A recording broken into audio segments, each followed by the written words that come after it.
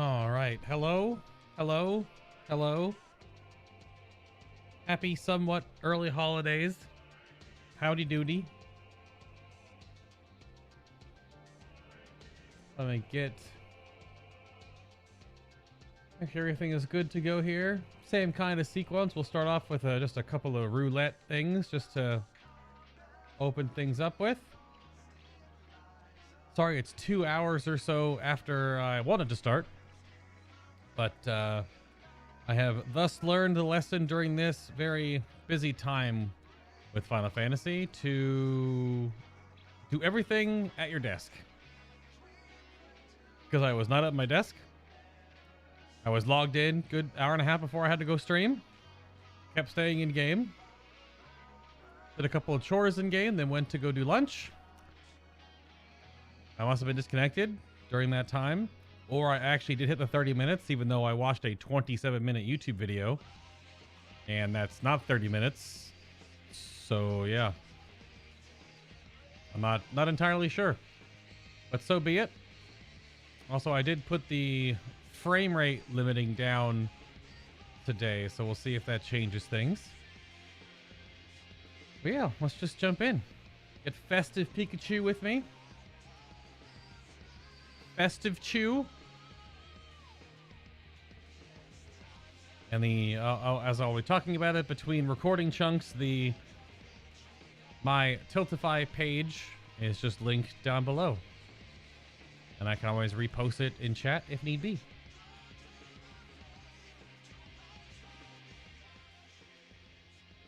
As we're just going to start off here, I'm not going to be going for XP today. I'm going to be going for Tome Stones. That is the goal right now. We're going to try to get some Tome Stones. So let's queue for some quick things on my White Mage. Because I need like to fill up my entire Tombstone cache to get full Tombstone gear for my left side of my armor set. Howdy go, Rick. Hello, hello. So the frame rate stuff, I think I found out that it's just because I have a 144 hertz monitor and I was syncing my frame rate to my monitor and that was causing too much work for my graphics card. So I have now done just 60 FPS mode or whatever. Yeah. Oh, that's a cool Mog for Dragoon.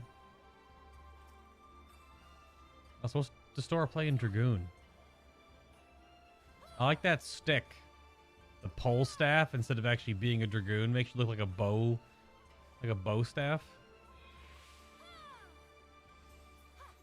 I am noticing it's so weird. I don't know why the other frame rate mode goes sub 60. Because it definitely is cutting some frames of animation, but that's okay.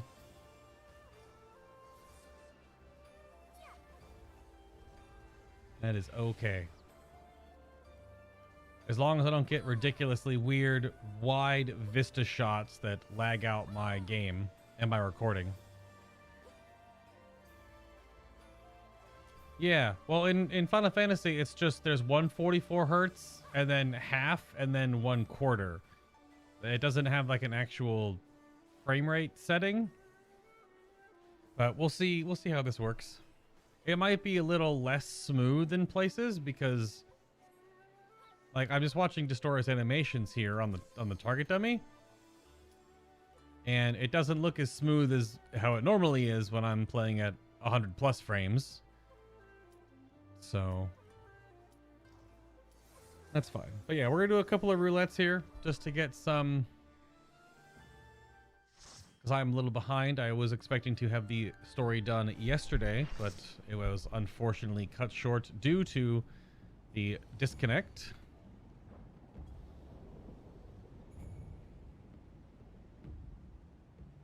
Hello, Lodvar. And again, my Tiltify campaign donation page should just be right under the stream, and between segments today, I will obviously read out and thank everyone that does. But it'll be today and tomorrow's stream. We'll do 2 back-to-back for Thankmas. See if we can help make a little bit of dent in that huge lofty goal that the entire charity is trying to hit.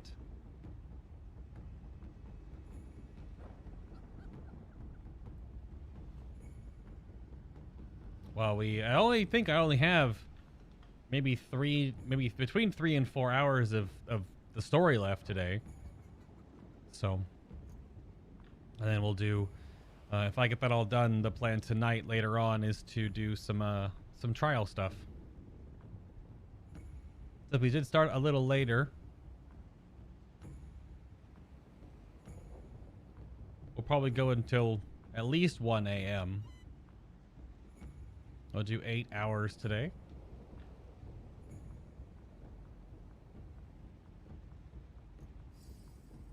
Of course, there will be a dinner break in there somewhere. Oh, this is their honeymoon? What the heck? 2 people in our group just got married earlier today. And they're just doing roulettes together?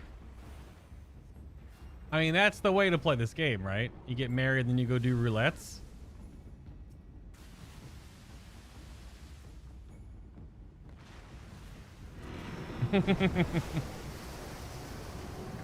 That seems to be what's happened here.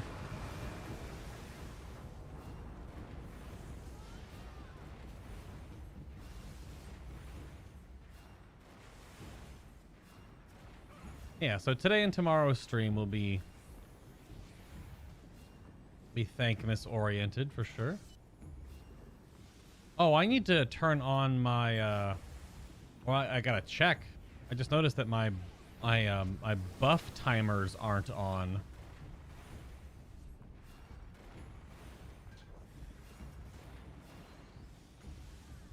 That is not ideal.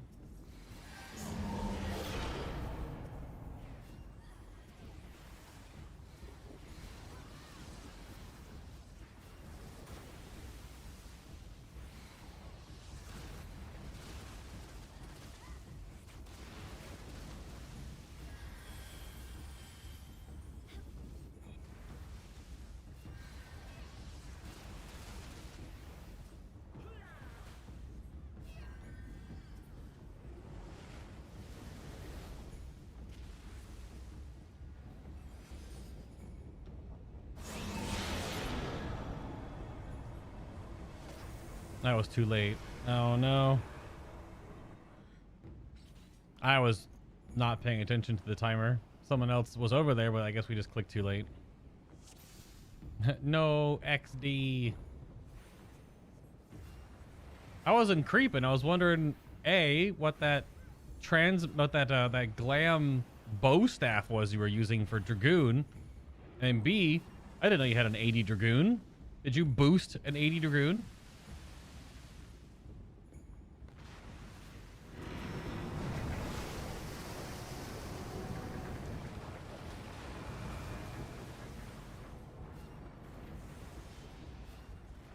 Well, yeah, the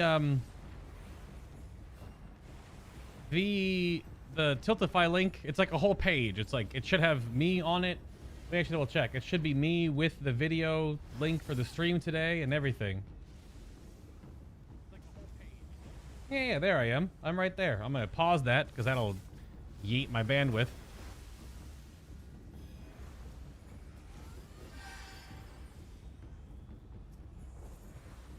Yeah, but it's a whole page. It has information about the actual charity. It has information about a little blurb about me. But it's just sort of the portal page you can use for today and tomorrow.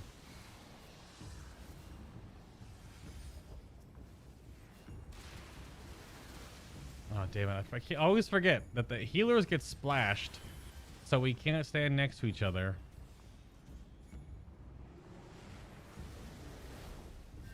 Click the button. There we go.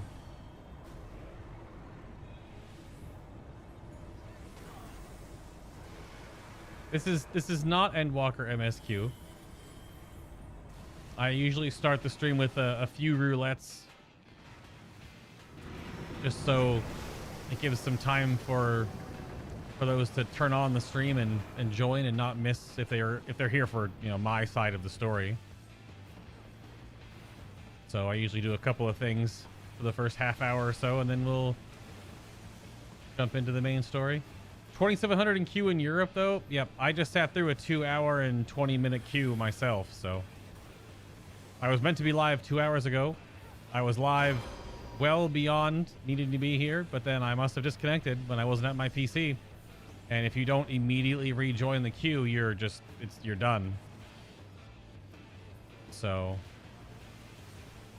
I was not at the PC, and when I disconnected, that was that. So I had to jump back in queue, push back stream, roughly 2 hours, and there you go. Yeah, and that should go to the, you know, the story of, or the about new story about me, has the information on the below the embed.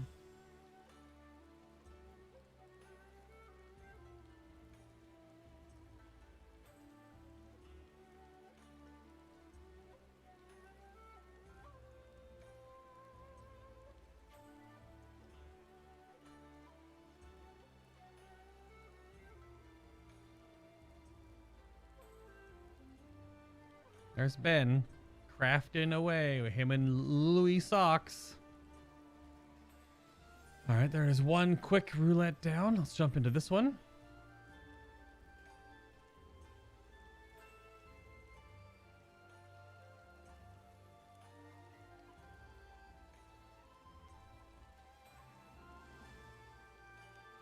About 3 minutes of grace time. If you're in a queue, then you can get back in. But what I've noticed, if you're in the game and you get kicked, there is no grace period. Because I got kicked yesterday on stream and immediately reopened the game to go log back in. So somewhere in the ballpark of like less than 90 seconds. And I was in like a 4,000 person queue. And there is also a way you can log in with trying to log into your least populated server on your data center by right-clicking your name and logging in that way. And that is currently turned off. I literally cannot do that. So that was the end of the stream yesterday. Little big old aqua bell there for Ben while he hangs out. It's very pretty. It's a little bit... yeah.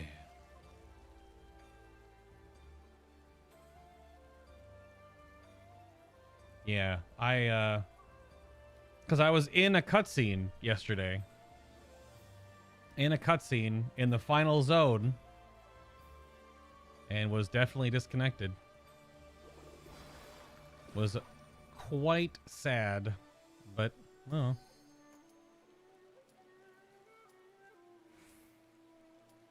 Yeah, that's how the visiting queue works. I imagine is if you're on a data center that has some busy servers and other. Okay.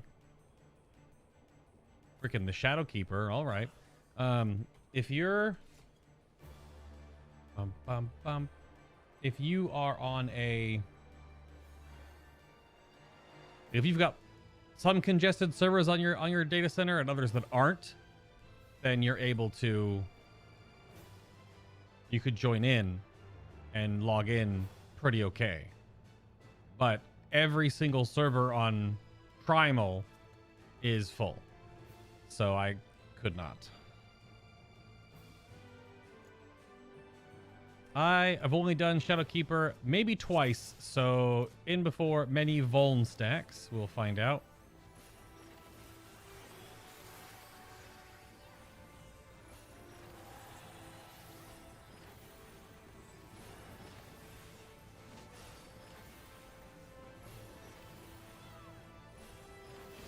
I thought this boss was very, like, offensive telegraphy, if I remember correctly. Yeah, so forward shadow implosion. Oh. Oh, it's the other side of the shadow. The shadow is where the dog echoes from or whatever.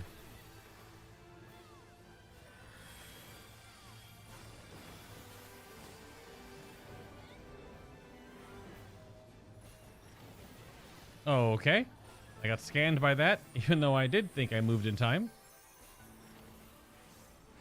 As said, many vulns.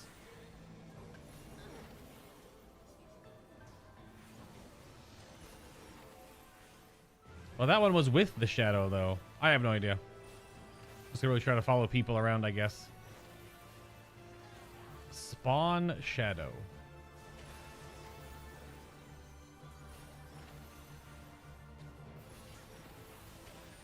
And all of them will jump around and do telegraphy things.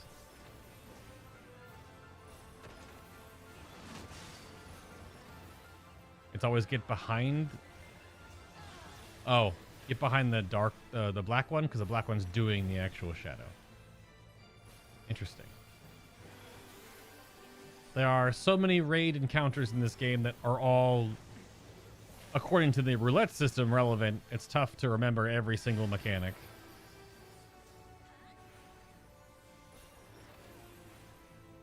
Fade to shadow. So it's going to one of those two locations.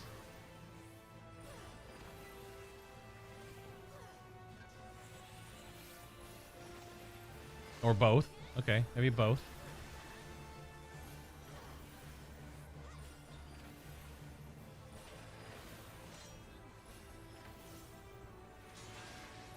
Big AoE.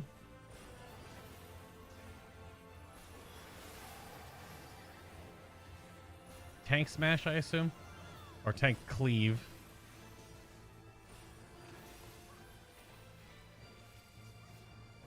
Okay.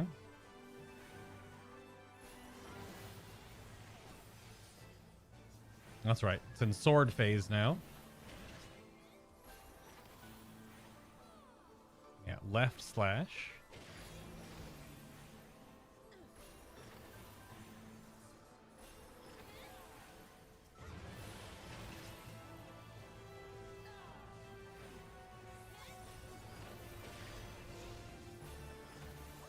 It's left from the shadows facing. I see.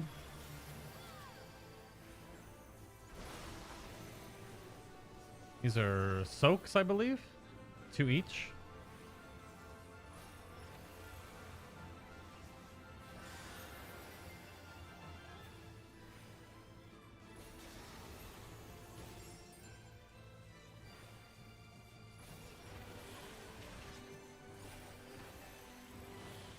Left shadow from that one, and then...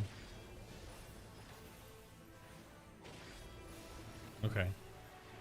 That was actually very easy because it didn't force us to move at all. Be immune this knockback, maybe? Yep.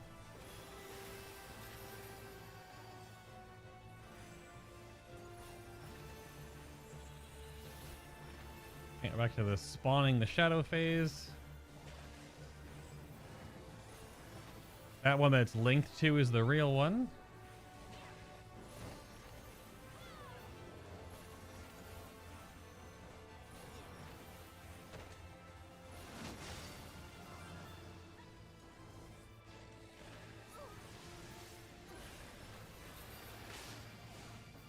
Oh, okay. I didn't move early enough. I still got scanned by the ability. That is a cruel truth to this game's... telegraph system. Is even if you are animated out of it, if you were there when it scanned you, you get hit.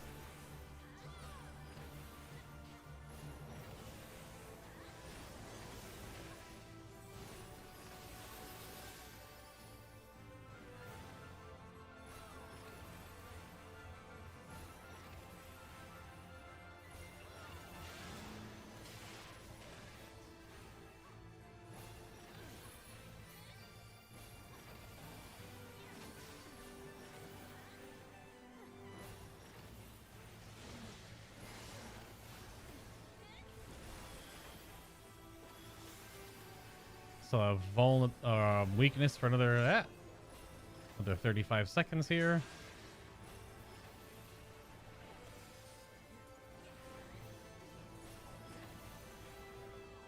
I do have all spell effects turned on currently, just because of MSQ and doing trusts and stuff.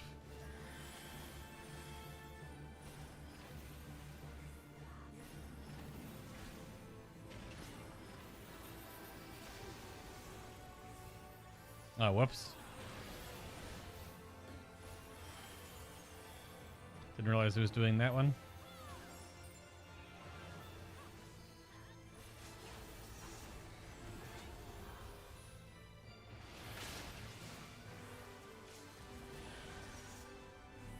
Oh, that's hitting me.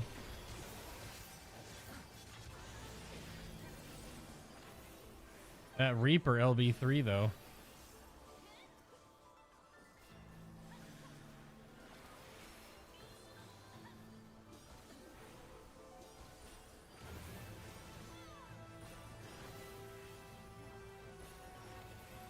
All the Reaper animations are just so swirly and crazy. It's great. I don't know if I want any of this stuff. This is the middle tier stuff, right? I don't know if I have all the glams.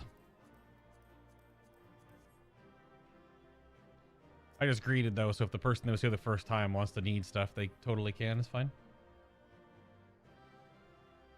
Because this is their first run. Yeah, they're needing all the... That's totally fine.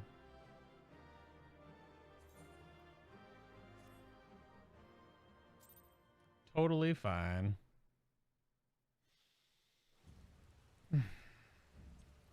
Alrighty. Alliance raid healer in need. That takes too long. I'm going to save these for later. How many are we up to? 240. Need like 17 or 1800 in total. So got a ways to go on those. Let's go turn in a few things in Limsa just to clean out our bags. And then we'll do the thing.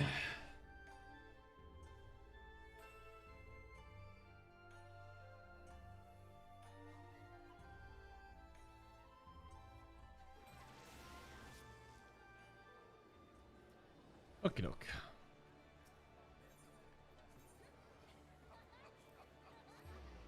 I'm definitely feeling the lesser FPS setting right now than what I'm normally used to. But if it helps the stream stay stable, then I am okay with it. Because yeah, it should be at around like 60 to 70, but it cuts it even lower than that for some reason, and I don't know why. It's either 144 or 72.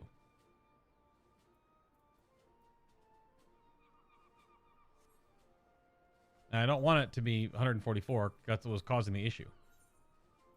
I can do that when I'm not capturing. And I cannot do that when I am.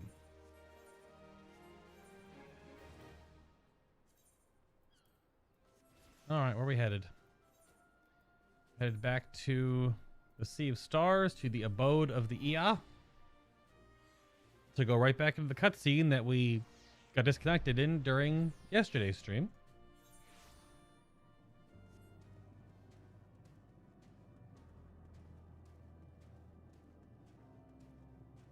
Go back up to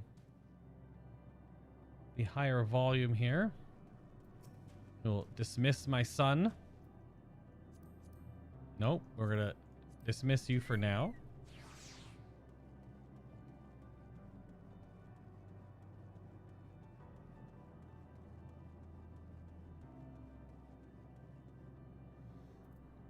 All right then.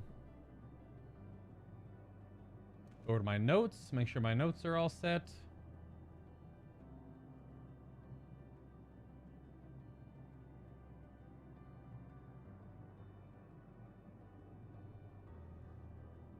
This is where knowledge leads part 2, I guess.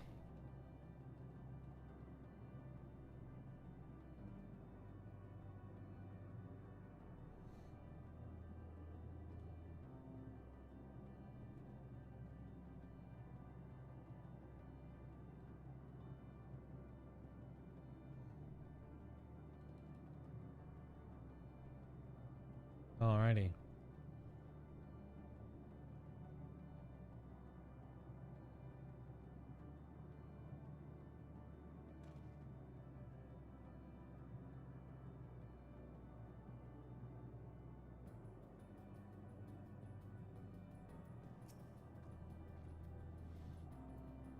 It seems everyone is accounted for.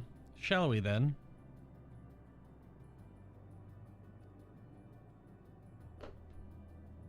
The first part of this we already listened to, but then about somewhere point of it, it'll be all new. Please continue. Tell us about this truth you discovered.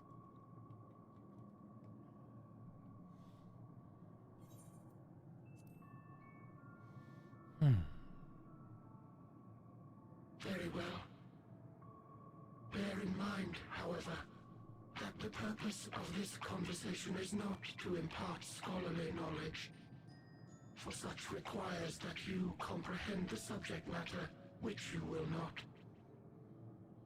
We will forego the intricacies of our scientific methodology and deal only with the conclusion, the end of our society and our world. Mm-hmm. We acknowledge, with regret, that your star is in the midst of the same panic-induced cataclysm that befell Deneb 3. As such, in order to avoid causing undue distress, we will refrain from explicitly stating how much time you have remaining. You are entirely too kind. I pray you recount your tale as you see fit. Bloop. In the beginning, the universe was but a tiny particle. Then suddenly, this particle began to expand. Having remained entirely in the bounds of your star, the phenomenon may be difficult for your kind to grasp. But this expansion has since continued unabated. Speculating that the universe could not grow indefinitely, we sought to learn what might occur, and made a worrying discovery.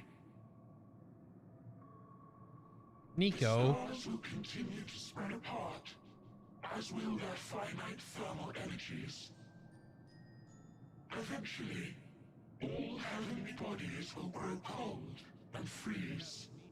No new stars will be born, and the universe will enter onto an eternal ice age.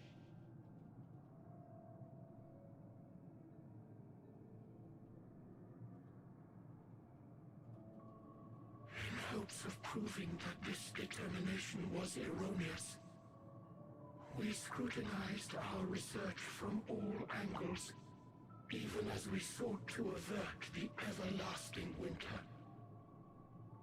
The endeavor proved fruitless. So infamously so, in fact, that it became synonymous with vain effort.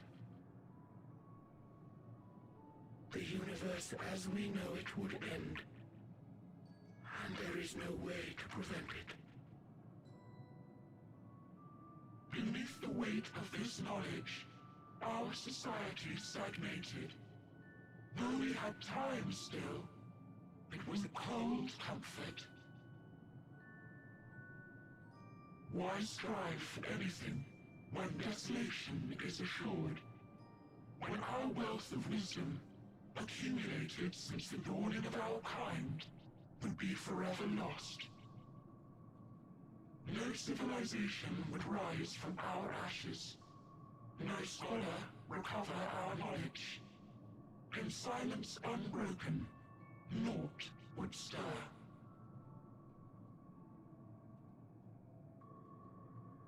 Intellect was once our pride. Overnight, it became our shame. Our works, monuments to futility. Immortality, our greatest invention, became a source of suffering. Rather than suffer on, many chose to unmake themselves by means of etheric exsanguinators. This is about where we were last night, before we disconnected, on this scene right here. Etched upon these stones are the testaments of such souls. Though many left no words at all, thinking it a pointless gesture. Once we have obtained vessels of flesh, we likewise intend to vanish. If you understand this, understand aught of our tale, you will abandon your quest for knowledge. Ignorance truly is bliss. If you would cling to your illusory happiness, remain primitive and pure. It is the only way.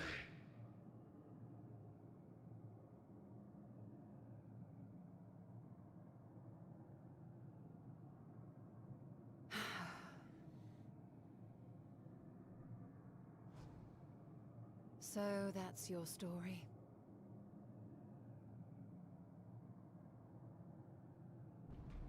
While I appreciate your advice, I will not heed it. Convinced though you may be of this truth, it is yours and not mine. Indeed, truth, I have ever believed, is in the eye of the beholder. Are you suggesting that we have reached a faulty conclusion? That our science failed us? Hardly. As you yourself said, the subject matter is beyond my comprehension. And that, I accept, is true. I do not possess the knowledge to prove or disprove your conclusion. In my mortal years, I doubt I could even approach the wisdom of the Air.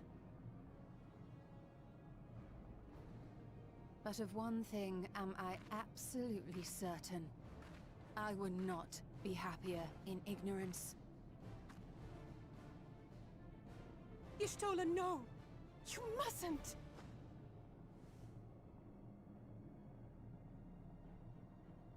The most important lesson I've learned is that learning isn't simply passing one's eyes over words.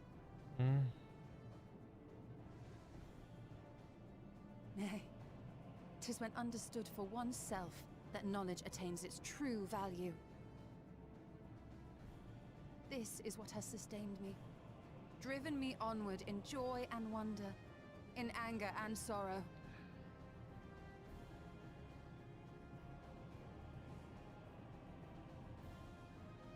The universe may end, and all may be for naught, but I will live as I always have. I will always seek out new knowledge, and no conclusion of yours, no matter how grim, can dampen my desire.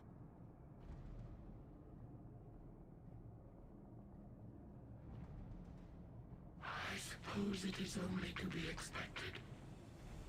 Their feeble minds cannot fathom the terrifying gravity of it all. But worry not.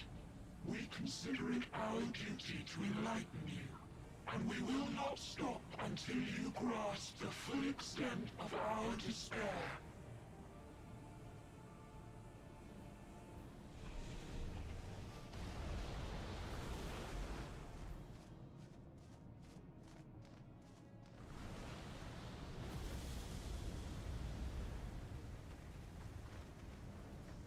Keep calm and listen well. Though my body will soon dissipate, there may be a way to restore it. Azim's magic. So long as our souls remain, you can use it to summon us back. But you mustn't, for it would mean losing our way forward. This I only reveal so that you can promise not to invoke the magic. We came here knowing what victory may cost. So press on. Press on, and do not look back.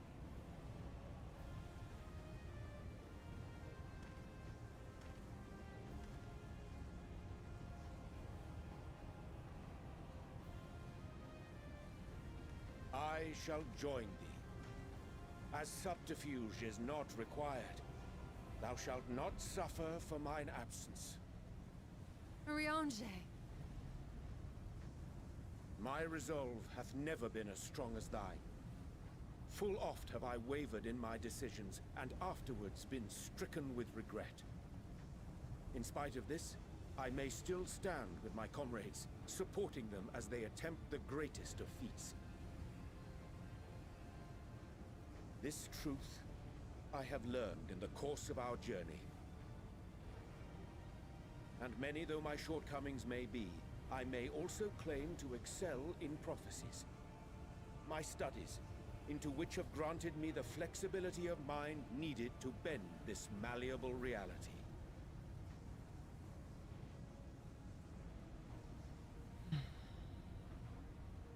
Thus shall I hope that thou mayest have the strength to resist, and our comrades the strength to continue.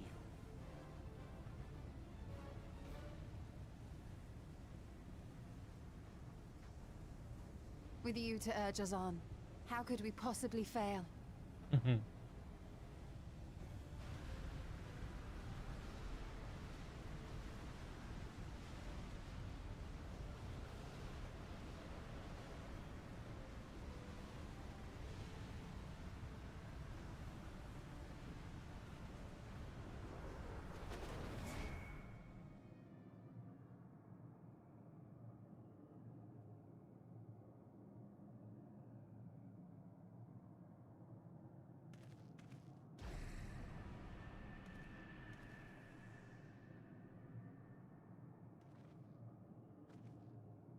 What's this?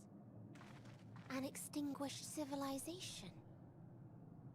Rekindled?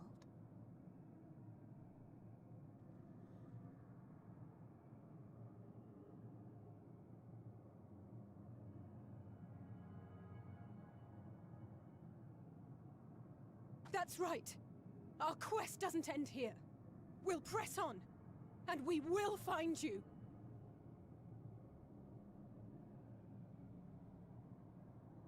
There. That's where you'll find me. Is that another star? Of the stars we visited, most were already devoid of life. And where there was life still, the inhabitants wished for death. But even death, we learned, isn't truly the end. It is but a part of the cycle of rebirth.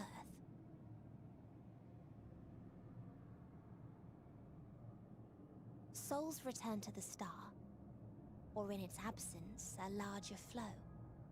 And eventually they are reborn. Alive again, to know suffering anew.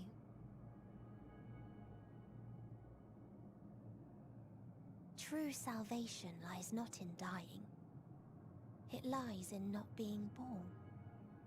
This is the gift I would give to you. To all life on beautiful Aetheris. To that end, we created an egg wherein life cannot quicken. That dead sun. Attain it if you can, before your friends' emotions fade away, along with their protection.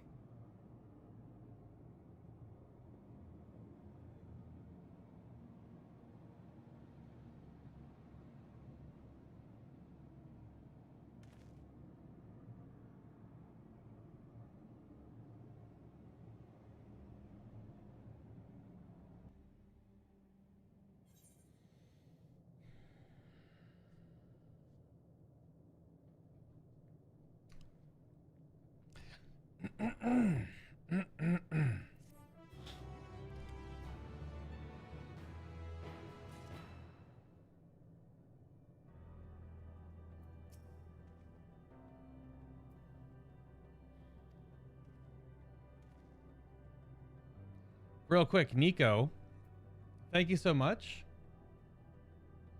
Nico just donated towards the Thankmas campaign 300. Absolutely wild. Thank you very much. The overall Thankmas total continues to rise. A lot of creators out there working towards the sort of set overall campaign goal. So thank you, Nico, for starting us off. Very kind of you.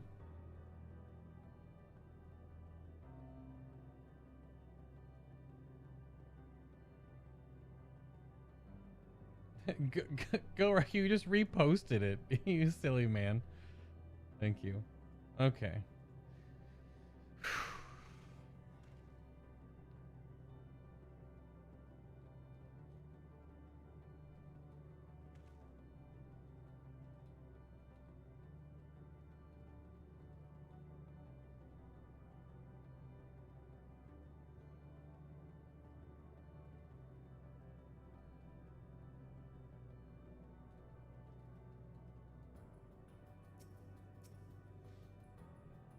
Never have I felt such emptiness, as if part of me is gone. I'm fine. Like I said, our quest doesn't end here.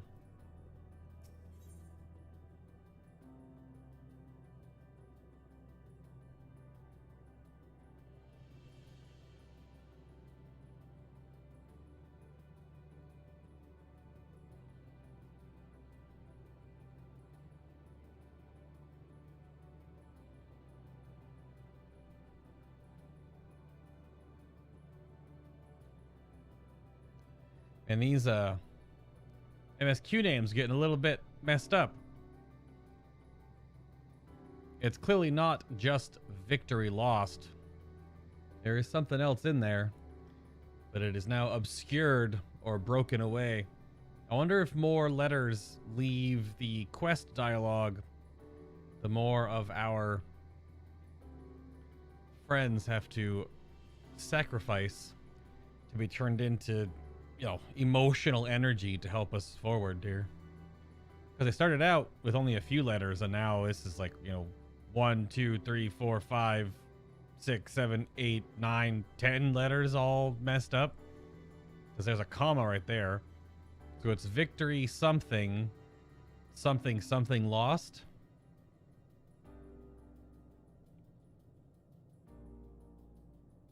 Or some combination therein.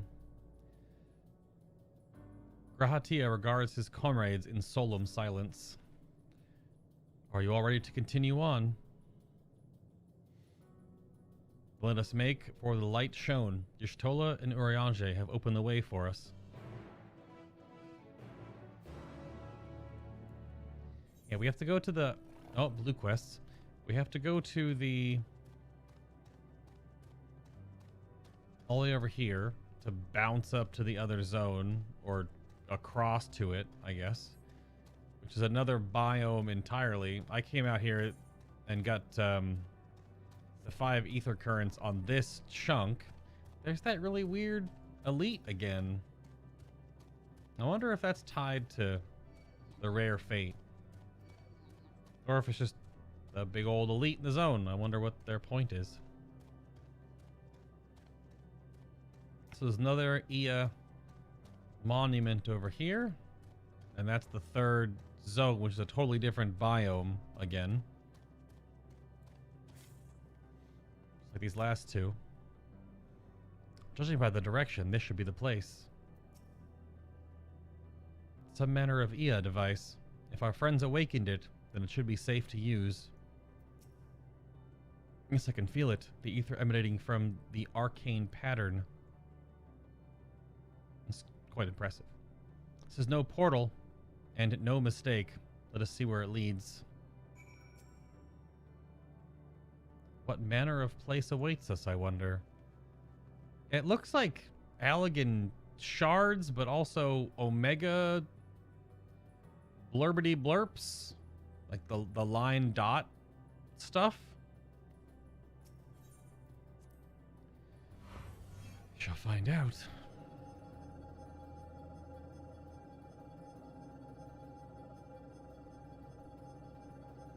Yeah. Level triggers. Yeah. So it's... This is an Omega scape. Although the first chunk here is Dragon Star, which I was told about earlier today, which I had not put two and two together. But on Dragon Star, there is an Omega, like in these early ruined chunks here or whatever, in the craters. And then over here at the actual fort, it's Omega architecture. So level triggers. There's a beta node.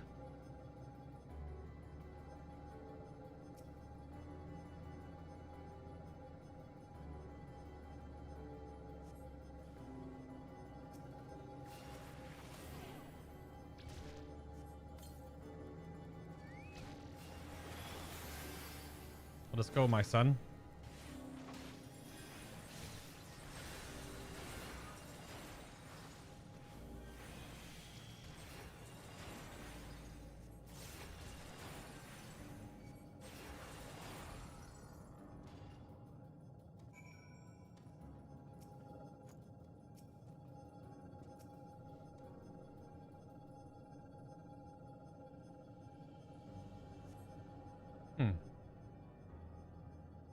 But why is there a big, like, shardscape of Omega, considering the end of the Omega story from Stormblood?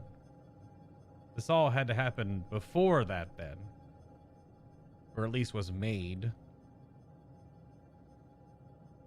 So I thought the end of the Omega stuff ended rather amicable. Or at least, there was an understanding.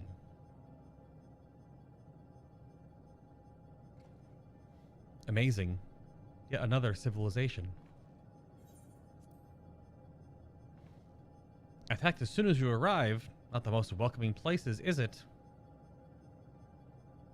We must try and find denizens who are amenable to conversation. We should also get the lay of the land. See how far we can go. I'll help Alphino with that. In the meantime, you and Graha can search for friendlier folk. Apart from hostile beings, take care with your footing. I mislike the look of this terrain. Not knowing what the locals are like, you'd best take care of yourselves. We'll find you when we finish exploring.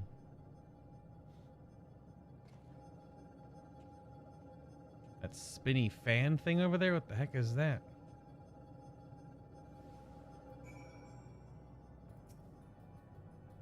I expect the twins will seek the outermost bounds of the Isle, so I propose we search the central area. There are machines patrolling here and there, sentinels in all likelihood. Like those you encountered, they will most certainly attack any who venture too close.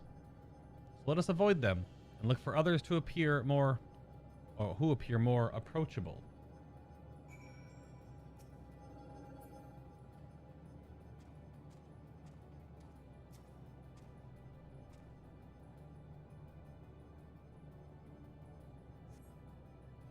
You see Nappa patrolling machines in the area. They do not seem inclined to non-violent intercourse.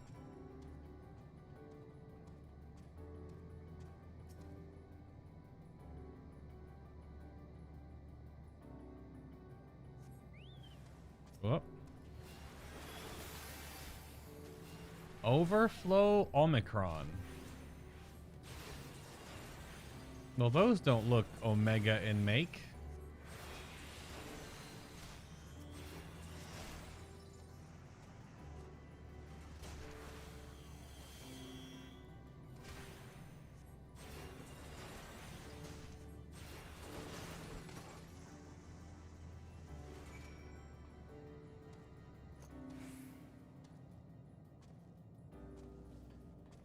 They have like Alexander glass. But Alexander isn't this black, gray, and neon tron blue. But the machines could be nothing to do with Omega at all. this could just be something completely different. And the machines that... But we know that Omega went to Midgard Sormer's homeworld of Dragonstar. That's why he fled. What the heck? It's just a bunch of striking dummies here. It's outside of a hub. So, we get to find out about these weird robots. A robot race, yeah. M051, M032. Yes, the robot race is just... They're Cybertronians. Look at the friggin' text box. Oh, that's great. That's the old... That's against my preference for the text box, too. What the heck? Look at this thing. That's great. Bzzzt. Additional entry detected. Or entity detected. Not entry. Look, Bay. The machines here do not appear hostile. Let's see if we can communicate with them. Begging your pardon, but we are searching for the denizens of this star. Bzzzt. Unknown life form detected. Assign generic label. Interplanetary travelers.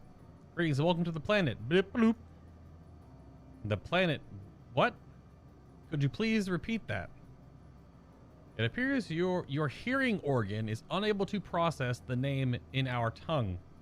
It may be translated into yours as Alphatron. They're totally Cybertronians. You're the precursor to the Transformers. Crossover confirmed. Our people, meanwhile, are called the Omicrons, and you stand within one of our outposts. The Omicrons, you say? And what is it that you do here? You're preparing for war. Like robots ought to do. As we presently do not have a designated target, you have nothing to fear. Should your star become designated, however, you will be taken into custody and or terminated. Not a little frightening, these Omicrons, but at least they seem to be forthright. Too much reading, too much dialogue, too much orange over the past week. I will see what else I can learn from this fellow, if you can try speaking with the others. Yes, hello, my son. Hold on, try speaking with the other units here. With our combined findings, perhaps we can piece together the state of affairs for the Omicrons. They do be robots.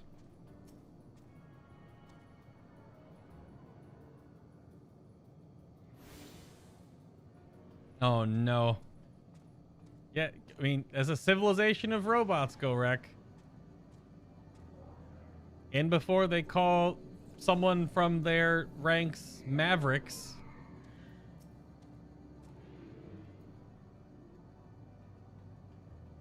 If these guys have Mavericks, then Gorek will have to start playing immediately. It is a shame that this unit currently detects no hostility from you. Combat with a flesh-based life form such as yourself would prove useful to many here.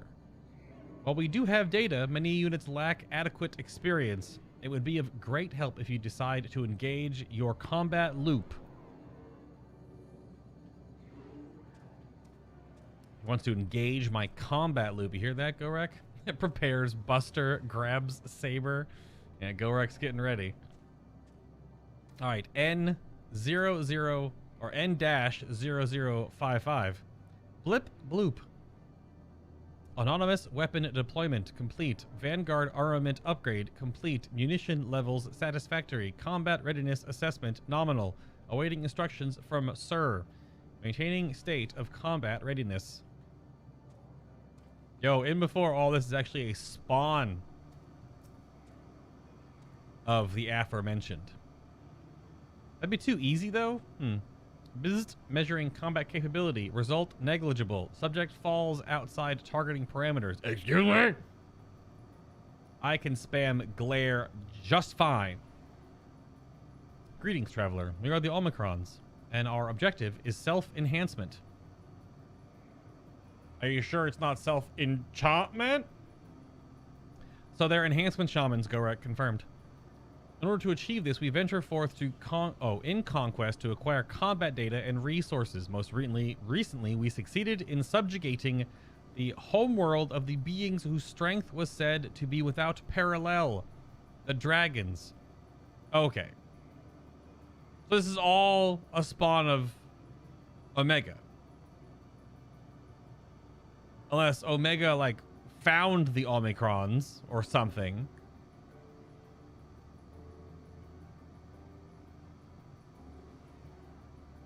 What the heck? Is this allowed? Yeah, through the endeavor yielded a wealth of combat data. The star was rendered barren and unable to yield resources. A subsequent costing determined that the losses incurred exceeded the gains.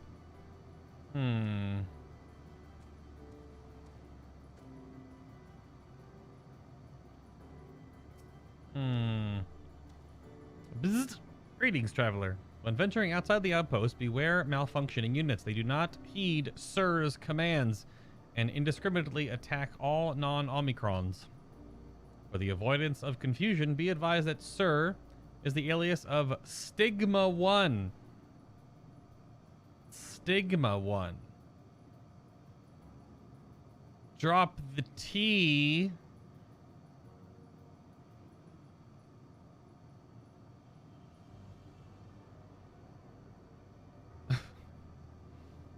Sir issues instructions to our forces at the foremost of the 6 strategic matrices or matrices that bear the designation Stigma. Okay.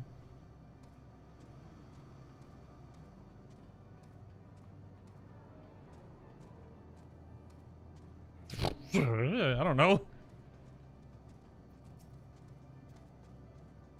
You learned a few things. So did I. Ere we share our findings. However, I believe it's best to step outside the outpost. Come with me. Oh, speak away from the robots? The murder bots? Ah, there you are. Hello, twins. I mean...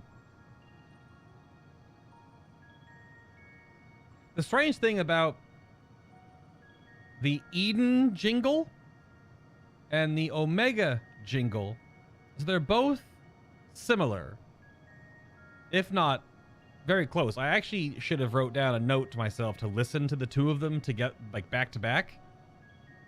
Which actually, you know what? Because I have theories. Hold on a moment.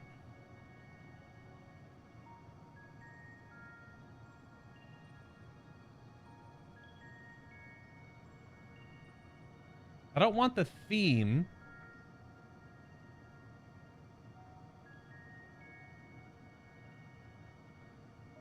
What is the jingle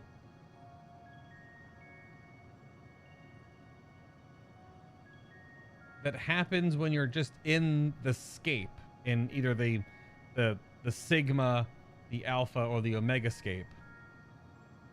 Because also when you're in Eden inside the main control hub, they both have these little chimey jingles.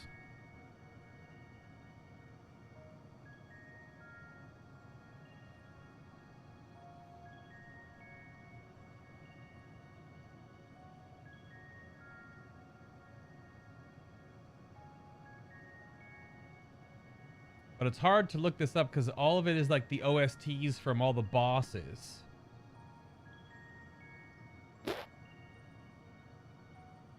And it's not always just the zone music.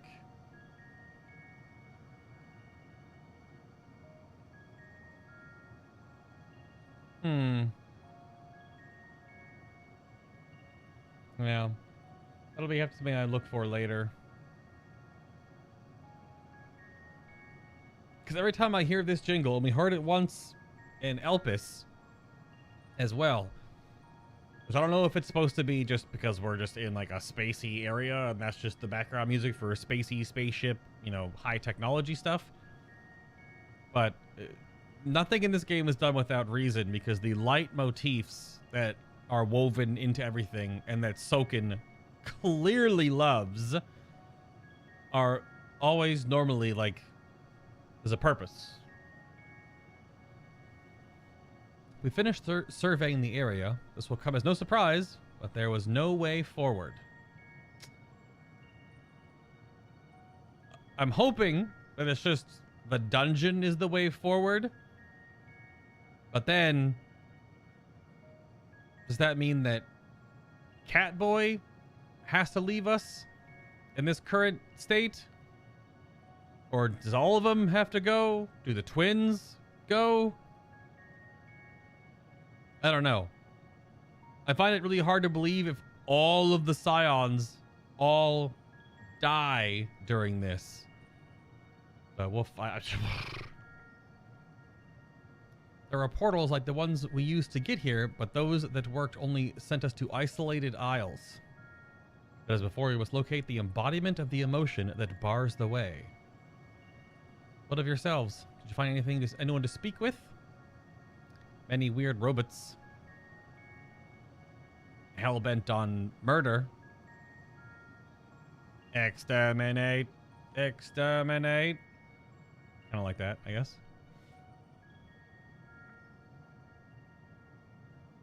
So the Omicrons seek to advance themselves through conquest. Following their victory over the dragons, they stand ready for the next campaign, but their leader has yet to issue new commands, and so they wait.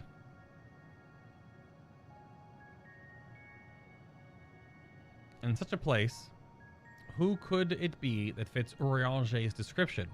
A soul whose yearning for oblivion surpasses all others. Urianger said this? During our investigation before we joined you in Elegia. Yeah. That's the way of it. Why couldn't he just say it to all of us?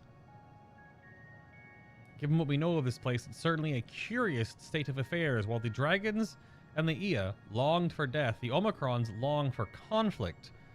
As much as that may lead to destruction, it must be considered a distinct desire. Also, robots having emotions is also a little bit strange. Or the fact that robot emotions translate into dynamis, which is the energy of emotion. Or on Aetheris, it's called Akasha, at least in Thavnair. In order to find the source of the dominant emotion, I believe we should seek out their leader, this Sir. According to M-032, the first Omicron whom we spoke, there is a console by which we might communicate with it. Dude, if it's the level checker... M-032 also added that it would be a pointless exercise, but that in itself, I believe, is worth investigating. What say you?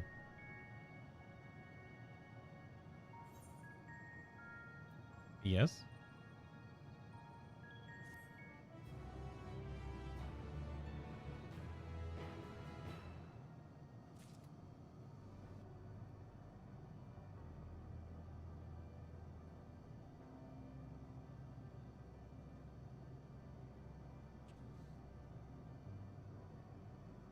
So hold on, what did...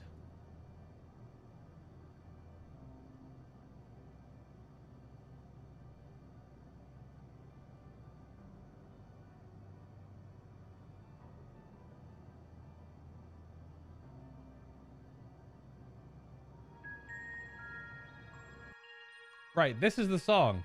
Absolutely.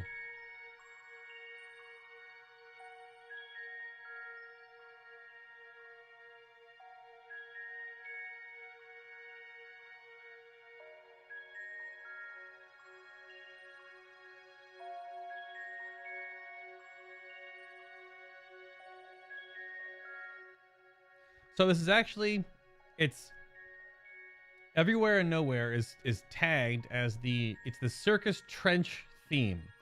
Now, that is the area in and or around the circus tower, the big crystalline area. It's also the... Well, at least, no, it's not. Wait, this is not by that section, is it? This is where you teleport to go to and from Shadowbringers. But it's not... Is it actually in that area of the game? I mean, this little video that Dalthier talked to me about, I found it on... The image that they're using in the video. The thing is, though, it doesn't... It's played during Omega and Eden.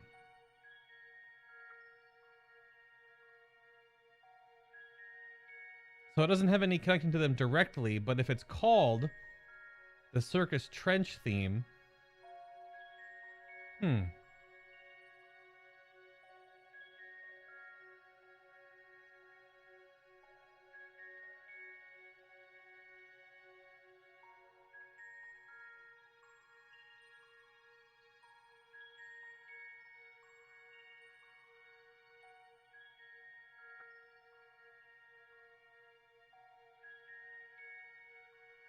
It definitely plays in the Alphascape.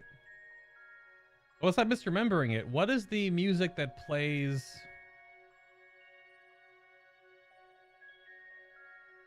What is the Eden Hub music then? Do you have that one? Have you sussed that one out, Dalthier? Because I'm wondering how similar that track is. Like when you're in Eden... Just in the hub, queuing up for the raid stuff, right? With the console and the giant eyeball, freaking TV screens all around you. Is this not the same, or they use a different track? I guess I can look up the entire Shadowbringer soundtrack, maybe?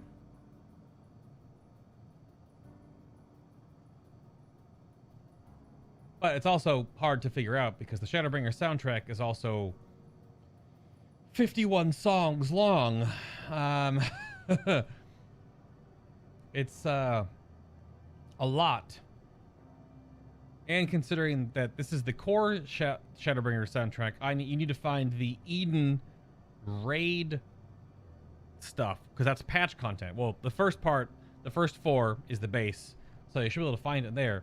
But I don't know which...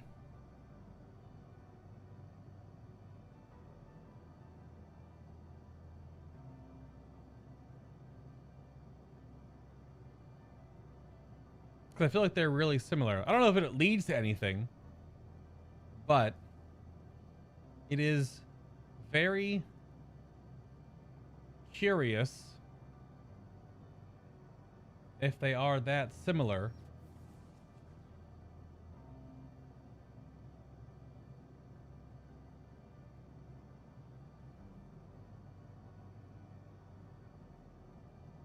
Because that motif has been used a lot.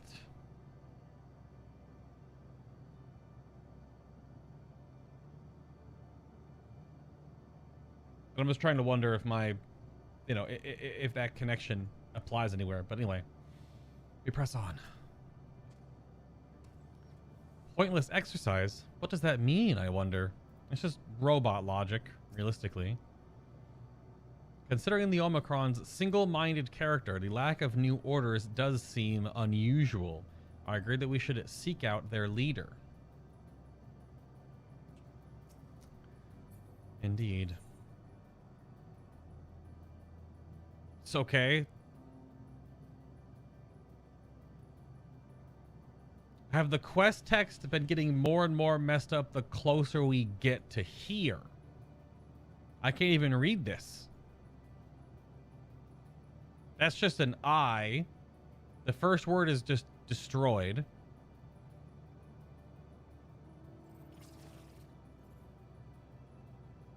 And then it's noun or noun. What word starts with N-O and ends with O-U-N, but possibly has more at the end? Otherwise, this quest's name is just noun. I wonder what it translates to, or what the full word is. Like that, the weird, like, double right angle, but not triangle first character there isn't even, like, typable. Like, that's not even a thing.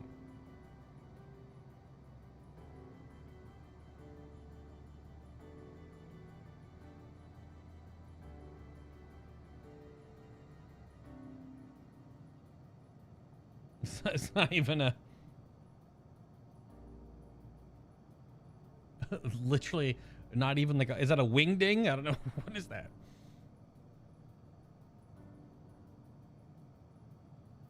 I think it's something not boundless. Is that in the main?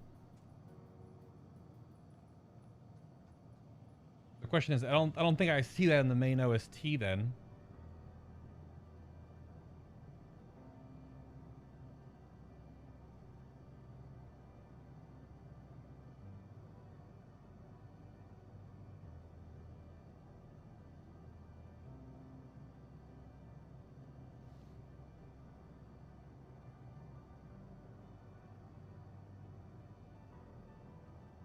Oh, the quest text.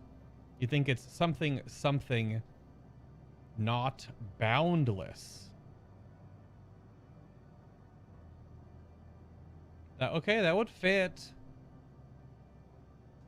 NOT. Right? This is just a T turn sideways then, but it's a dash line.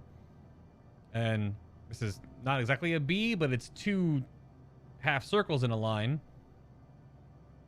That's definitely not an L, but it's ESS. I thought you were talking about the music thing still. My bad.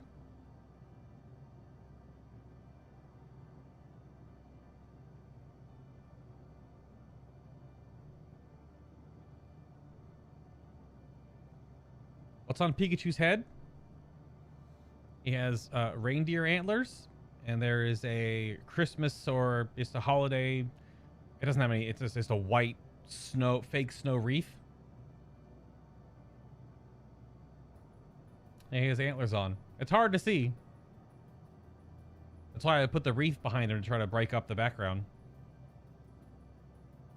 It has bells on it.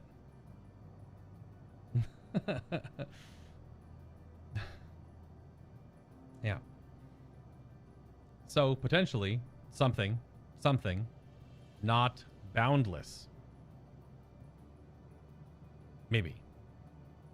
Grahatia is ready to set forth.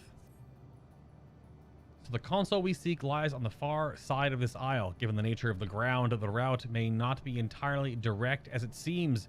Let us all watch our steps as we make our way.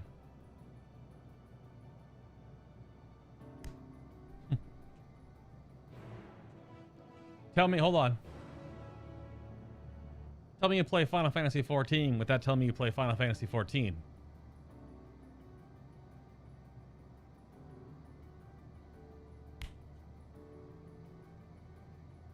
It's pretty much.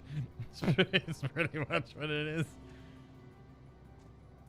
The anime fist clench, the fist in hand, like, ah, we're going, and then the head nod. Oh man, even the map is different. This one's all cratery, right? 'Cause it's like breaking apart. This one is like all little blur. It's all smooth edges, and this one actually is like a pixelated map, like you'd see. This looks like a map from Bastion, like the squares, but from like a slightly tilted angle. Huh. Also, I had to notice the fact that it's empty portal, unmemoried portal, the lost hydraulic, and the tree of life.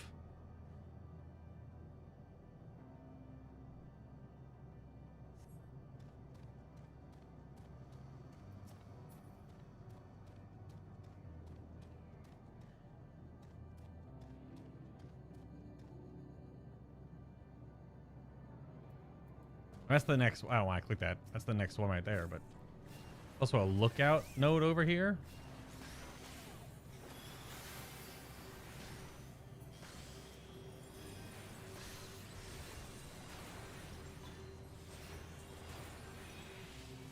Ah!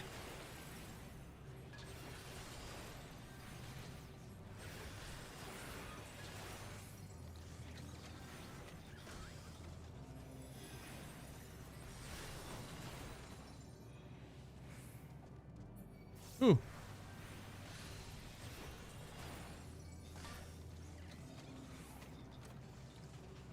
It's cool how they all close up when they fall over.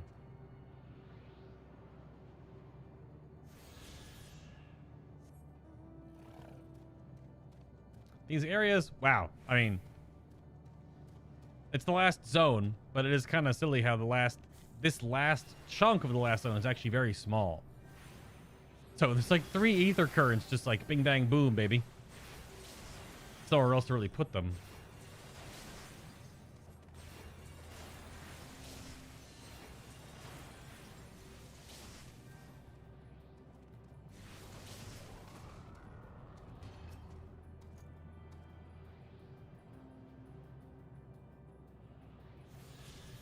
The quest could just read not found.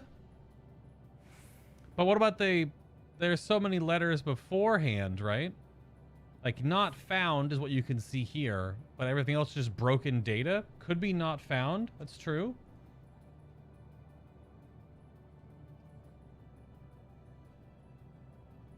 Could be.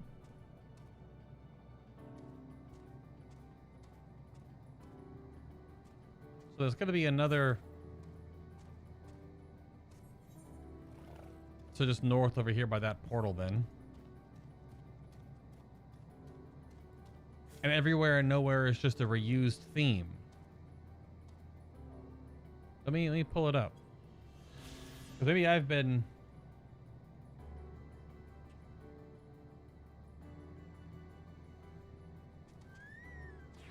Yeah, everywhere and nowhere. Yeah, it's the same one we brought up earlier, so it's just that's a reused motif that ties certain story beats together, I suppose. Yeah. Yeah.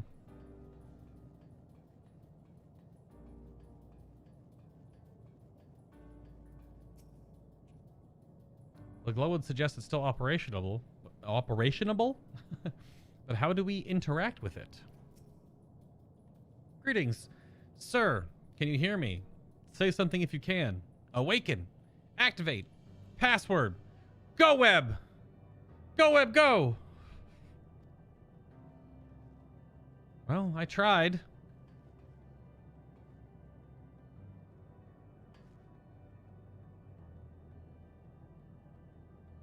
Very Omega filigree oriented.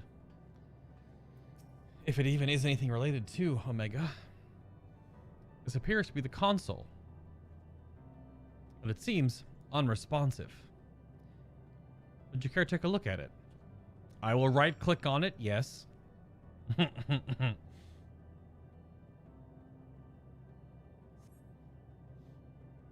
You try touching, smacking, and attuning with the console. There's no response. No luck, I see. There must be a way to activate it. There must. Do we want to, though?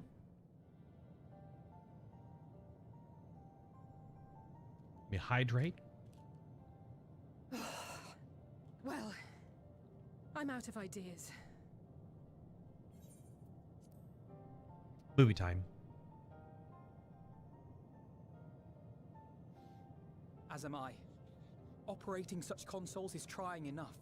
But if we can't even activate it... Perhaps there is a way. Graha! First, consider the world that has been recreated here. Okay. Its inhabitants were machines who gathered combat data to enhance themselves. And among the many wars they waged, the most notable was that against the dragons. Mm-hmm. As you've doubtless surmised, I believe this was the homeworld of Omega. Yes. Sith built a jamming device to defeat it, a device which generated massive bursts of lightning, its sole weakness. Mm-hmm. That's all well and good, but what does that... Wait. You're not thinking to strike the console with lightning, are you? As a matter of fact, I am. Yep. Ask yourselves this. Why would an entity as puissant as Omega not be designed to suppress the effects of lightning? Because it relies upon it, or something akin to it, as a source of energy. Yeah. My thoughts exactly. And there is a good chance the same is true of the Omicrons and their devices. So, shall I cast caution to the wind and try something reckless and dramatic? I suppose. Have at it. I'm not sure this is a good idea. So, or I could just use my custom-made Omega Jammer. Oh man, I wonder if you actually have it. That doesn't make any sense. How would we still have that in our infinite bag of anime plot holding? As much as I do want to see Graha just slam jam some Thunder 4 into the console, I also want to see if I do have the Omega Jammer, because that would be really neat. Because you use that in the fight to both kill things and to protect yourself. Well, at least to use it in 011. 011 and 011S, I assume. You don't use it in 012. We've only undersized...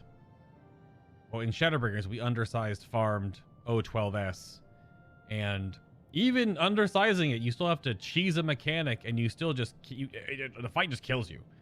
It's quicker because of the higher stat value, but we took a few hours to learn that fight. That was not just like walk in, kick it over.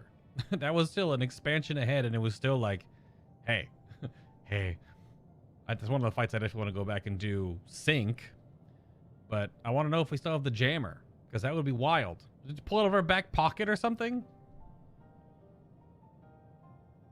Yes, I guess so. Okay, You still have it. Sid and Nero's legendary device, which brought low the super weapon Omega. Apparently, it's in my butt pocket. Wait, the actual device was much too big to lug around. That's what I'm saying. You must only have the control module. And there I was getting all excited. Oh, okay. Never mind.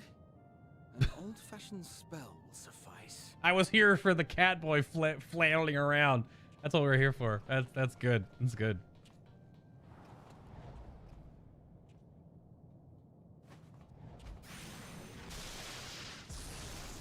Nice. It worked.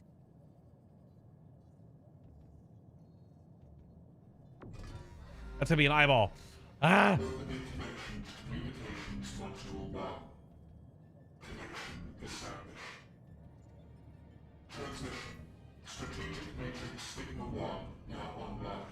As a primary strategic matrix, you may address me as Sir. Checking for new communications. None found. All units, please maintain current state. End transmission. That's the actual Omega jingle now. Wait, we have questions for you. Of late, no mission orders have been issued. Why not? Has there been some manner of trouble? Reply. The Extended Operations Unit is yet to determine guidelines for future assignments. All strategies are calculated, devised, and actioned in accordance with said guidelines. In the interim, all citizens are directed to maintain a state of combat readiness. End reply. Awaiting query.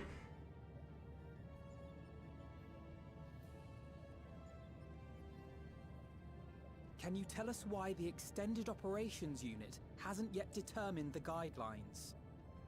Uh-oh. Unable to comply. Information unavailable or access restricted. In that case, is it possible for us to communicate directly with the unit? Access denied. Unable to establish connection. Is there anything you can tell us? Have there been any abnormalities, like a threat to the star or widespread unrest? Reply. Negative. All citizens continue to operate at maximum efficiency.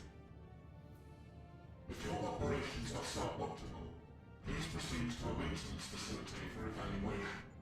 Otherwise, stand by at your designated post. Hmm.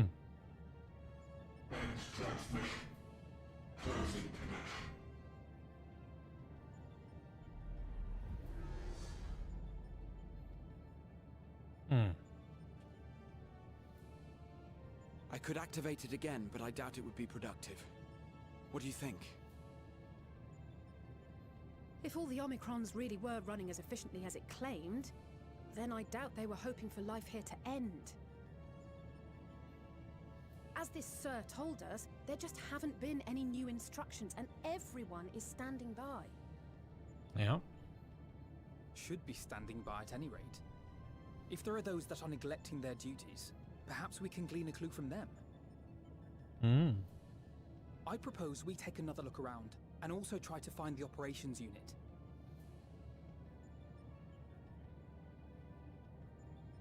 What did I tell you?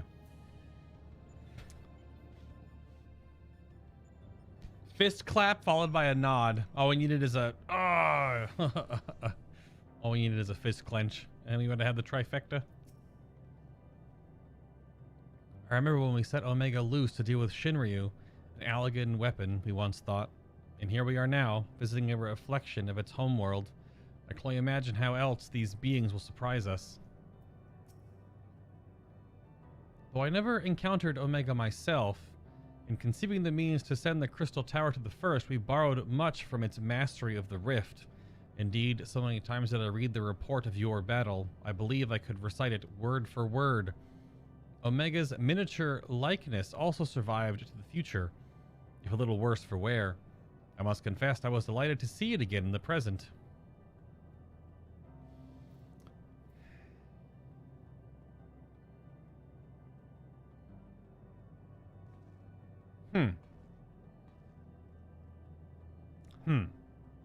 But M and F, because Omega split, technically, and then you fought it, and then in the defeat scene with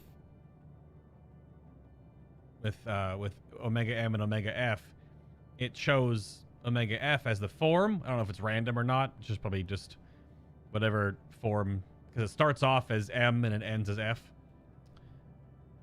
You speak to them on that platform of non-existence in that weird, Omegascape, and, speak reason into a robot that, is a robot.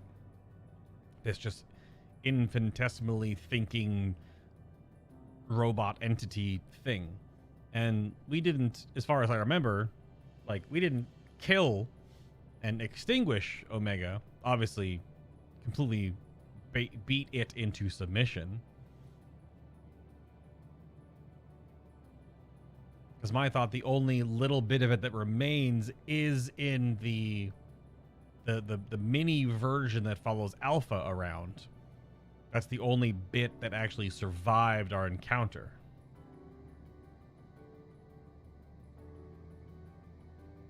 But I haven't done the super fate in this zone. I will at some point, no doubt. But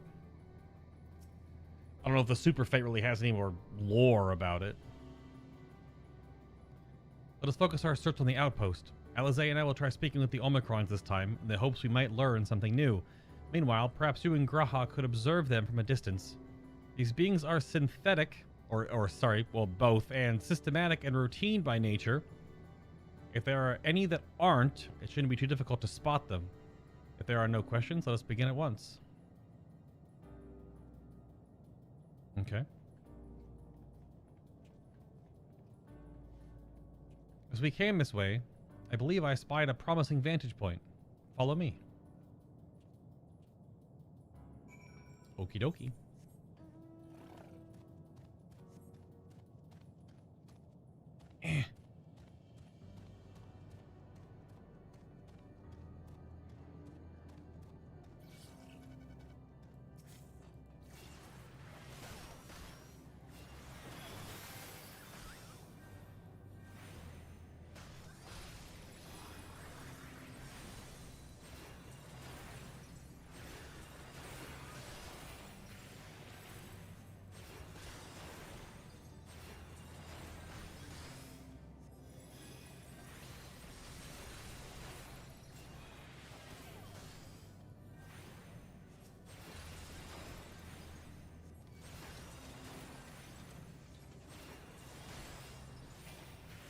This thing's auto attack pretty freaking hard.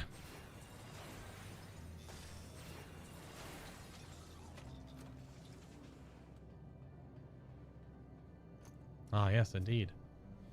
And here we are. I see the twins are wasting no time with their inquiries.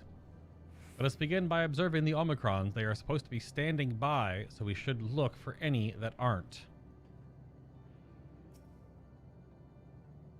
Oh, I could run around and, like, talk to the twins. Crap. More story, though. But I already locked in the command here. Search base Omicron for errant Omicrons. You may move the camera. Zoom in and out. This is an identification mission. There's Alfie. That one is clearly talking. There's Alize over there. Oh, that's no Omicron. It's an ambystoma, an especially lively one at that. Perhaps it snuck aboard the Ragnarok, but however it came to be here, it seems to be completely in its element. Yeah, running around. What a weird little Easter egg. I mean, they're easy to spot enough, but it's funny that we keep seeing them.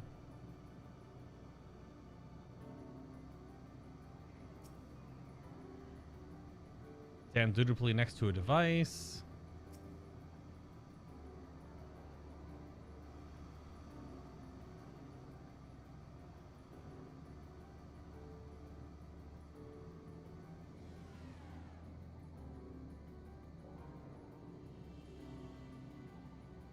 Can't really look too far here.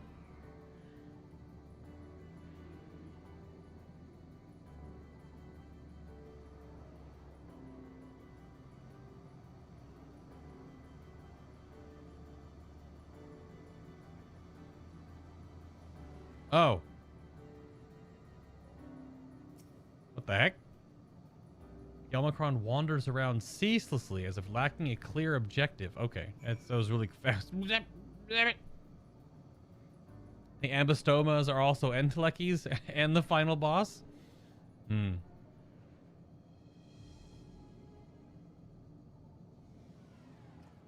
was the... An Omicron wandering aimlessly. Where? By the Aetherite? Or now by the gate? Yeah. Ah, I see it. Just scratched its head. It scratched its ocular compound unit. It left the base. Let's follow it. All right, then.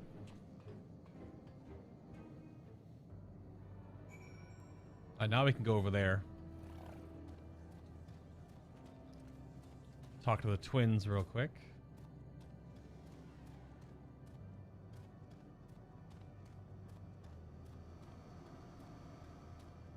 Good thing you can't just randomly fall off.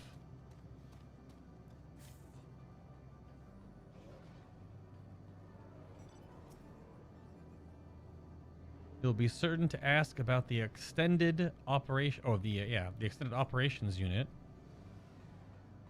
Yeah, the one that gives... Huh. Not only do they look the same, they say the same things as well. Gemstone Trader unlock. Initiating trading protocol. This unit is programmed to trade in bicolor gemstones, though this unit does not understand the value they hold. Oh, you only Dynamis crystals. Wow. I mean, that makes sense. But okay. Yeah, I can buy a butt ton of Dynamis crystals if we need.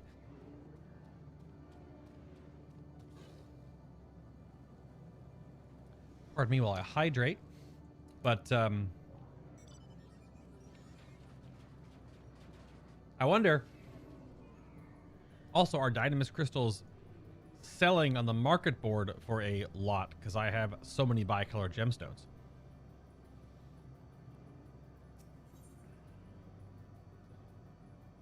Oh, it was one of the blue quests from a different Omicron. Okay. We'll do those later.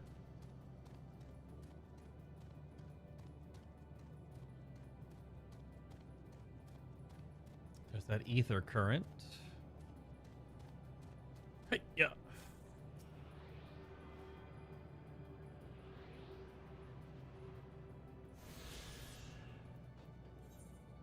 Oops.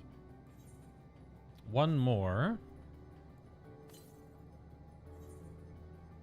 So it's down like here, I guess.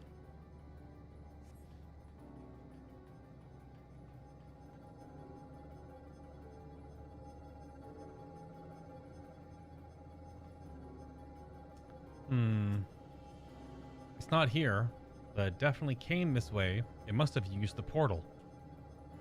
Time to go through and see what we find. Nothing nearby save malfunctioning units. Come, the portal awaits.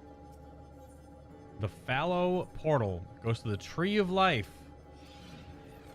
Because obviously.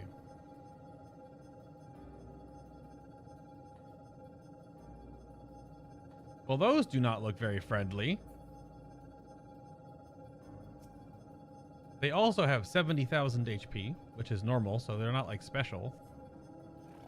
What the heck? Very angry robots. Lambdas. Everything here is is a phonetic for a number. Or at least something in that vein.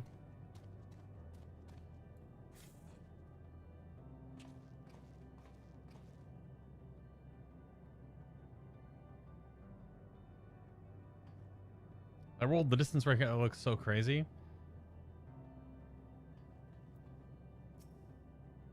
All right, M-017.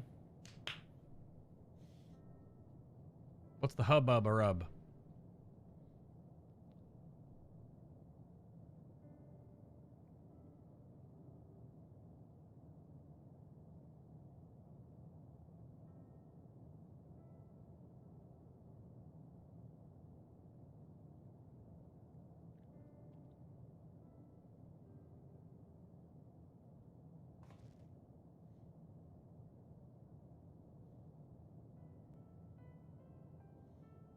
Bzzzt. What is your query? Also, you see, I just sensed the presence of a powerful mark. There's a hunt mob nearby. Although I don't have any hunt bills on me. What does that mean? Ah, you found it. What are you doing here?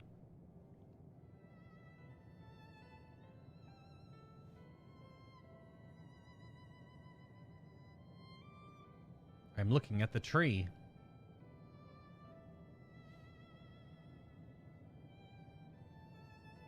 Quite an unusual specimen. What is the device attached to it? The tree is a sample collected from another star. As it cannot survive in our environment, however, it requires life support. That is the function of the device.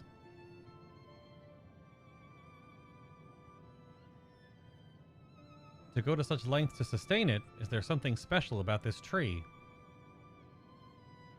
Being foreign matter, protocol requires that we study it. As this task has been completed, the specimen may be discarded. However, when I behold the tree, I am made to feel as though there is a problem. In order to become strong, we have continued to enhance ourselves. Like we did countless others, we conquered the star whence this tree came. It is the last remnant of a dead world, and there is nothing towards which it may aspire. Yet it grows, extends its branches, sprouts leaves, produces seeds. Why does it seek to continue? Why was it made to behave in such a way? And to what end? I do not understand.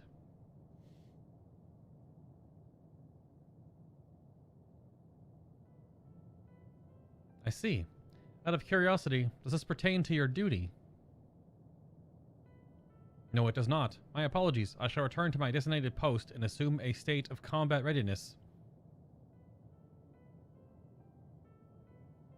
That was easy. So it was acting outside of orders. Perhaps it is simply a malfunctioning Omicron. These are by no means uncommon, but it may also be a unit possessed of the ability to make decisions, one not unlike Sir. I believe this bears further investigation.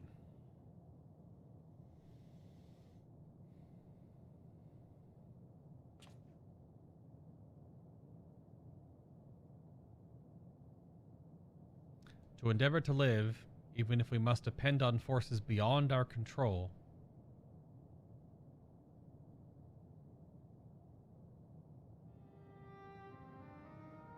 Tell me, one day, when this adventure becomes part of your epic, do you think I will be mentioned in it? Doi? Of course, why wouldn't you be? Maybe in a footnote. Oh, come on! You're not here, so you can be in a story.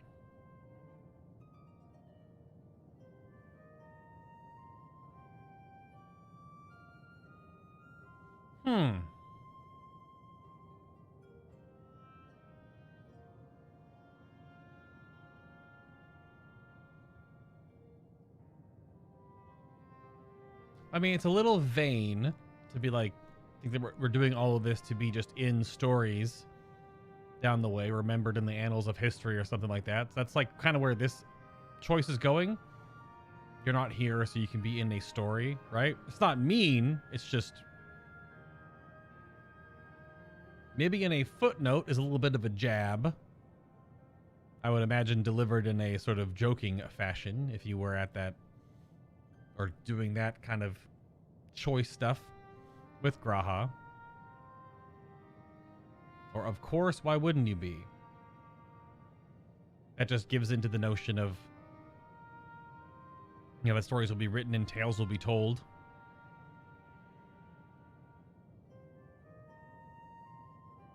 But I kind of don't know. I kind of like my initial reaction was, you're not here so you can be in a story. We're here to do something way more than just way more important than worrying about being told in some bard's tale. I don't know. I wonder how this is delivered.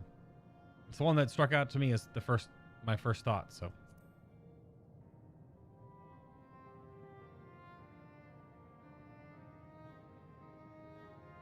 Forgive me. Let there be no doubt that fame and glory could not be further from my mind. Right, that's okay. And yet, I would be lying if I said I wouldn't relish the thought of my name being spoken in the same breath as yours. I mean, that would, sure. Well, we had best get on with our task. Tracking down Sir and understanding the nature of the emotion which bars our way.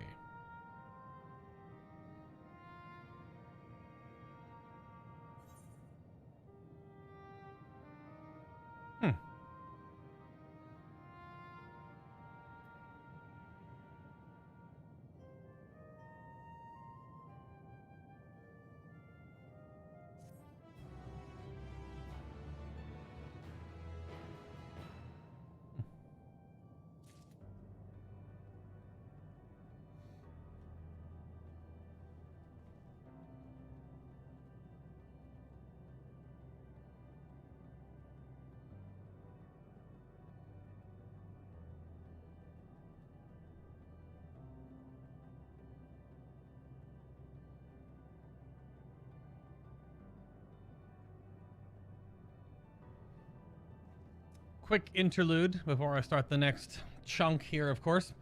Gorek is being ever so kind to link the Tiltify campaign that connects my involvement with the Thankmas charity drive that's happening currently right now. That is a part of something much larger than just me. It is in part with the charity cause New Story. New Story is a nonprofit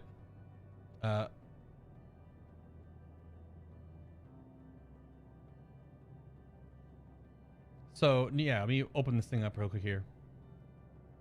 I'll read their blurb instead of trying to remember something and misquote stuff. But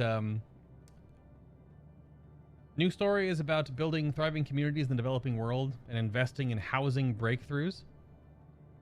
Through building our communities, we understand the biggest challenges in the construction process, and they work to identify opportunities, invest in R&D to solve the biggest problems, and share our learnings with others to house families in need.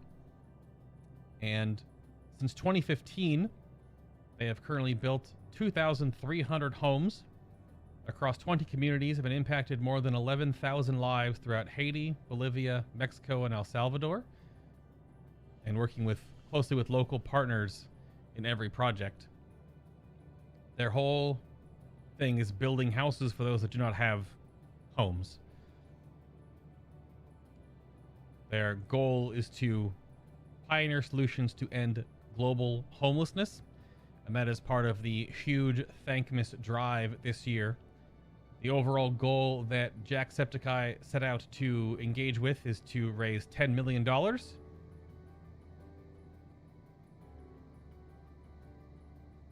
Which I do believe,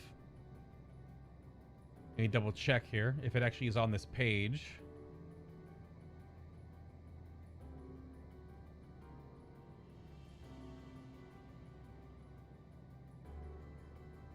Oh, I can't see it because my campaign is only just in part with. I'll have to go to the main page. Do you believe that builds 10,000 homes? Or something absolutely insane? So that is what we're doing today and tomorrow. That's what the Thankmas charity with New Story is. And that's what we're trying to raise money for. Make a helpful dent. There are a lot of creators out there that have been working on this since the beginning of December, and there will be more. Today is just the main day. They actually just surpassed 4 million in total. So all of it helps. It's a very huge goal they have across the whole breadth of creators out there. That is for sure. I'm just happy to be a part of it and offer and extend that connection to you guys. And not everyone can donate, but just knowing of it is also helpful. Okay, next chunk.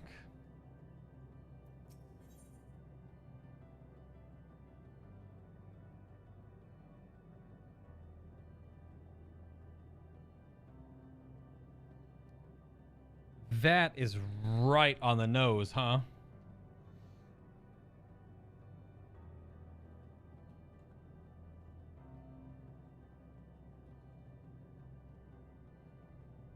For context, Hello World is a quite difficult mechanic during the Omega encounter. I think it's only in the Savage version. I don't know if it's a weaker version in the normal mode version. I don't remember. But it's a crazy debuff combination ability where there are different buffs and explosions going out, where you can only be hit by certain ones or not hit by certain ones. Otherwise, you die or explode and hurt other people and blah, blah, blah. It's just a very ridiculous mechanic. When we were doing our mount farm, learning it, there is a way you can cheese the mechanic, which just makes it a little easier for repeatable mount farm, which we employed. But I'm sure we could figure out the priority list and do all of it. When we did Kefka and Neo X Death and stuff and figured out their mechanics. But yeah, that's the name of the mechanic, Hello World. It's only O12S. Yeah, fair enough.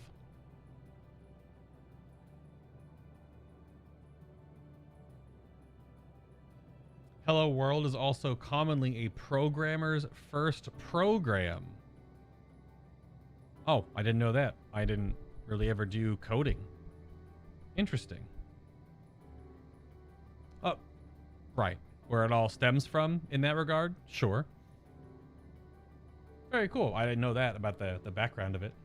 Or at least a deeper point of where it comes from.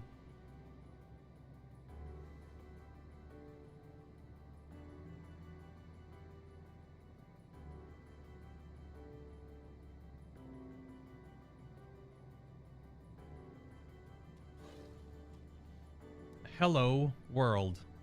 Grahatia is ready to take the next step. We should return to the outpost now. The others will wish to hear about the errant Omicron.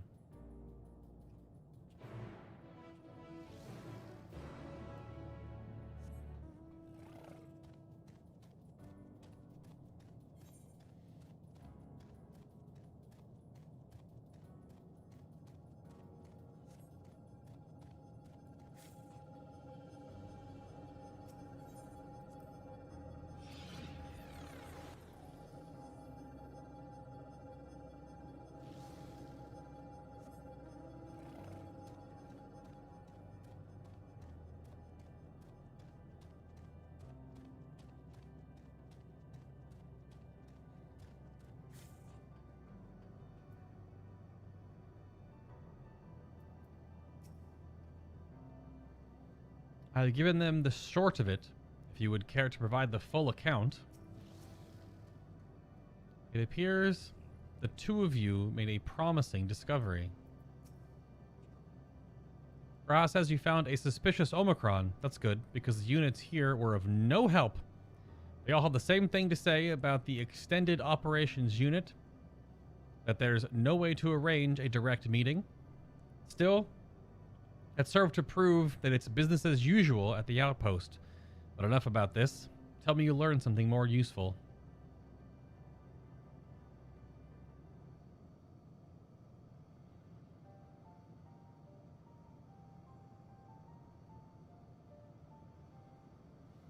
An Omicron trying to make sense of the meaning of life. None of the others were even a fraction as philosophical.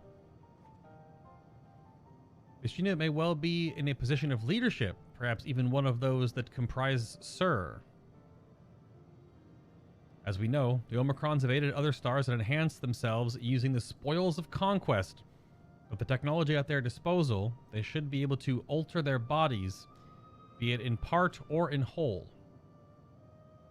Setting aside the question of motive, if Sir, for example, wished to have an ordinary Omicron's body, I see no reason why it would not be possible.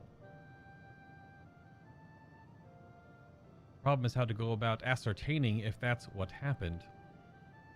When I attempted to probe further, it promptly ended the discussion. If it was indeed Sir, I doubt it would willingly reveal its true identity.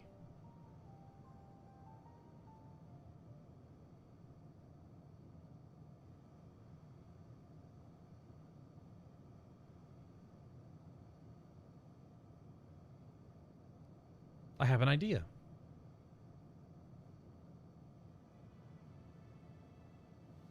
We use lightning on the console again, but we make it stronger. Much stronger. In that moment, we should be able... should the unit exhibit a reaction, that could suggest that it has a connection to Sir. An inspired idea. I dare say it's worth a try. I had a feeling you'd be on board. This time you must allow me to do the honors. I will stand guard in case your incantation draws sentries to the scene. For my part then, I will approach our suspect and divert its attention, during which time, Bay, I want you to observe it closely for anomalous behavior. I should mention that, shortly before you returned, an Omicron appeared from the same direction. Rather than entering the outpost, however, it headed off towards the console. At first, I assumed it was a patrol, or on patrol, but perhaps... that could only be our errant Omicron. We must seek it out and begin our operation at once. Alright, Alphino and I will stand at the console. When it's time, I'll unleash a veritable storm.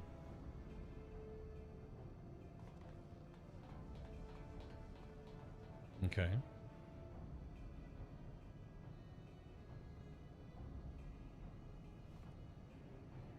This will work. I'm sure of it. After all, our comrades are watching over us. Come, my friend. Let us find this doubt-plagued Omicron. Yes? Indeed.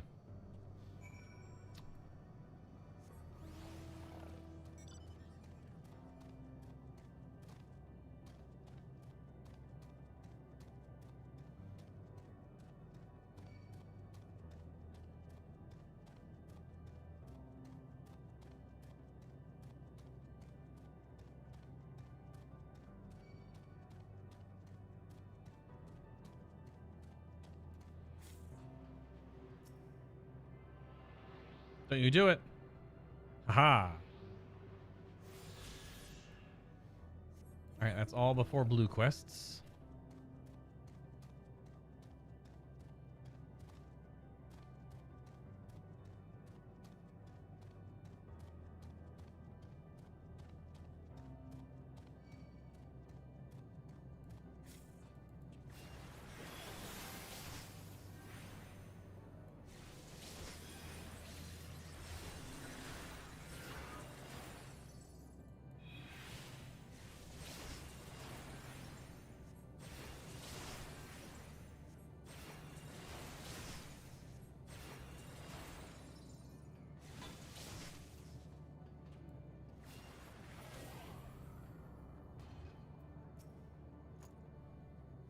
Bizzed, it's you again. What is your query?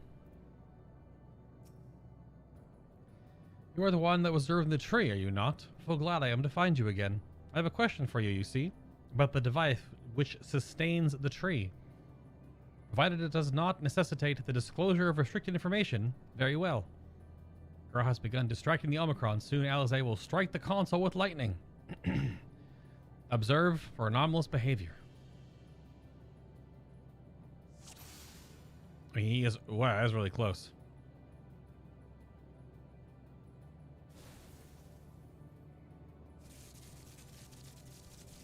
I mean, yeah. His brain head.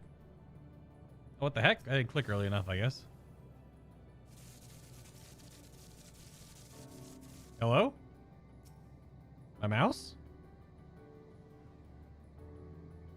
Get to zoom in, maybe.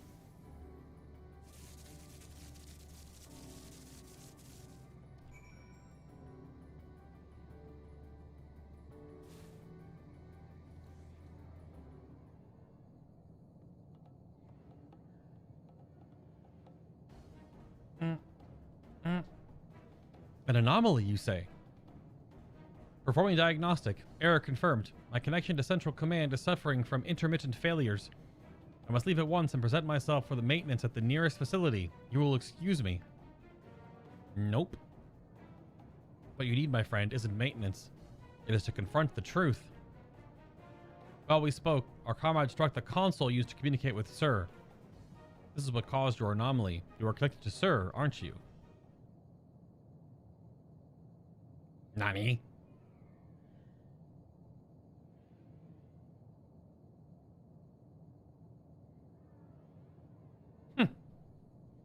Affirmative.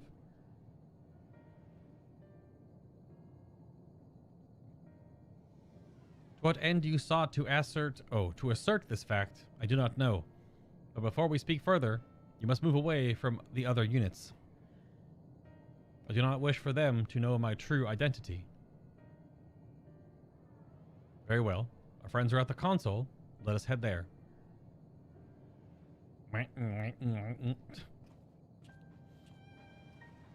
Little wanky energy.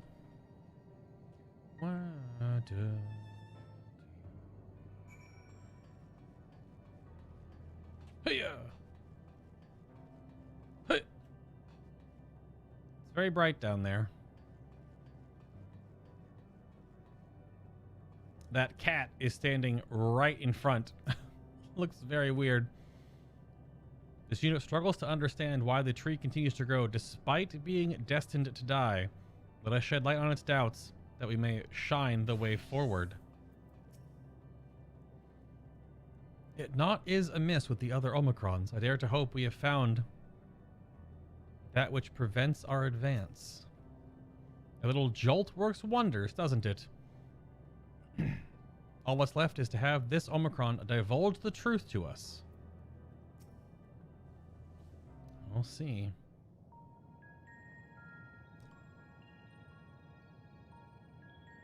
As you have surmised, I am part of the shared intelligence of Skipper 1. It's a feminine-ish voice. However, it's M. Then they're all M, though. But the voice is just robotic, but just in pitch. It is... was My charge to determine the optimal path to achieving our prime function. This body had been abandoned by its former owner and lay unused. I took it and abandoned my own, and with it, my duty. May we ask why you did this? From what we gather, it seems to be a personal matter.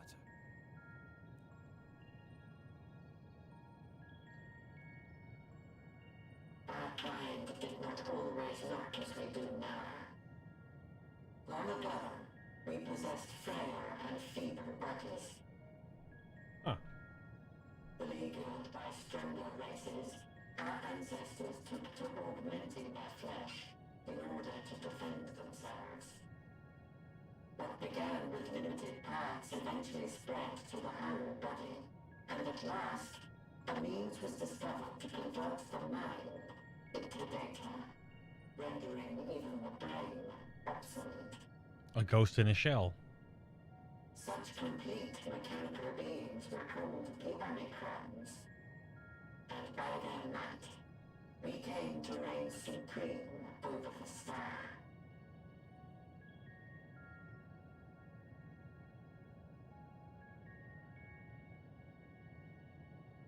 But even then, we did not feel secure. For we knew that the universe was home to civilizations aside from our own. Civilizations that may be stronger still than us. Rather than risk becoming the subjugated, we chose to become the subjugator. We began our conquest of the stars, that we might acquire the resources and knowledge we needed to reign supreme.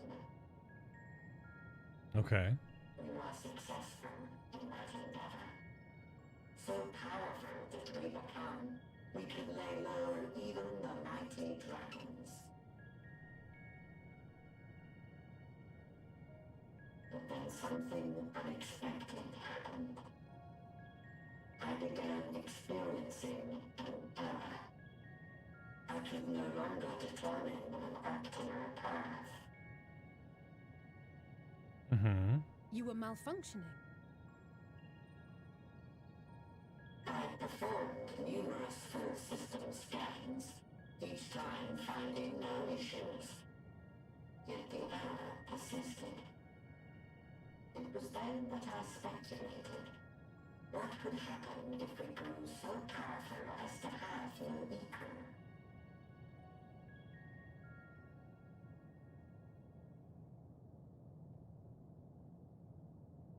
To become stronger was essential to our existence. Our every action has been in service to this objective. But if nothing lies beyond this, can it be truly said that it was essential? Have we been engaging only in wanton destruction? Hmm. You could find no threat to justify your purpose. The Omicrons will never leave this star. They will stand by until their reserves of energy is spent. For I have no path to offer them. None. It is not our place to pass judgment on the deeds of the Omicrons. But surely, this does not have to spell the end of your people. With your power and knowledge, the possibilities are endless. Why not seek out a new purpose?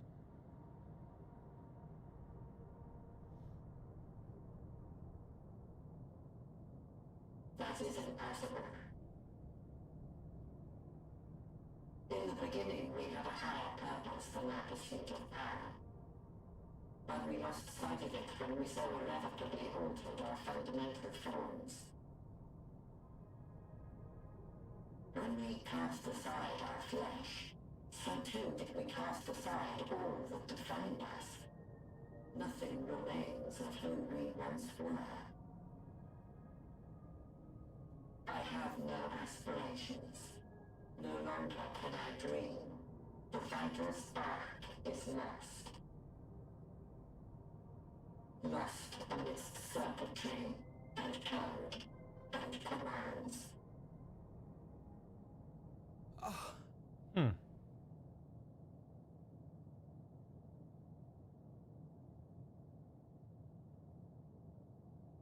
I believe I know how to overcome this despair. The words are ready in my mind, but ere I speak them,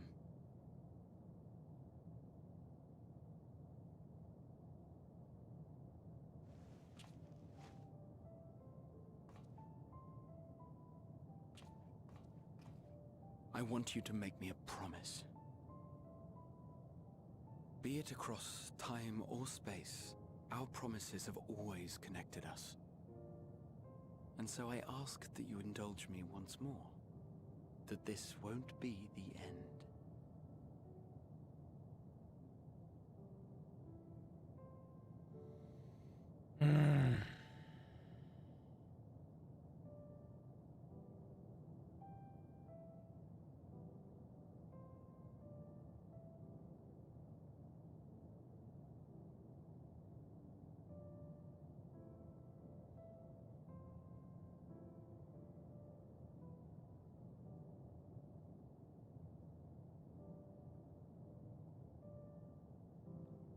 The I can't not again has a bit of like a a poetic nature to it, but based on what we said in Shadowbringers, I kind of feel like making a promise again is the whole point, and obviously.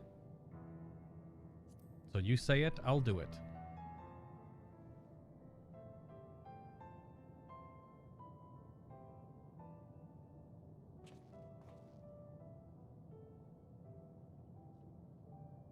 Is that so? In that case, I won't hold back.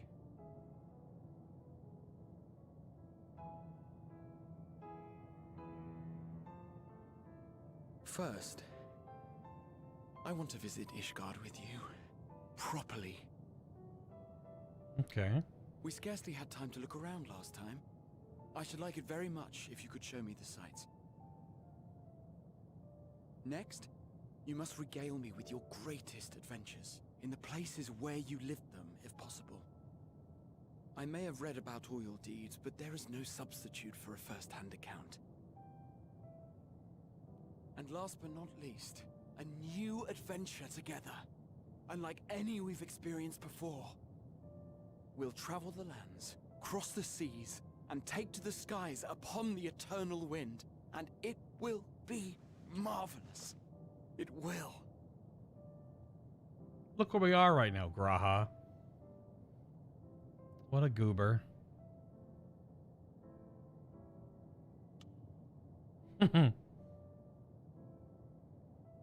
Aw. The fist bump was cute.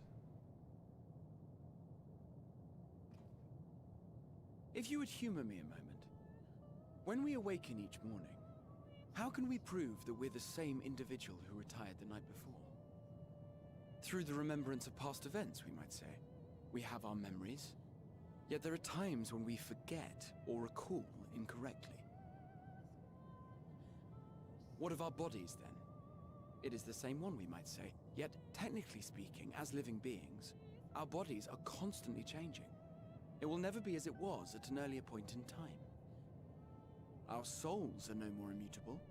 On our star, people are known to inherit the souls of others, yet they are decidedly different beings. For my part, I've subjected my totality to much and more.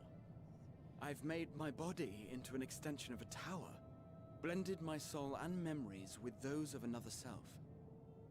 And each time I would ask myself, what is it that makes me, me? Were you able to determine an answer?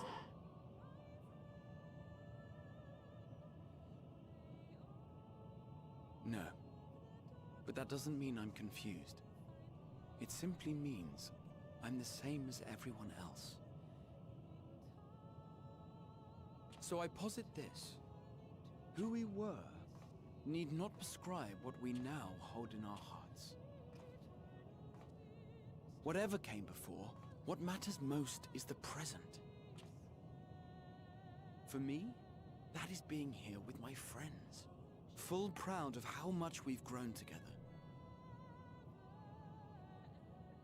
So I urge you to not give up. Heed your heart's desire, and hope that the future you long for shall be realized. I cannot. We cannot. We cannot understand desire, nor comprehend hope. We do not know how to create such things. We are not unlike, you and I. I too have struggled to find the courage to express and embrace my wants. If you like, I will tell you a tale. A tale of a world on the brink. Of a people who never gave up on the future. Of a man who realized his grandest dreams, and then awakened to a grander reality.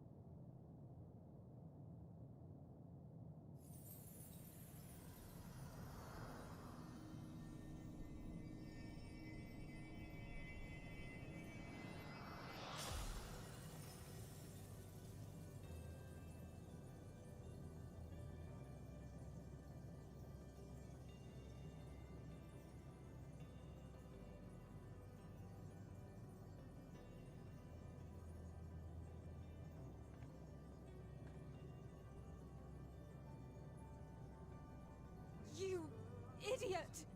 Just once, stay with us to the end.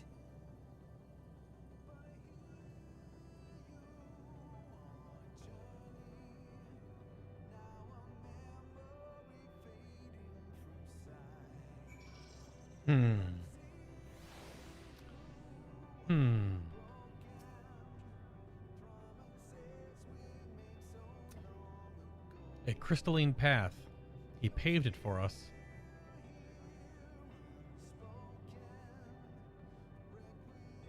As we started, twins. Just the three of us, huh? They all leave so easily, as if it's nothing. How do they think we feel? The next time we meet, I'll give him such a flick, and that'll be just the start.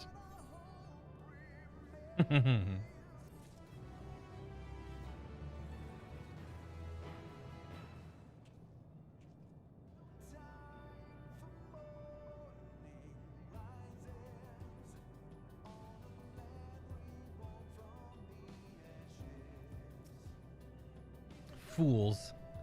All of them. Fools.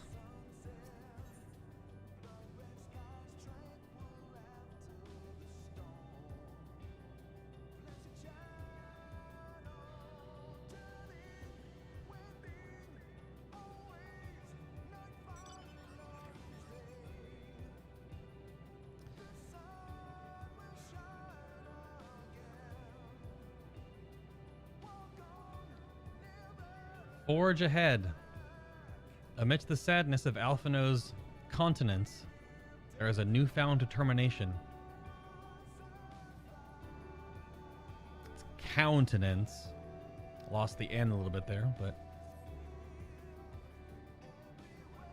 the crystalline path. Graha has paved it for us. Difficult as it is, we must carry on for our friends and all who await us in faith. Come, let us seek the path's beginning. It appeared to be near the outpost.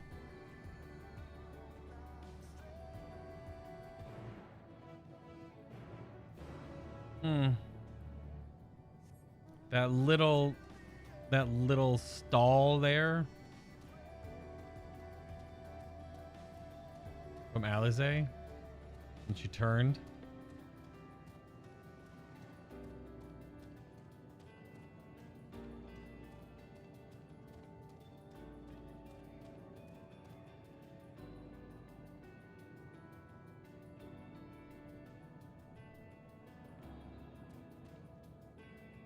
Yeah, it's a teleport down there.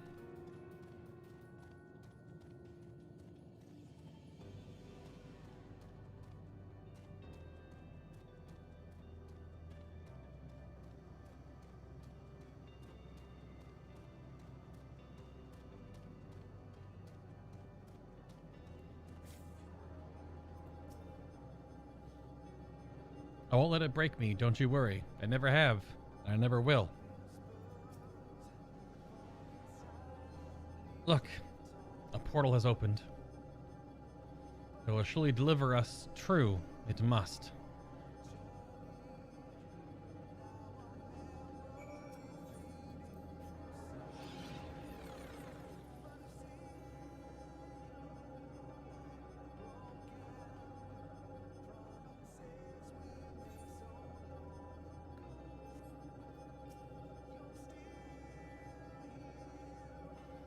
Look up, as though the stars are being devoured by the dead sun. And that's where we're headed, into the maw of darkness.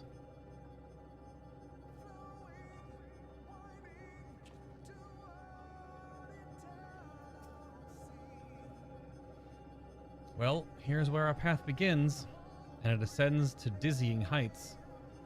Let us make our way, one sure step at a time.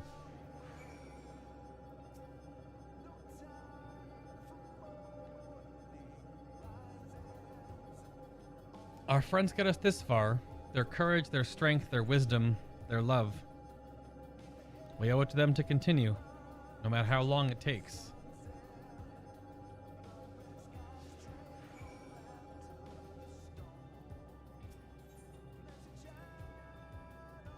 Should you start to fall, we'll be there to catch you.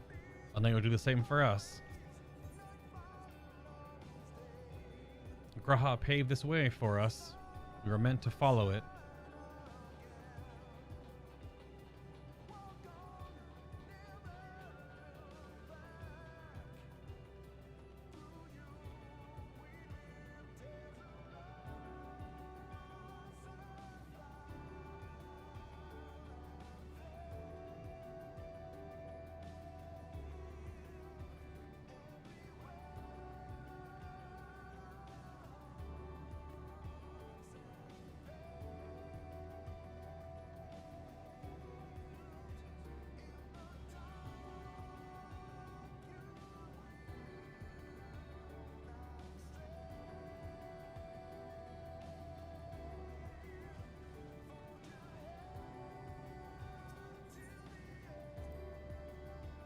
All I can hear are my footfalls, my heartbeat. It's so much quieter now. The fact we can breathe and continue on is proof the others are still with us. They are. They are. Aren't they?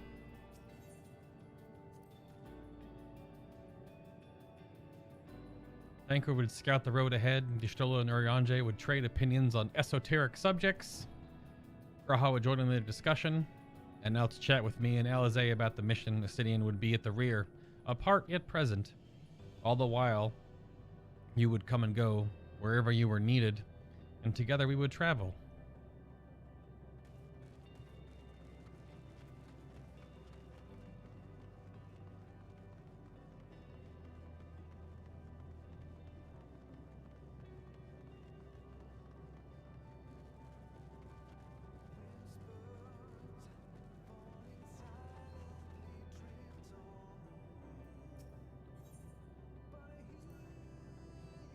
The innumerable lights that shine in the distance, to think they could all have birthed civilizations. To think that everything they built has gone to dust, their peoples lost to despair. Of the stars floating in the sea of midnight, ours is a lonely aberration. And yet, no matter how many worlds have met their ends, with you and Alizé beside me, there's nothing to fear. No ocean so vast I cannot cross. Those broken stars I see, shattered, ruptured, unraveled. I wonder if they are also worlds recreated at their ends. The sight of them fills me with sorrow I cannot describe, and a truth I cannot deny. Birth and death, whence we came and where we'll return, a wheel from which there is no escape.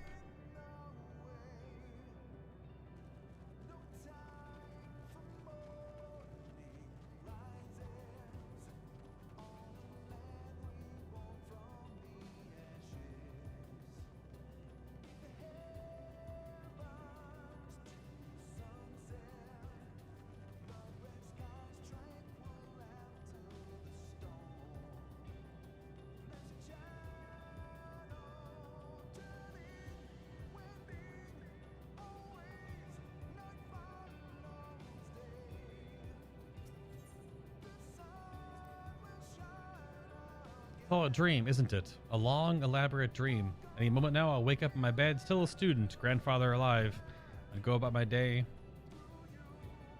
relieved as the fragments of what other life fades away.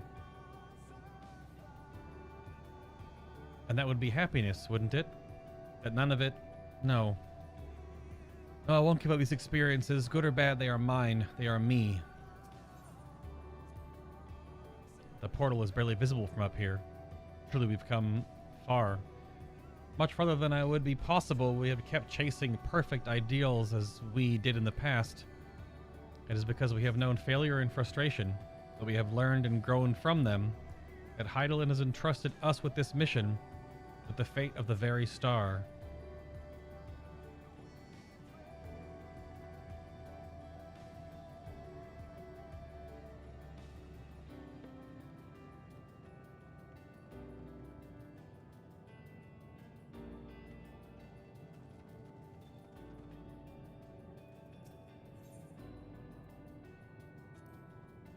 Me?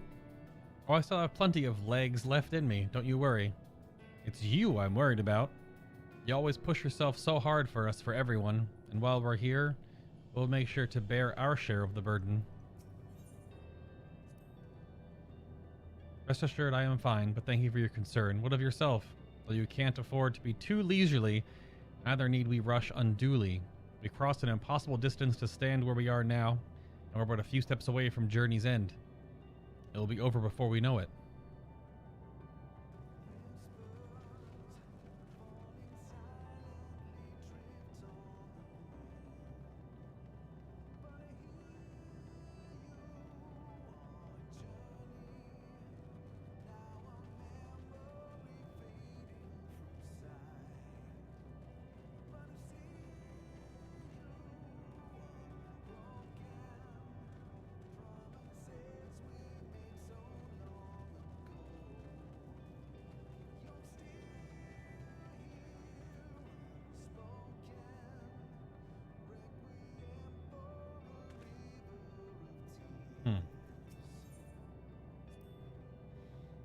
There are some structures up ahead.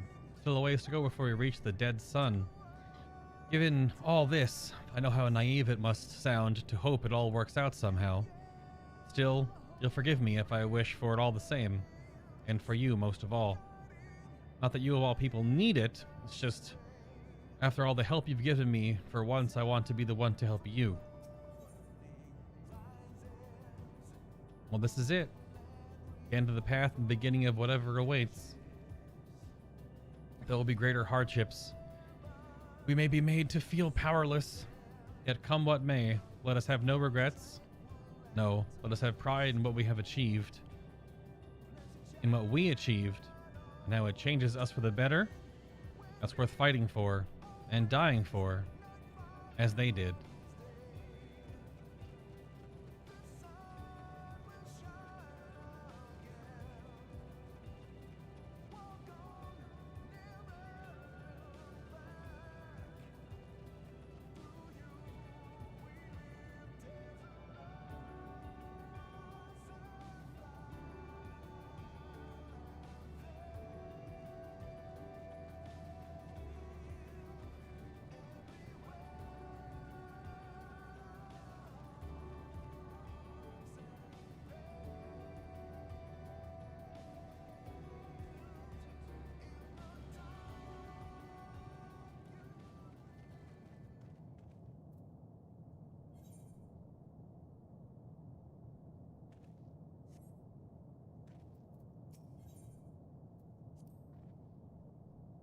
Of all the recreated worlds we've seen, this one feels the most familiar.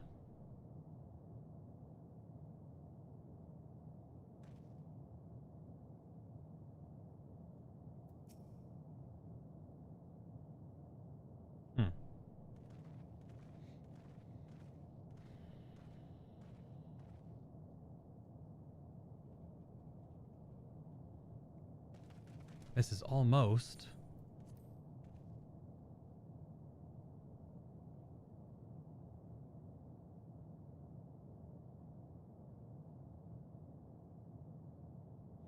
normal? It's not unlike many cities we know, but it's deathly quiet.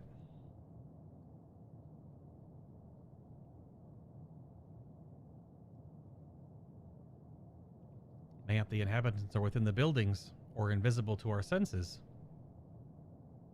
Wrong on both counts. There is simply no one here. Meteon.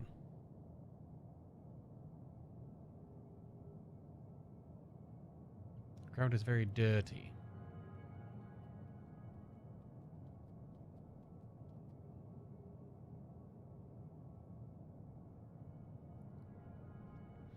This is how I found it when I arrived. I love the star, which was once pulsed with life, but no longer. How it ended, I do not know. Invasion, sickness, suicide, none can say. None live to speak of the dead. They are gone. Gone. Search all you like. You'll only end up turning back.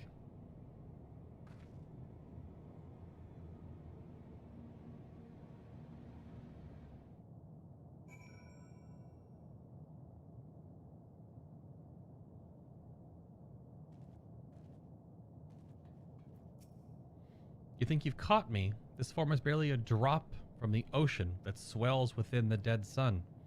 Even so, I could easily unmake you. You are still alive because of your comrades, but they cannot protect you forever.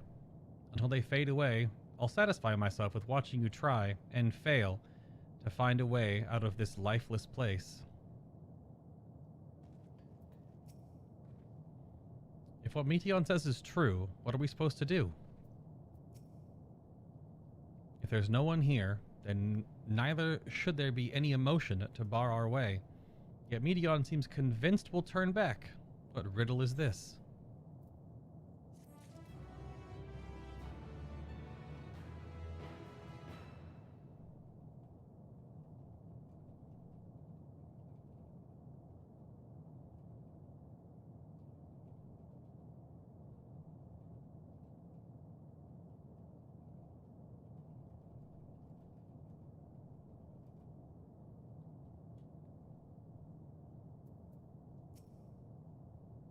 One way or another, we'll find a way forward.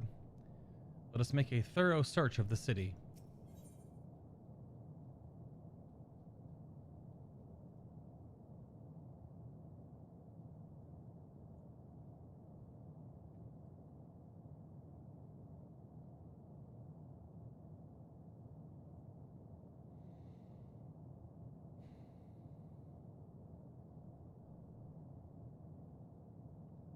All right. Let me move some footage.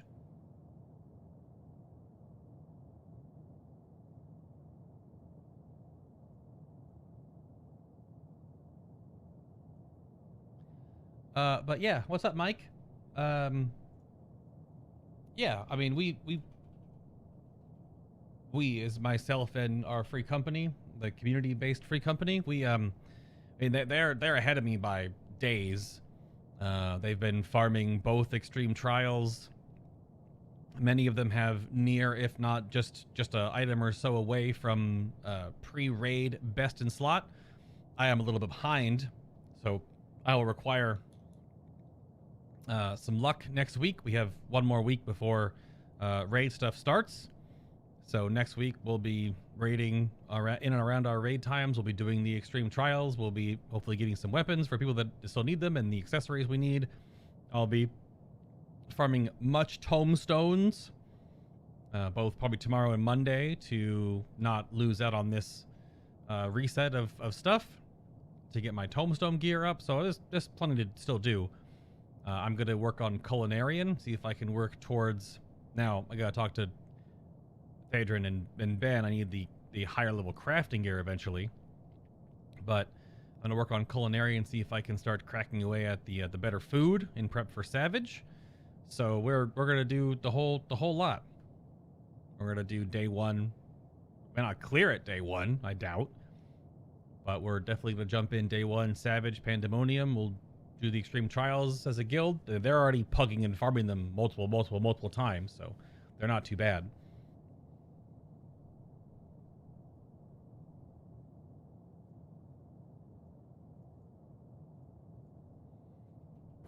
Ah, damn it.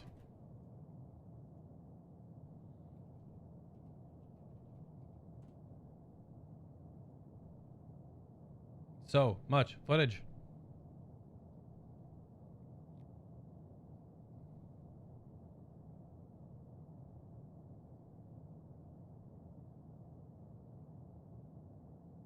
Yeah, I'm already wearing my artifact gear. I'm already wearing the 560, but the 560 is still weaker, right? So yeah, it just takes some time investment, not a big deal. Yeah.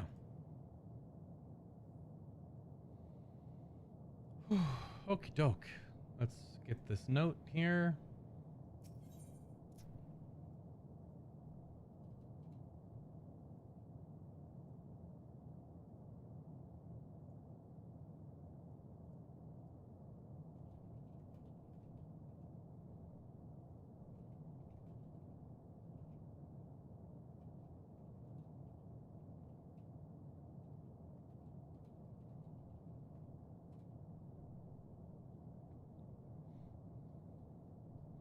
I mean, catching up on gear in this game is faster by design because it can't be too super slow due to the fact that you may play a tank and a healer, or a tank, a healer, and a ranged DPS, or you might play, you know, all 5 different roles that all require gear.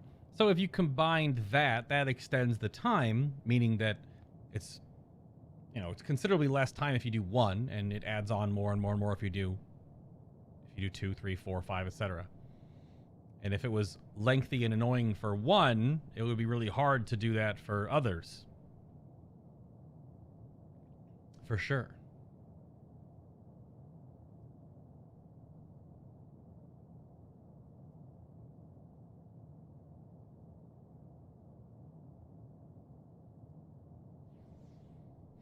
Well, that's the weird part about this game. It kind of gives the game away because of the reward structure. The Ether Current is the notion in MSQ quest that is the last quest of an area. So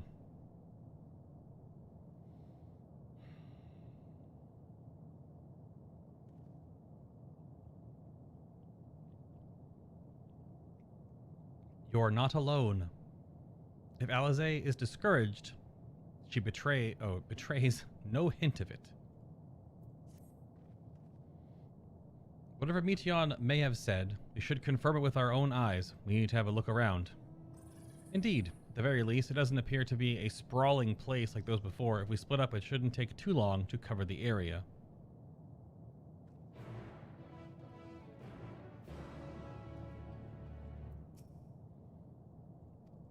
And she says the same thing.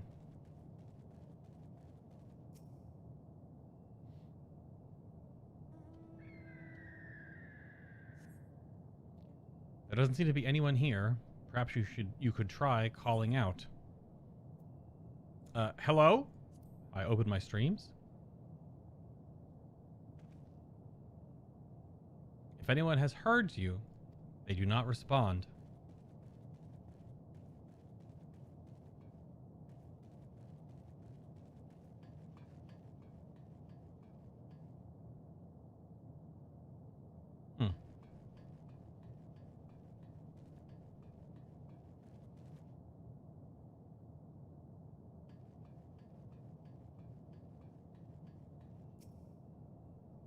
Were it not for the thick layer of dust, one could imagine someone drinking from these cups but moments ago.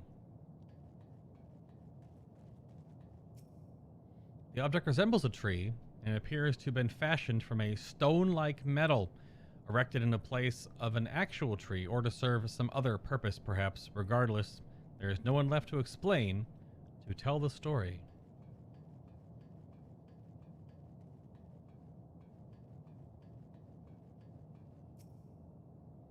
This place is reminiscent of a bar, but neither the patrons nor the staff are anywhere to be seen. Egg-shaped containers lie on the shelves, with a loose few sitting on the counter. Vessels for the beverages, in all likelihood. A venue bustling with activity, until it was not.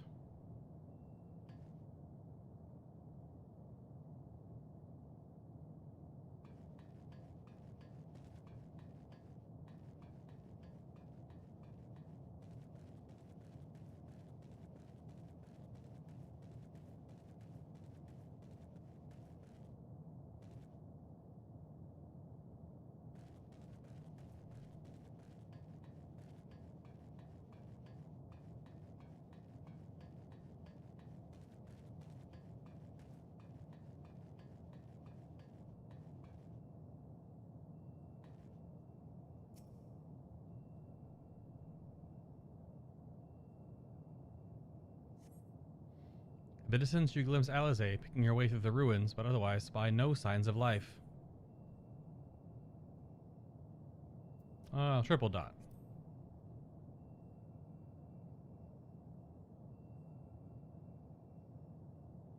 You strain your ears to catch something, anything, but hear not so much as the chirping of an insect.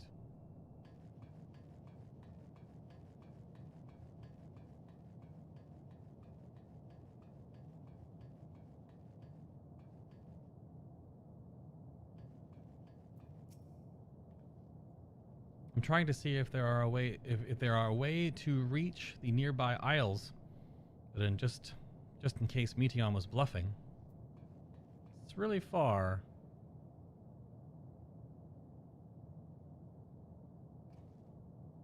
I mean, we've been there. Oh no, well, it's the same architecture from this island, but it's here. Huh. Maybe a place you can only go when you have flying?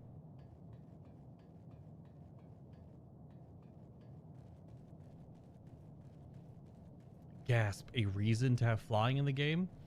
Inaccessible areas until you unlock it? Gasp.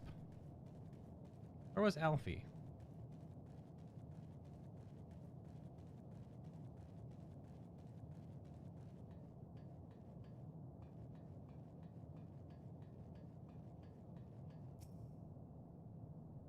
Though set slightly off the ground, this appears to be a door, while the objects to the left could be letterboxes. The door is rusted shut, and the film of dust all over suggests no one has come through it in a long, long time.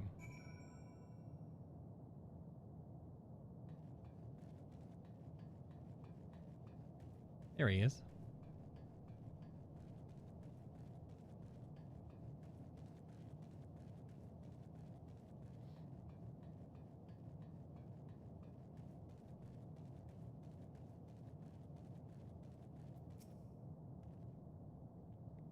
This Isle's Edge. Oh, the Isle's Edge already. There only appear to be this park here. How it must have bustled with life once upon a time.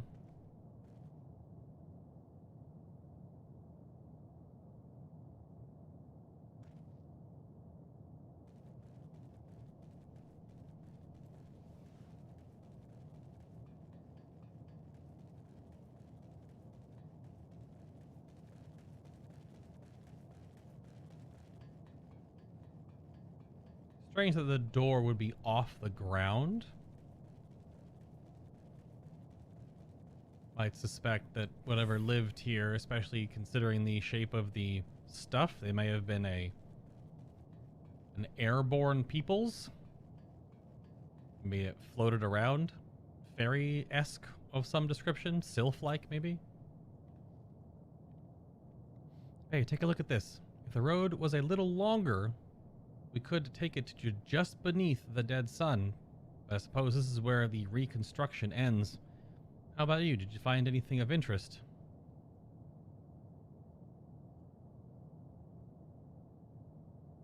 I see.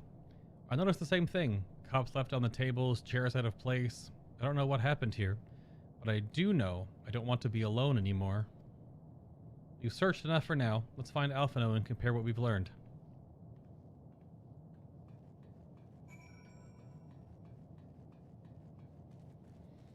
Okie doke.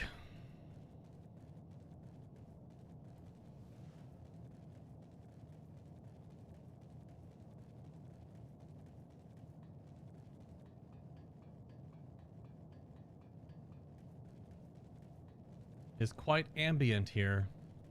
You know what this place might need? A little aqua veil.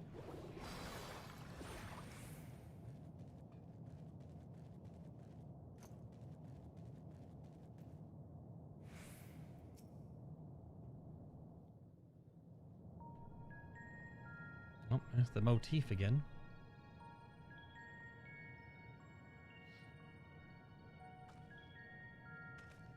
Did you find anything? No, this place is completely deserted. And I can't see how we're supposed to move on from here.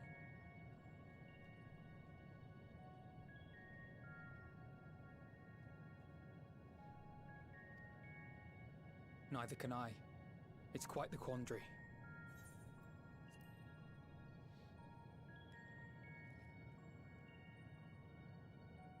There are no denizens to bar our path, yet there is no way forward. For another mystery, we did find signs of very recent life. You'd swear everyone just vanished into thin air.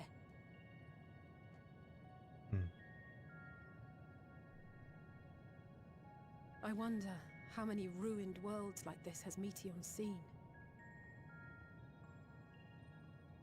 Ah. Could it be? Yes. Yes, I believe I may have puzzled this out. Go on then. Despite how it appears, it's no different this time. There is someone here who has wished for this ruin.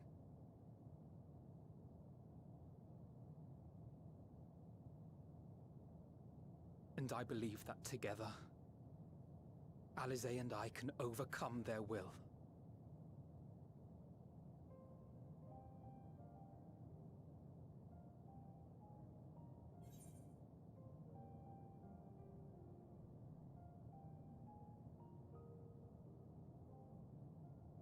I mean, yeah. That's how this zone's been going. So, it's fair.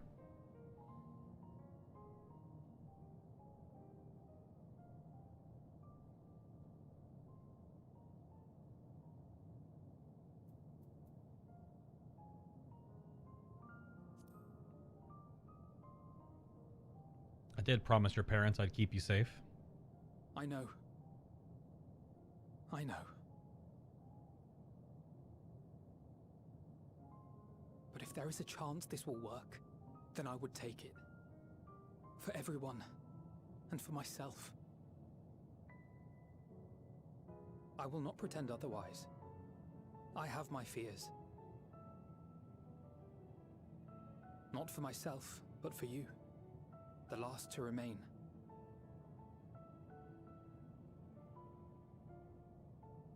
You are no stranger to carrying the burden of others. But I can only imagine how heavy the weight would be this time.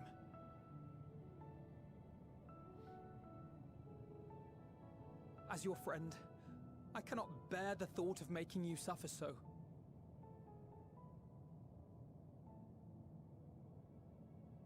Then why suggest such a thing? It's too much to ask of anyone, even him. Why must he be the one? Why must he fight alone? More than a hero, he's a dear friend. Not only to us, but to so many others. There are so many people in the world who care for you, and yet...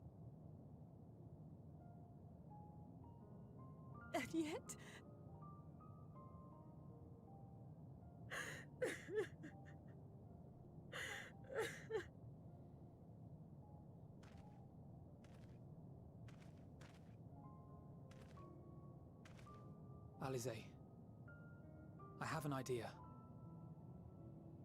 Given the nature of this realm, it may be possible to do more than unbar our friend's path. We might also pave him a new one.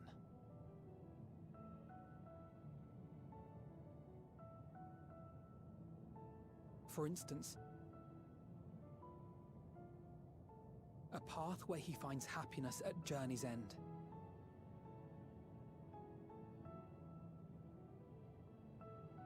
This much, I think we can believe with the utmost conviction, no matter how deep our despair.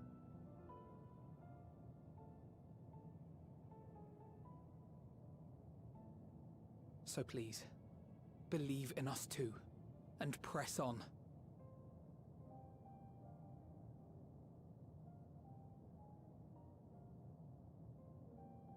Thank you. What are you? If the plan's decided, then let's not dally.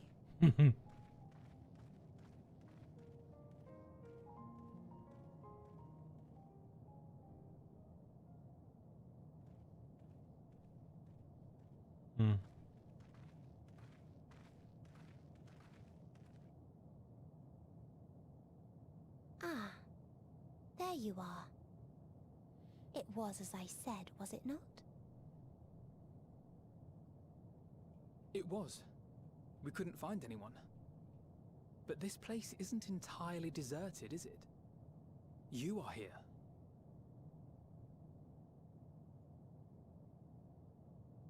You sought out a Star of Promise and found a ruined husk. Like us, you explored the devastation. Like us, you were stricken. Horrified by the thought that so many lives could be snuffed out as if they were worth nothing. And the thought that you would have to bear the terrible tidings to Hermes. That which you saw and felt, you shared with your sisters. As did they share their own grim findings with you. Overcome by the pervasive despair of these stars, some of you inadvertently ushered their peoples to their ends. Knowing the horrors you know, anyone would feel the same. They would fear what lies ahead and struggle to move forward.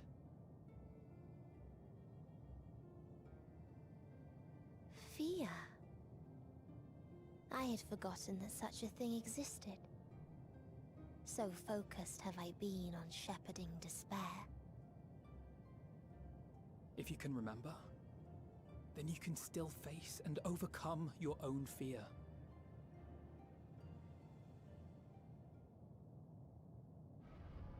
Why would I bother with such an insignificant emotion? If the despair I command is as a raging river, then fear is but a trickling stream. It can do nothing to alter my flow. You spoke with the Aya, yes? Heard their tale of what awaits the universe. It's true. The stars grow colder and more distant. Eventually, all will enjoy frozen solitude.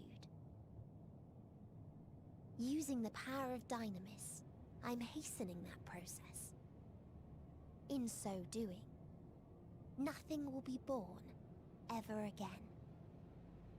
Everyone will remain dead. Alas, it will take time for that to happen. So in mercy, I sent you my gift, to spare you needless suffering.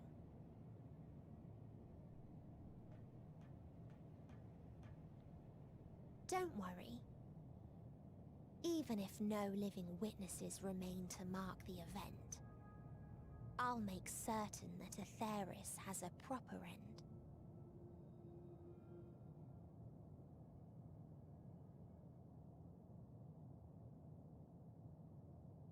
For all the power you wield, you're more fearful than the familiar you used to be. That Meteion feared simply to move forward.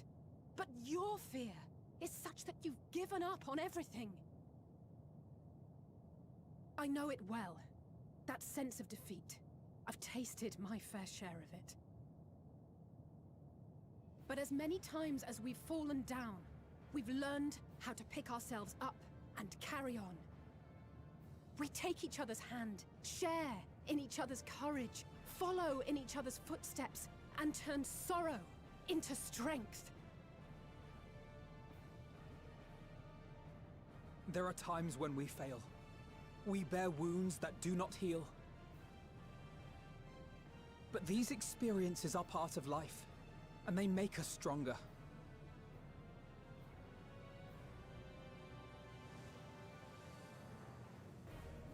We rise, fall, and rise again.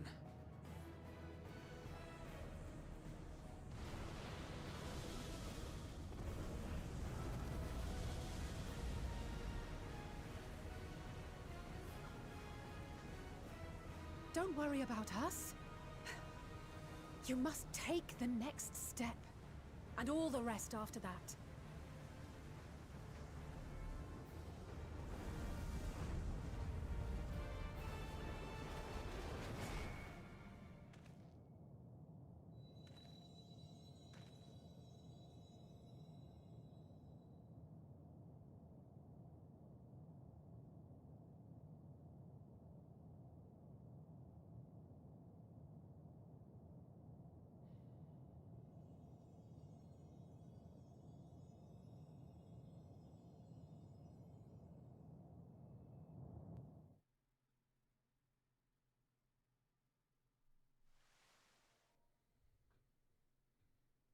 Earlier, in Old Charlian,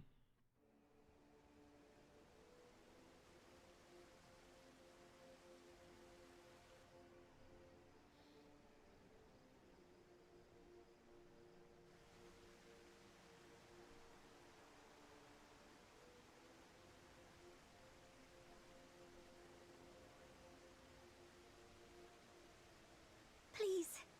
Please. Oh, please let them all be safe.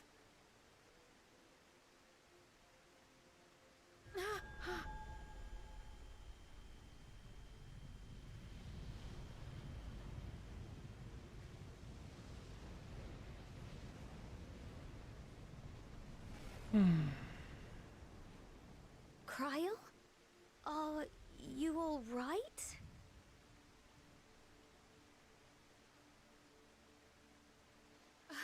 It's nothing. Just a headache. They'll be fine. I know they will.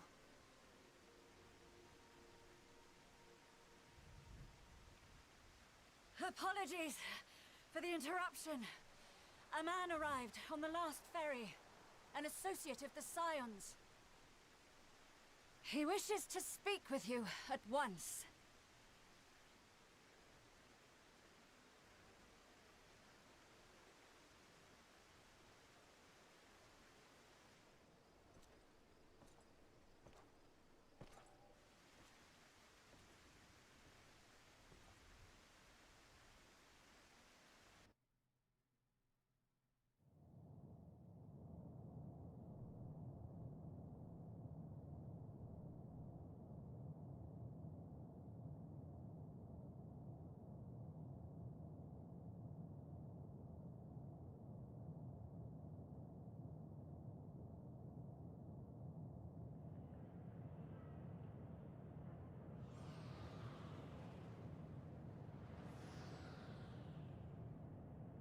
in a city devoid of life, oh crap.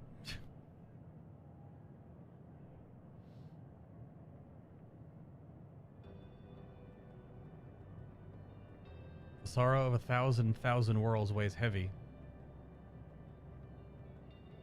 It goes so fast.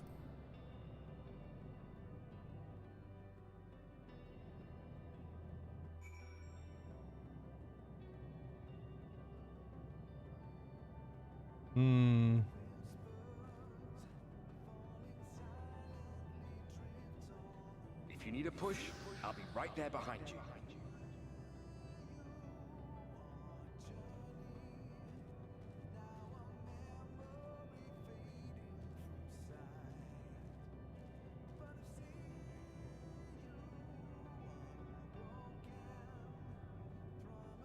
Endwalker, walking alone onto journey's end, the burden weighing heavy. Do not despair. You are not without allies.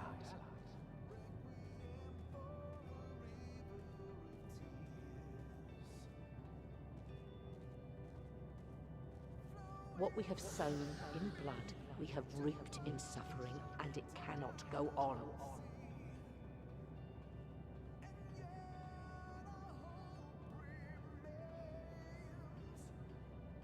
Upon the souls of they who have sacrificed themselves to pave the way for peace, we will never abandon our cause.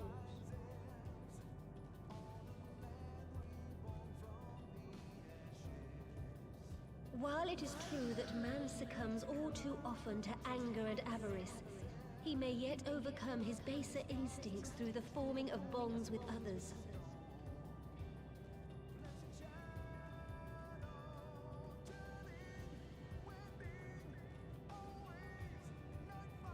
Such victories are rarely won without sacrifice, but the prize is worth the price.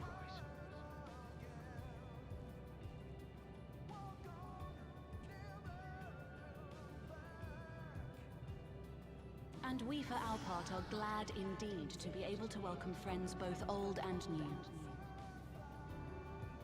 new. Save your tears for the morrow. You may be sure we will have ample cause to shed them, be they for joy or despair.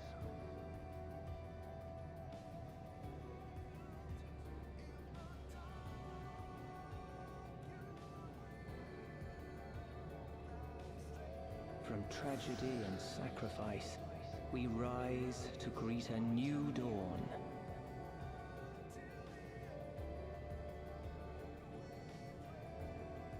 A future shaped by the choices we made, in ways we could never foresee.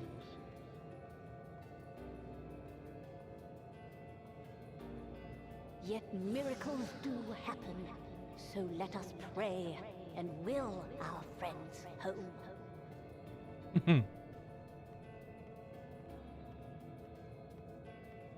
I won't stop praying until I know they're safe.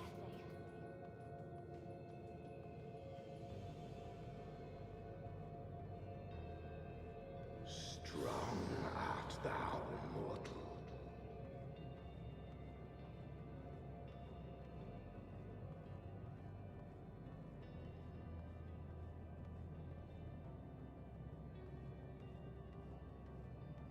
Look to the light within, that you may continue to serve as a beacon to others.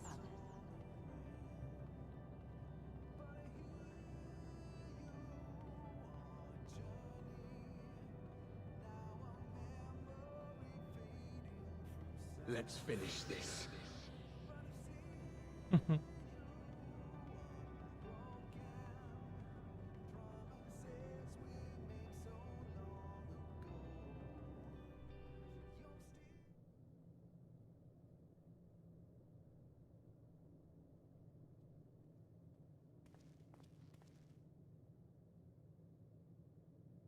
Here the path ends. There is no way to reach our nest.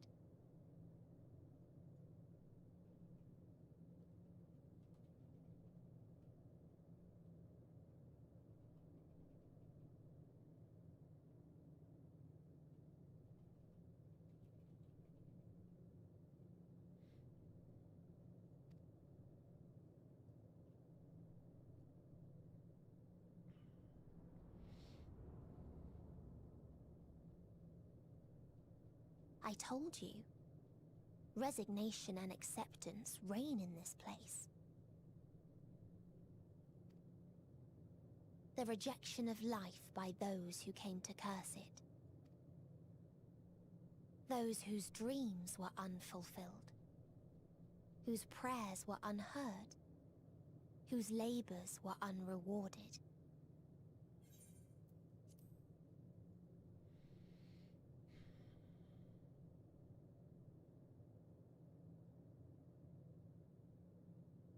Hope cannot deliver you unto hopelessness. Our refuge is beyond you. Always has it been. Such is the nature of this place.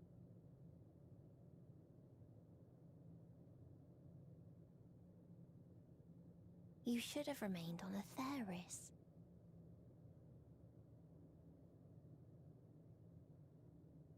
Struggle will avail you not, nor will it grant your comrades peace. Come, let me relieve you of your burden. You've suffered enough.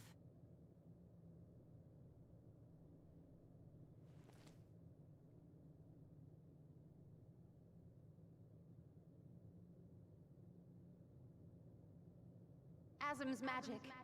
So long as our souls remain, you can use it to summon us back. But you mustn't. How do we make peace with... That's why it's too soon for this to end. There are so many people in the world. You must triumph. Drink of calamity and drown in... Be safe, all of you, and come back. It was all I am ever grateful. I came to appreciate most about our stars, that there remains so much we do not know. After all these years, Is this the answer I was hoping for? So long as we remember, our fates remain ours to shape. and Godspeed. Perhaps when our time comes to return to the star, we shall remember these few days we have lost. Do not squander it. The legacy I leave you.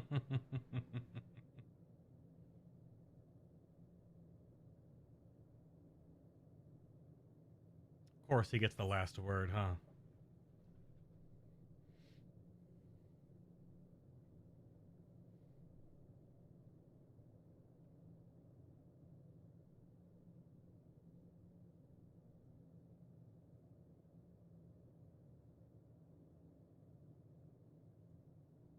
Second option's a bit aggressive.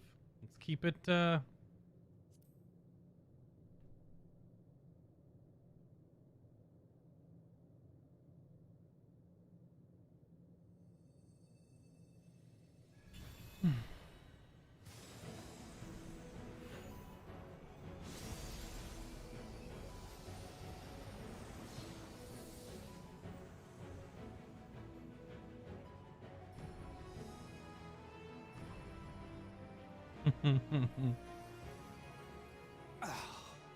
I bid them remember, but all this time I'm the one who had forgotten. A right fool you've made of me, Hermes. And to add insult to injury, I've been denied a sound rest, forced to watch this clamorous show. Oh, come now. It's been a gripping tale. Unbreakable bonds and noble sacrifice, sprinkled with moments of levity to counterbalance the pathos. It's got it all. I, for one, would have been perfectly content to watch enraptured from the stalls.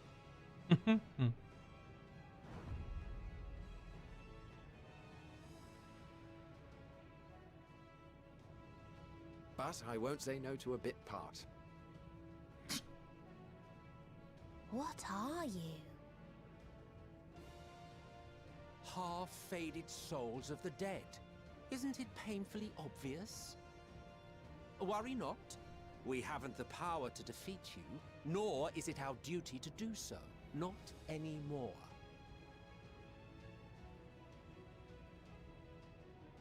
That being said, we do have a score to settle. So here I am, Vinar. I suppose you needed me to tie it all together, these frayed threads of our history. But knowing you, I suspect there's a joke in it too. Oh yes, I can imagine you gloating over my forgetfulness. Were I feeling charitable, I might assume you had left room for the possibility of this outcome. Even so, you'll get no applause from me. A single gesture will not lighten the burden I've had to bear.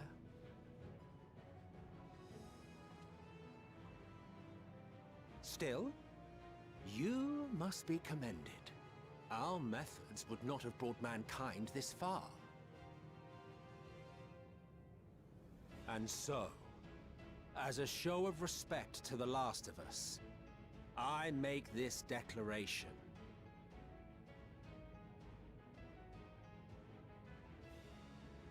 You will not end our journey. That is our answer. The answer of all lives of Aetheris, past and present.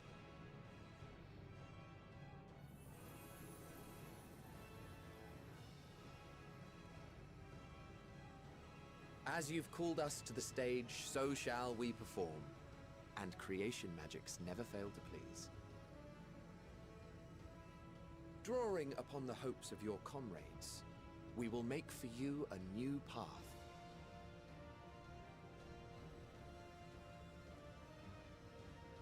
What form said path takes depends on you.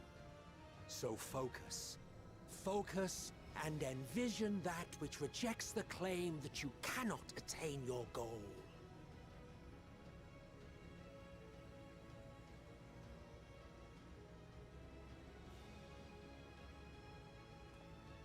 Ours is the wisdom to weave the fabric of reality.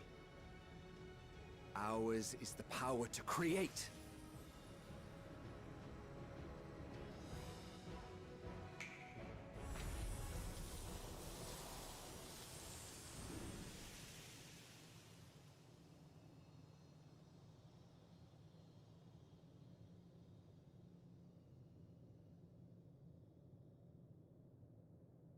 Meteion, though I gave you these wings to soar the heavens, I did not teach you how to walk the earth. So loath was I to bind another living being. In the course of your long journey, you will learn from those you meet. Learn to walk and run, and so much more.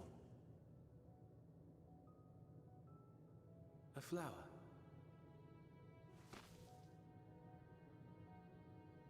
Yes. Upon your return, I will gift you a beautiful flower.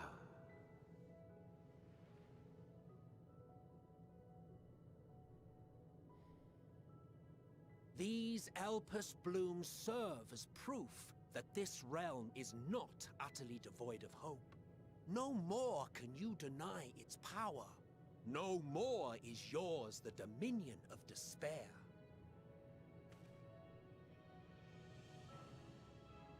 In case the practical implications were lost on you, your comrades no longer need fight their fight. So go on. Call them back to your side.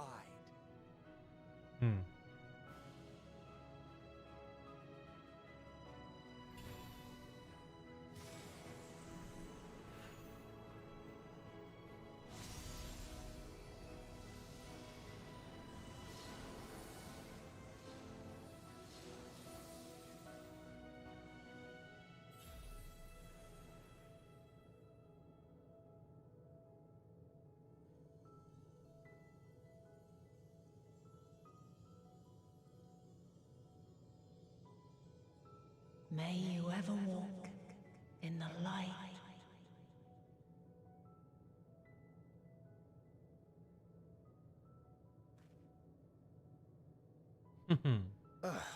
How disappointing. Not even a single scar in the making to brag about. You'll find a way regardless. Honestly, this is far more than any of us could have hoped for. Let us be thankful. Indeed. That we thus stand reunited is a gift. Let us not squander it, and see that we all return to Aetheris. Aye. As soon as we've averted the final days. Good to see you again. Our heroic sacrifice paid off, I take it.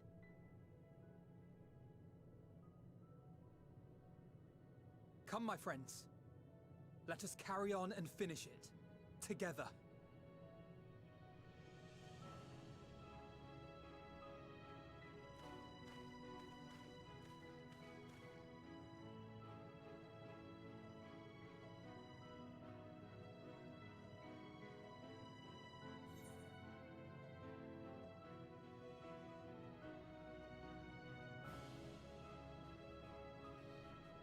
Have to go with the olive branch first, right?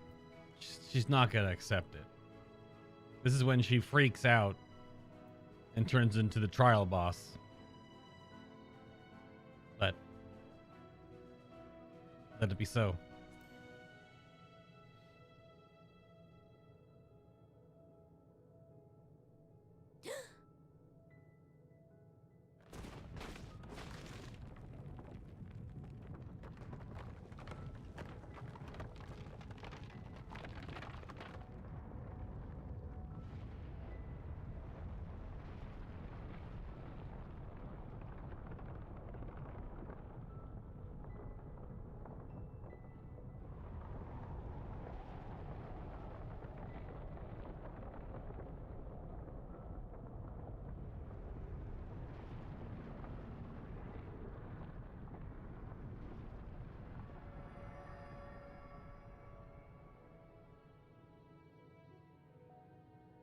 Can you hear me? The voice is within, crying in pain, wailing in sorrow, hurting. End it. Silence it. Silence our song of oblivion.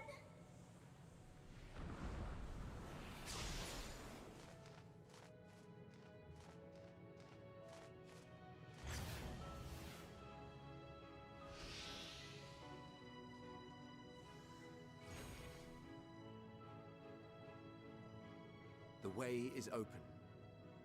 They can proceed. So it seems.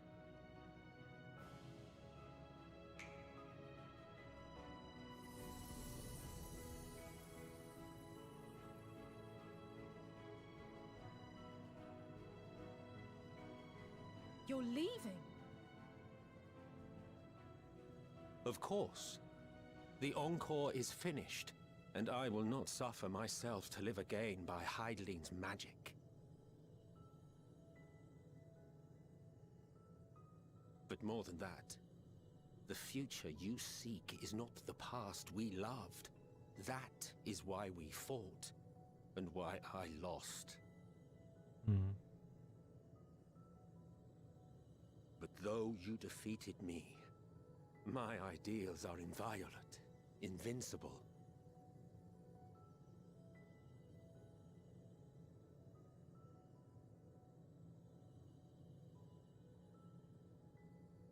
Spare me your pity. I have no use for it. If you would do something for me, save our star. See this tale to a triumphant conclusion, and with elation in your hearts, bid the final curtain fall. Only then may it rise again, and a new tale begin, with new parts for all to play.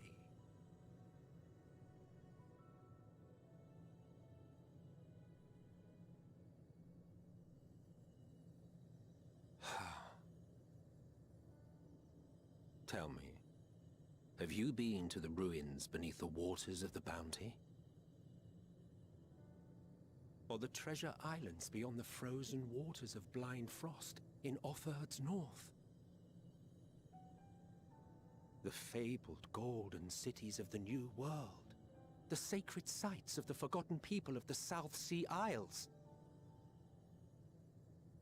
What about Mericidia, the southern continent? Do you know aught of its present state of affairs? I thought not. Even of your little Eorzea, you know precious little. The true identities of the 12, for instance. All of which is to say, expand your horizons, go forth and seek discovery. Some of the civilizations in the reflections will surprise you.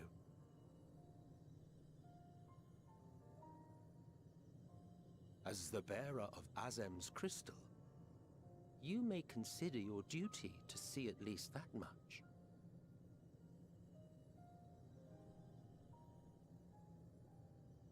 I certainly did.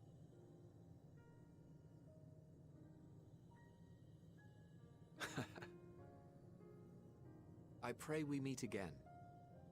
If not in this life, then perhaps another. Whensoever it should be, I trust it will be a most joyous reunion. For you, maybe. I want nothing to do with it. Oh, don't be that way.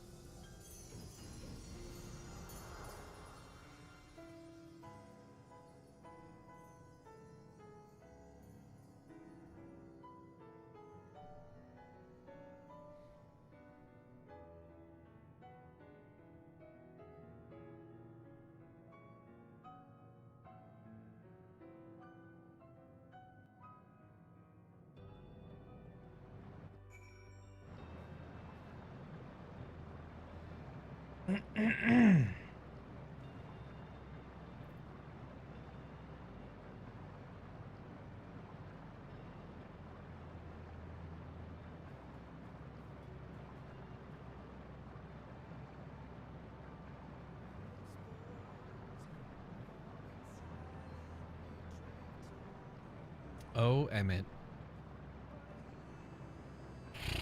What a character. Good grief.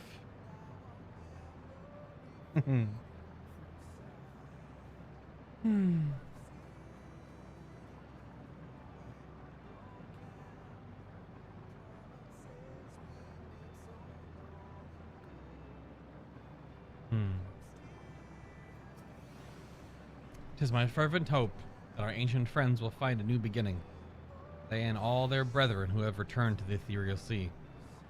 For that to come to pass, we must succeed. We must avert the final days and save Aetheris. To go and see all those places and more, Emmet Zillick has given you quite a task. Suffice it to say, I should be glad to assist you once we've returned together triumphant, of course. For all the lives whose those stars whose light hath been extinguished, for the ancients who went before us, I offer a solemn prayer. No need to explain. I have a rough idea of what happened while I was gone. It was a strange feeling, as though I was struggling in a pitch-black sea, a powerful tide trying to wash me away, one that churned with hatred and envy for life, and it was all I could do to swim against it. Then, suddenly, I was here. I felt long and short at the same time, hazy as in a dream. But through it all, one thing was crystal clear. You fought with all your being to keep our hopes alive. I can't claim I fully understand the workings of this place, but in that moment, I felt I knew what I needed to do. I felt that it was the right time to offer up this life I owe. That I could risk it all on the wager of the rest of you would manage without me. So glad I am to see it was right. As different and mysterious as the ancients may be, they were people not unlike us. The first people to fall and feel pain, and the first forced to find a way to rise again. And from them we have come, and in our pain and suffering we are connected. I don't think I ever knew what to say to that man. In retrospect, it always felt like the wrong thing. But the past notwithstanding, he came to your aid in your moment of need. We are here. Will not squander this chance as given us. We'll see this tale to a triumphant conclusion and bid the final curtain fall.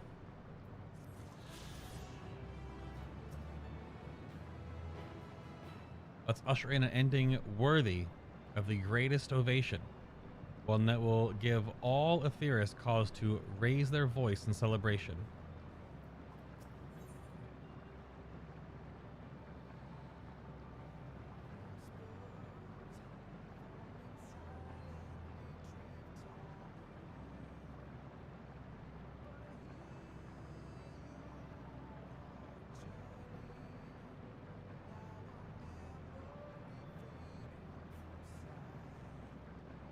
Endwalker. Triple question mark present. The Scions of the Seventh Dawn stand ready for the finale.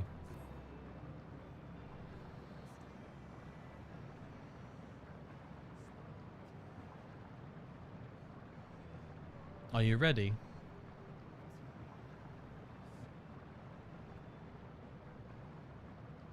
Then let us set forth for the reckoning.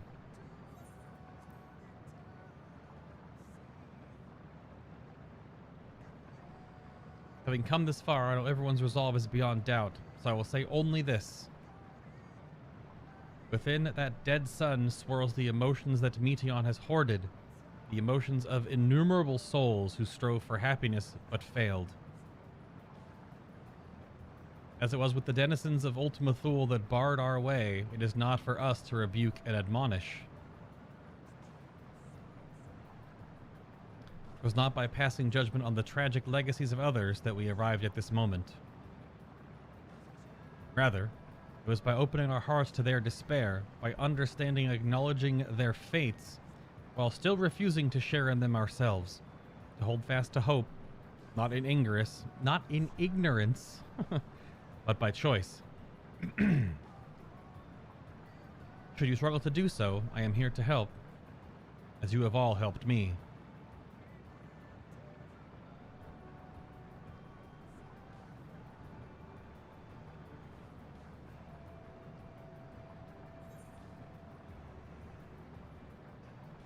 We will prevail, or everyone's going home today. Understood? Or let's put an end to the end.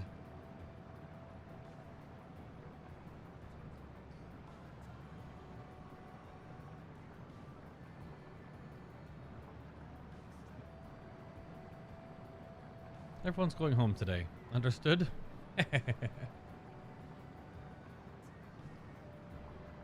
Hey.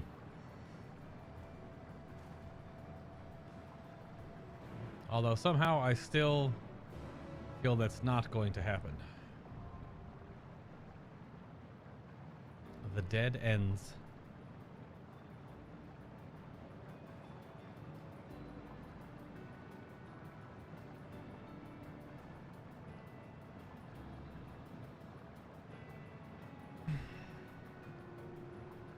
Problem is, I can't bring the twins with me in this version. Because I'm healing. Just so you know, I won't try to keep you with... I won't try to keep up with you in the coming battle.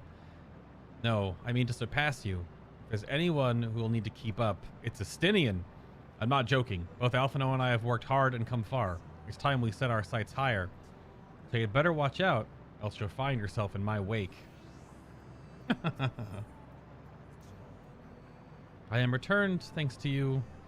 We still have work to do if we are to make our promise a reality. Having you show me the sights in Ishgard, then regaling me your greatest adventures, then embarking on a new adventure together. For these things and more, I will fight. What? Could there possibly be an adventure greater than this one? Of course. As long as you desire it and dare to take the first step, there is absolutely no limit. For the moment of reckoning is finally upon us. I must say, when I pledged myself to your cause, never did I imagine that it would bring me to the very edge of existence. Not that I'm complaining, mind you. After casting aside vengeance and shedding title and duty, I found myself wanting for purpose. In journeying with you, there has been nary a dull moment. In the course of it all, I feel as though I have found a new place for myself, and a welcome opportunity to see how much the boy has grown. I owe you a debt, aye. But as you can guess, I have never preferred to express my gratitude through action rather than word. My lance is yours.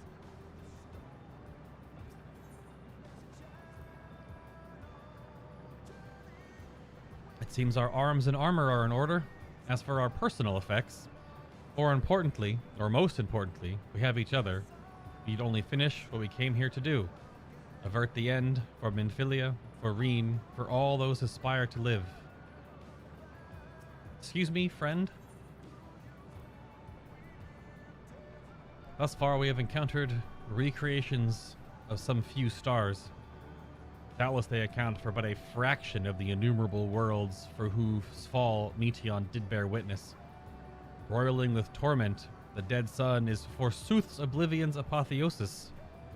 It shall be no small coup to breach this nexus of despair. And yet, as this vista doth prove, where there is hope, there is a way.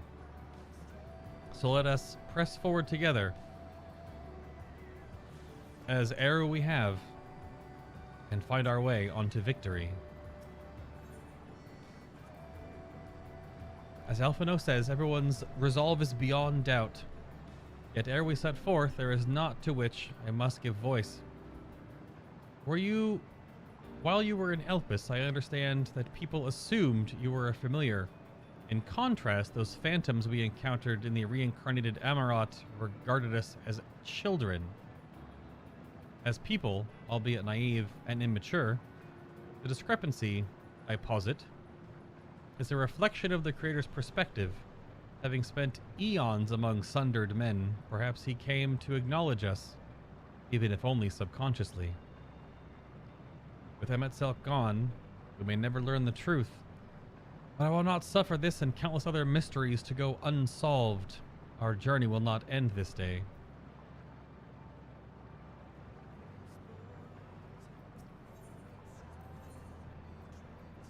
Let's give it our all. I stand ever ready. Right then. Let's give it our all.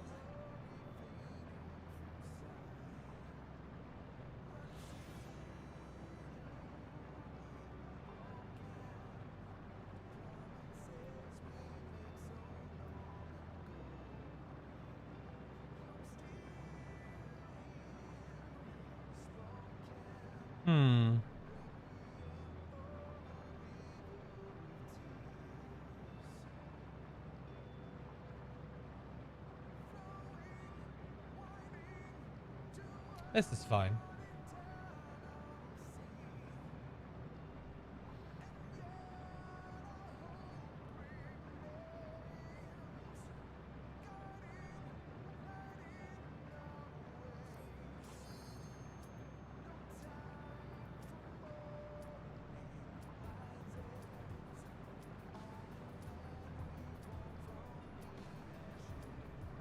The dead ends.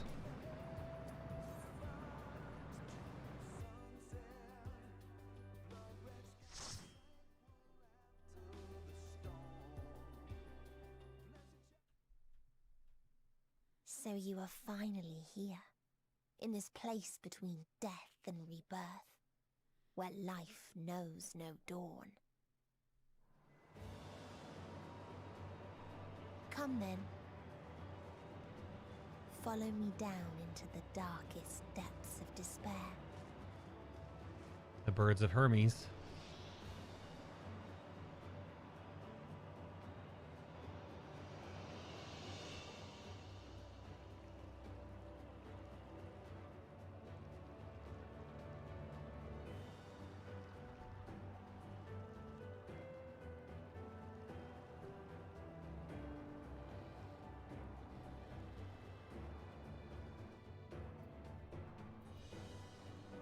Let's go, friends.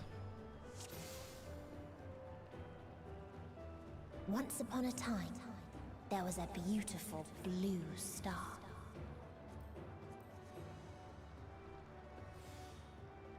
That fell to pestilence and rotted inside and out.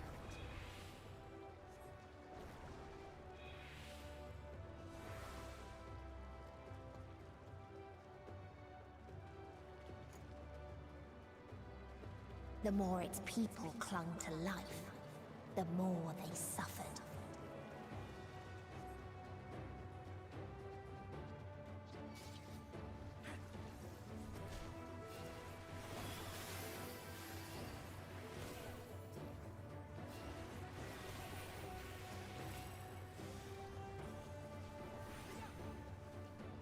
This will hurt.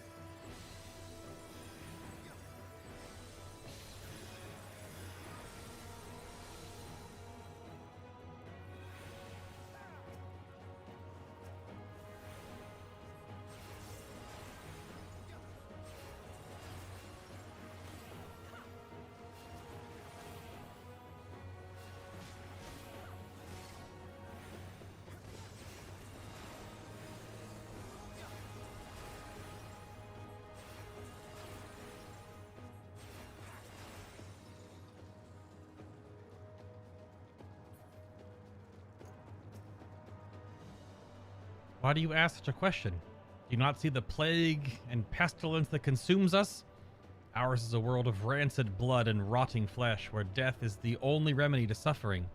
There's no meaning to be found in such misery. But it was not always thus. Beneath the waves, we knew only peace and plenty. We wanted for naught, and yet craved more, that our progeny might someday flourish as we never could. Eventually, we ventured to the lands above, bearing flame and iron, toppling any who dared oppose our might. The world was ours for the taking.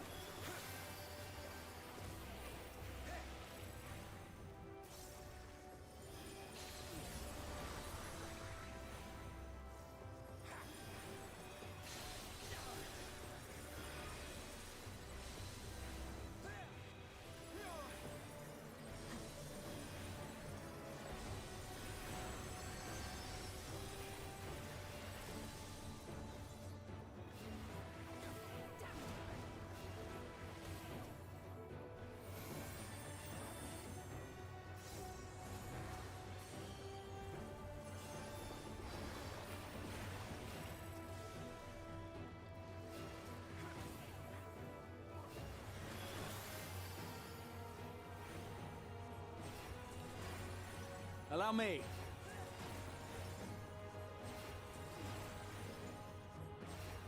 You underestimate me!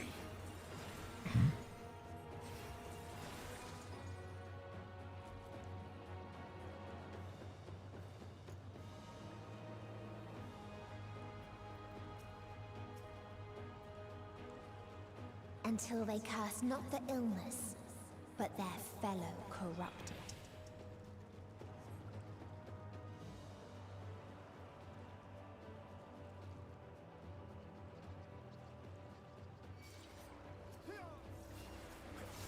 Ugh.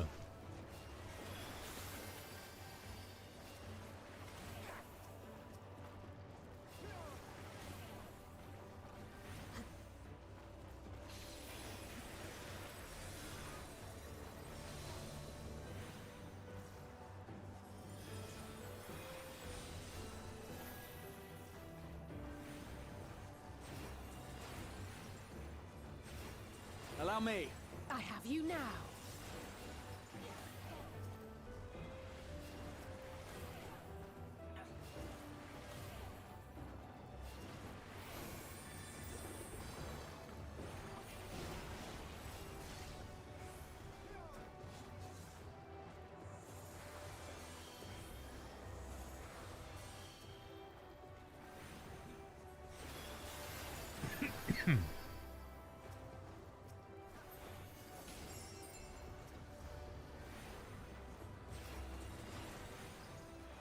Allow me. quite bleak. Hold still.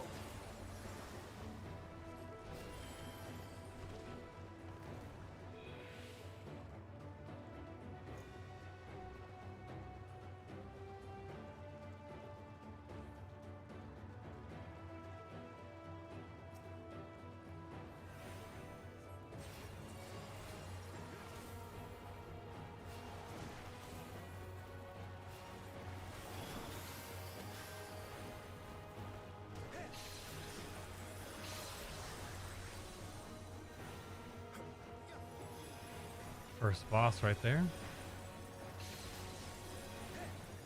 Hold still.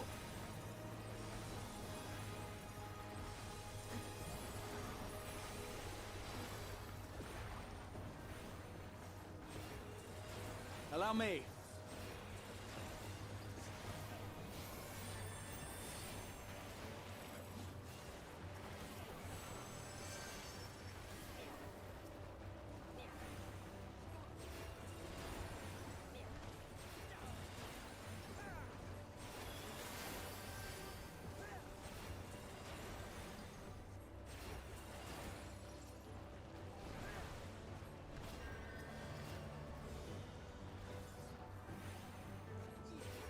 Sword stance, Graha. Go into sword stance, where you cast many swords.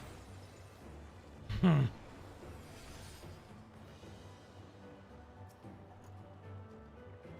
world is not the boundless paradise we were promised. Our population quickly outstripped the habitable land, while seas we thought would shine forever, blue, ran dry, spoiled in forging the tools of conquest. Cramped homes turned to squalor, and then came the sickness, our undoing, and the final blessings this star has to offer. We are no longer the fools we once were. Wheresoever life goes, death will follow. Indeed, existence is but the most painful path onto nothingness, and the wise embrace their obliteration wholeheartedly.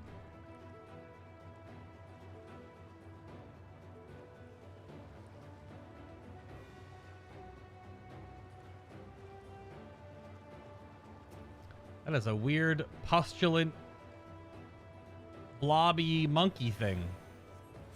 Those who lived and festered. Those who died and decayed.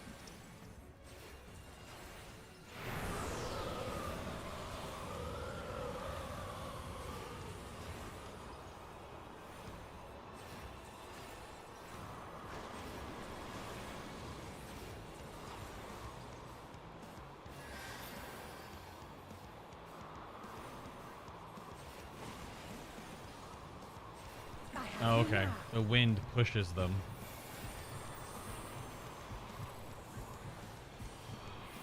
Oh gosh, that does not mess around. Okay.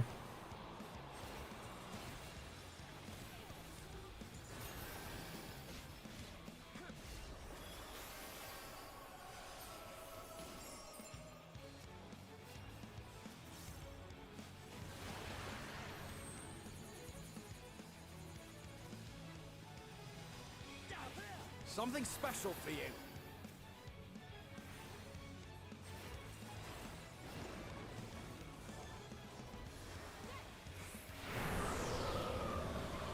Okay, wind's from the other direction.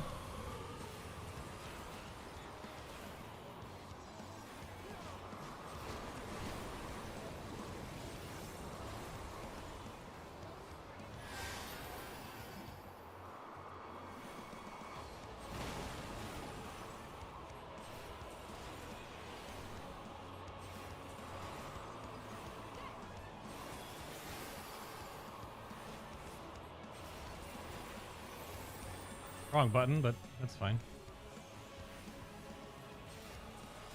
You're mine!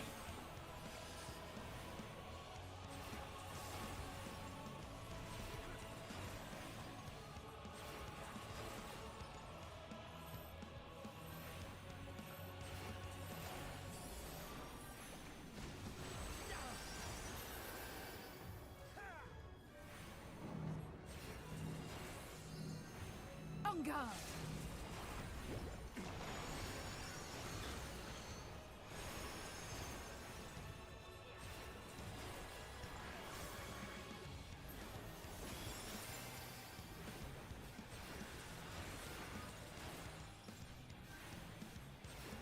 Okay, yeah, so those debuffs during the wind phase do not mess around on this boss.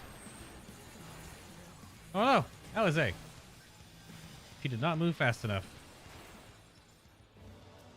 You dork.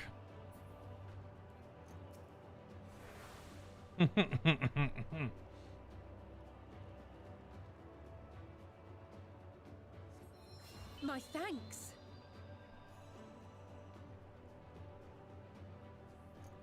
Hit up, you goober. Aiming. And the very last of them wished they had never been born at all. So we go from this to a different star, I guess? Oh, geez. Vision of another world unfold before your eyes. Yep. I need a new necklace. Do you see the... Oh, new earring. Sorry. And a ring, I guess. In a faraway place, a brilliant star eradicated disease. Good grief. Before destroying the self-same lives it had saved.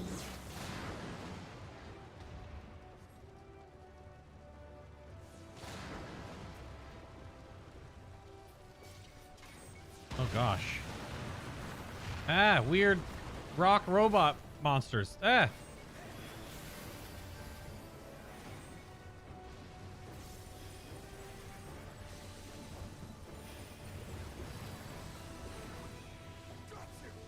Ah.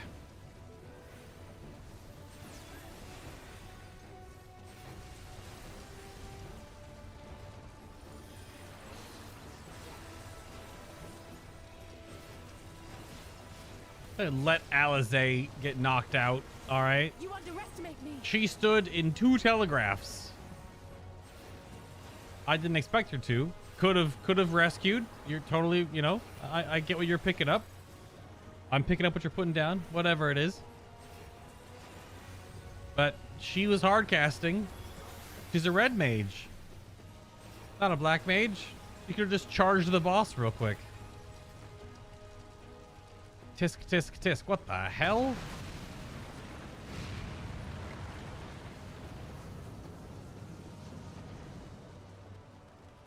That's an that's part of brute justice? Maybe not. This might be just like a thing. Just to illustrate robot stuff here, but...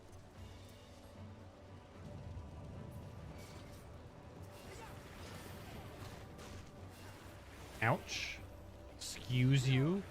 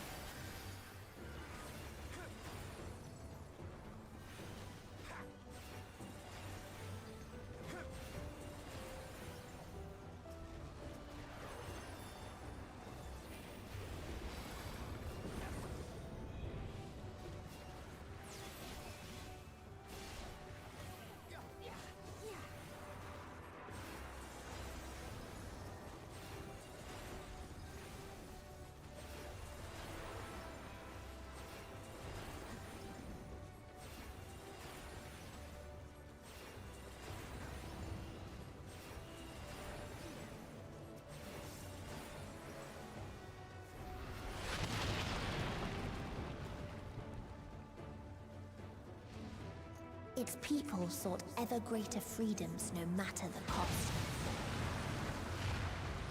Okay.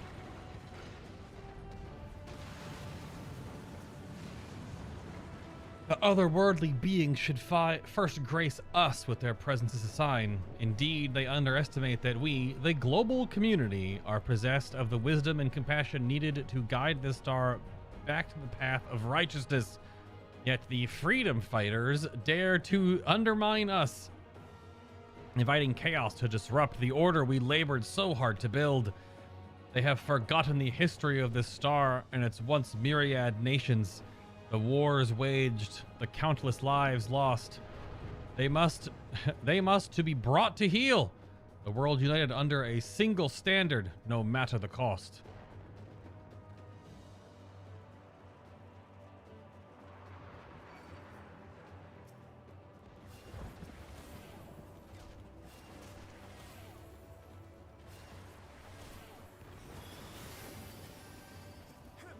So,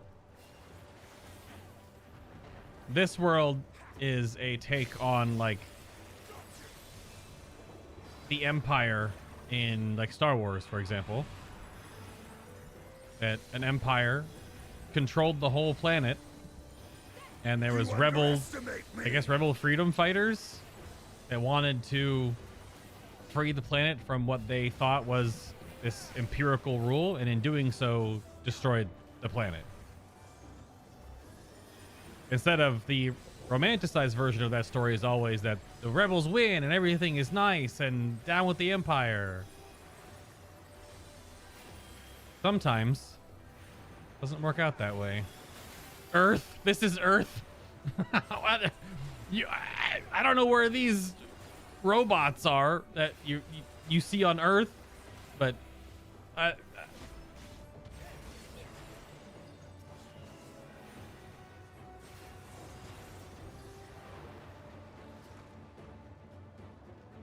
They tried to buy peace with fire and steel.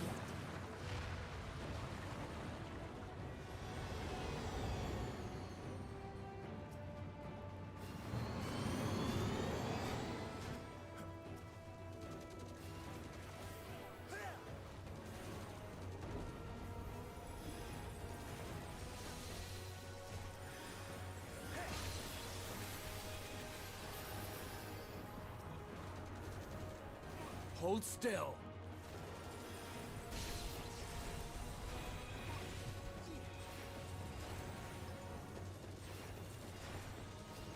it could be that. It could be if Garlemald succeeded. But what I'm trying to gather here, that if in that situation where Garlemald does succeed, if all the peoples just submitted and let the Empire control everything, then it would have been fine, right? But because war has broken out and the freedom fighters, as you see we're fighting here, are trying to wrench control away from the Empire, that is what led to its destruction.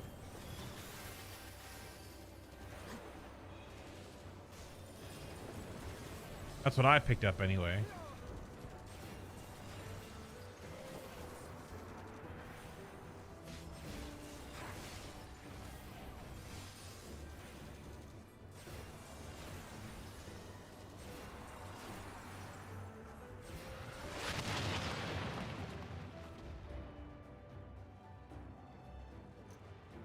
But what about Cure 1?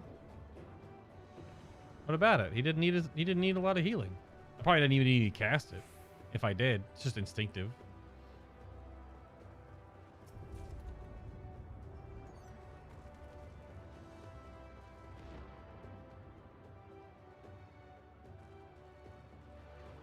More story, more aiming gear.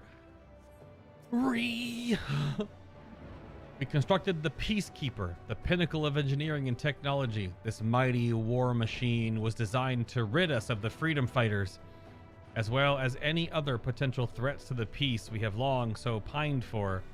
Its artificial intelligence ensures that its singular function is carried out with cold and calculated precision. Indeed, the 10,000 Peacekeeper units we have created have now routed every threat to peace, including us. All that remains is to stand and fight. Oh, maybe not? Also, Peacekeeper units make me think real, like X-Men vibes with Sentinels.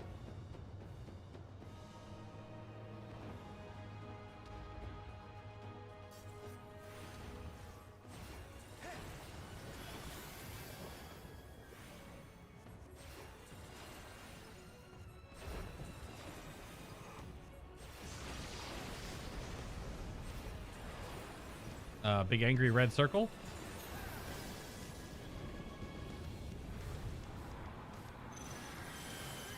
I have you now.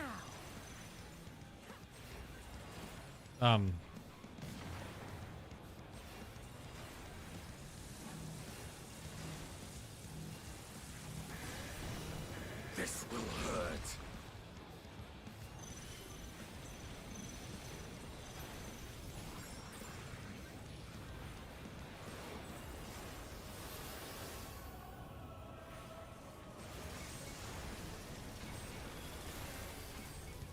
Ooh.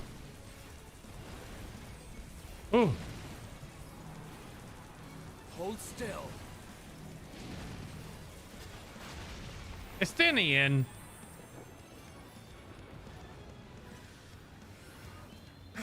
It's rare to see trust people go down, but I guess that's just part of it. Pardon? Pardon?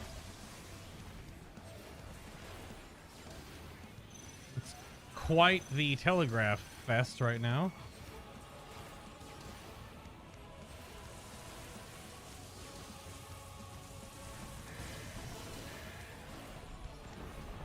On guard. You underestimate me! I have you now. Allow me.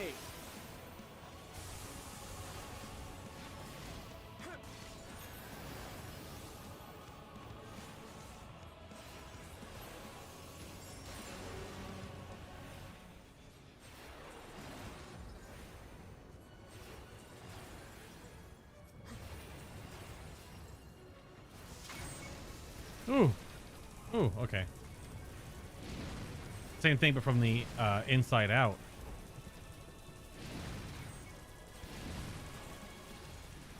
Am I in Bosnia right now? Alize? I will move.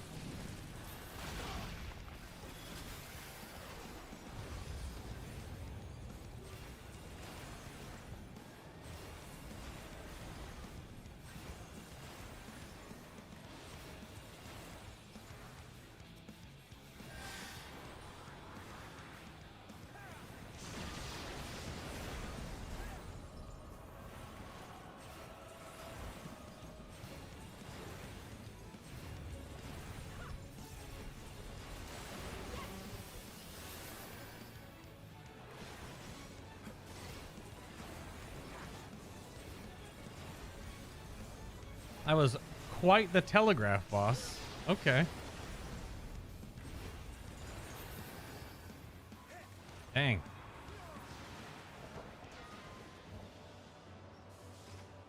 Yeah, that kind of gives me big Sentinel vibes. The exact same thing of aiming. And when one asked, what is the point? There were none left to answer.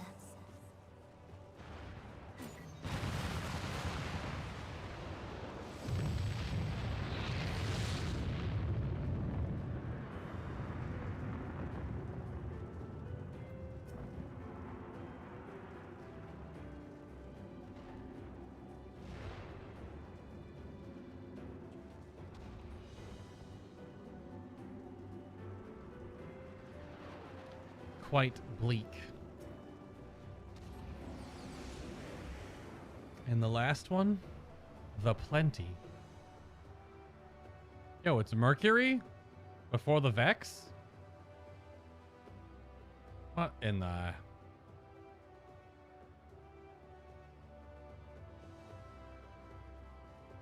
Farther still existed a star without strife.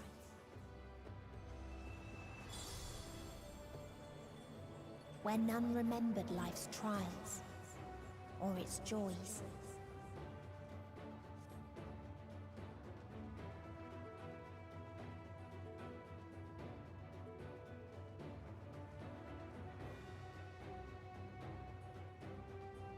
That was a weird big dragon thing.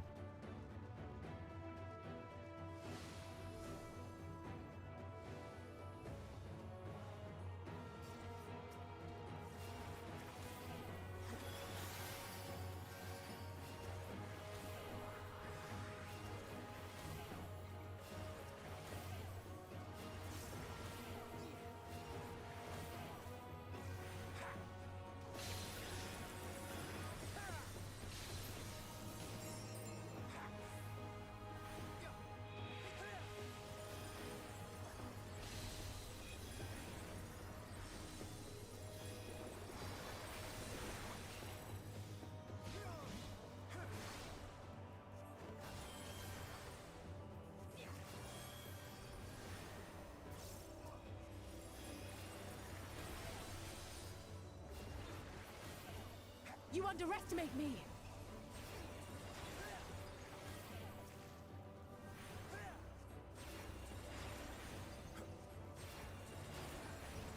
You underestimate me!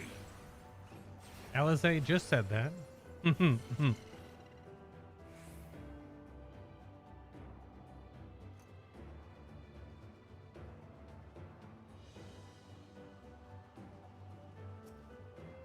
A curious traveler visited our star, a bird which proffered these questions. What meaning does life hold? For what do you strive? I could find no satisfactory answers, only bittersweet memories of an age long past. There was a time when we were lesser, and in our nations, something like that. Yeah, nicence. It's like conscience, but not. Sought purpose. Struggled to justify life's worth. That was, of course, before we achieved perfection. Now, condemned to our paradise, we understand the futility, the fatuity of existence. Like the fledglings we once were, the poor bird could not accept the truth. It asked us again and again, hoping, perhaps, our answer might change. Oh boy, materia, but not the things that I could use right now. Doesn't matter. Oh. I'll have to run this dungeon a whole bunch anyway.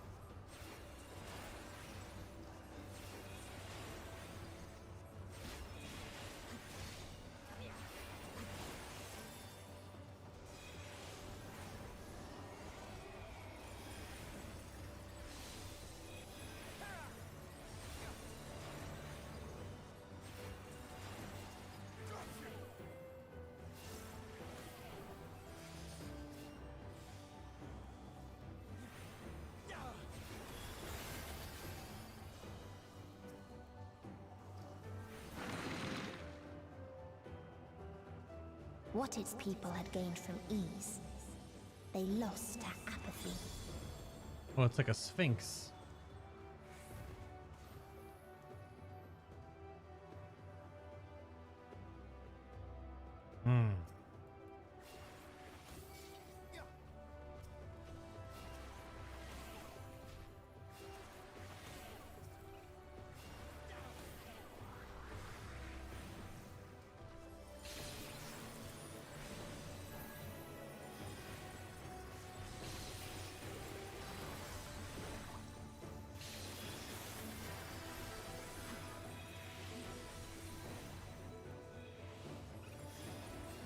You underestimate me!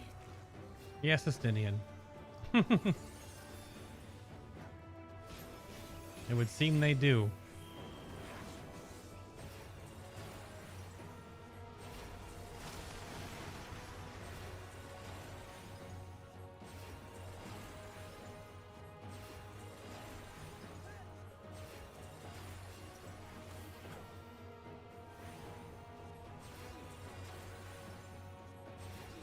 That tree in the background is very impressive. Gives me a little Avatar vibes, though.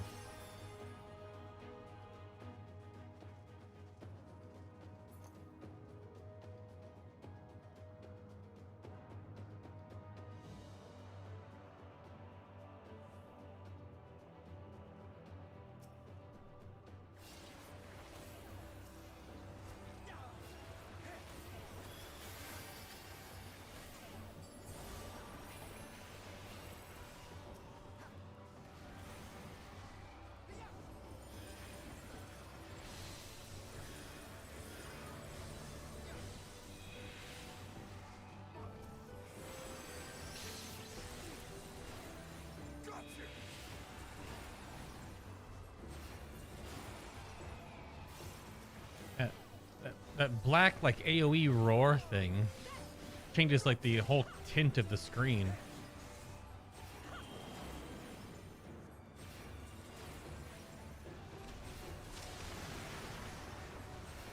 underestimate me!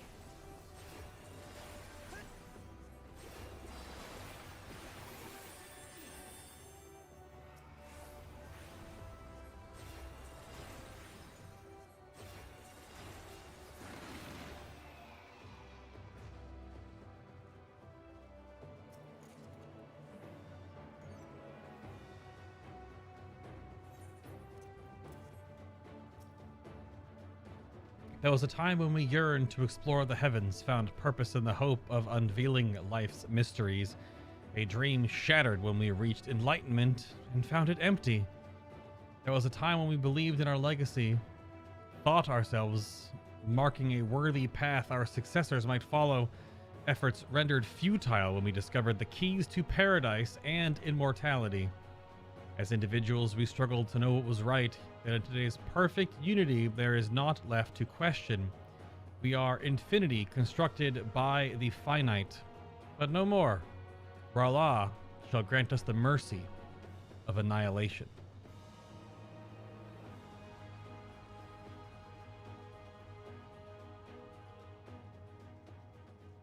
Another dungeon with essentially what might be like a trials boss at the end. A lot of these have been like that.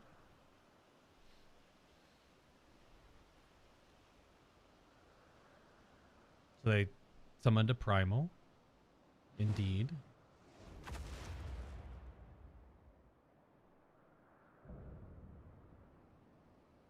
Yeah.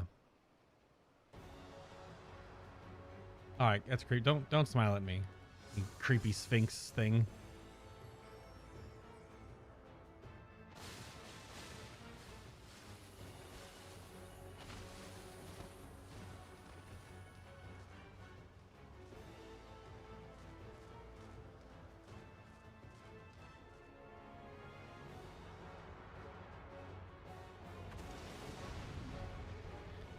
Indeed.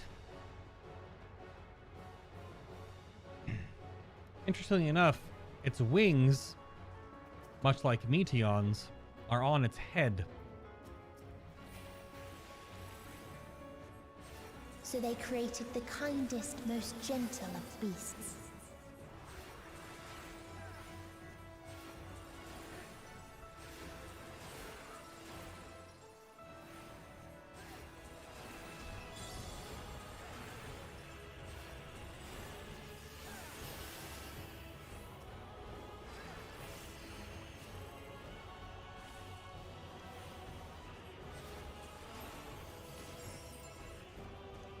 Its steps were light, and its gift was as painless as it was beautiful. Ah!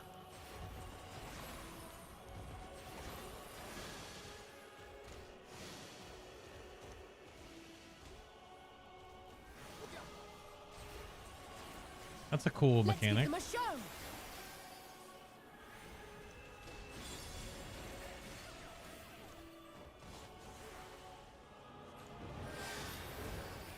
Bathed in its golden glow, they all slept happily ever after.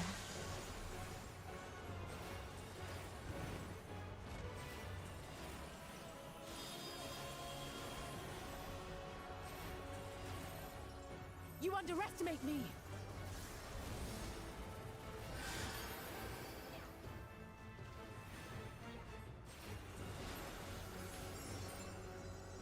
Oh, left wing explosion, I assume. Underestimate me! Quite.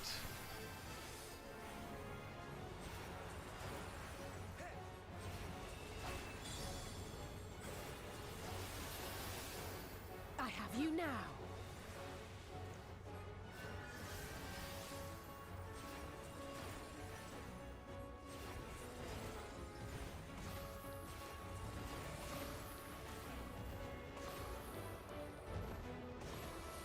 That's the easiest pattern.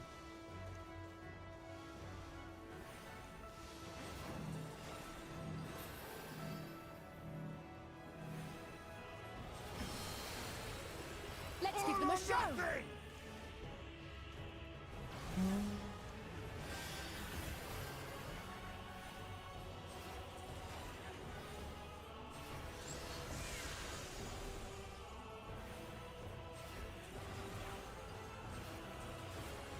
Oh, shit. Aha, okay. That was Allow cheeky. me. Saw that.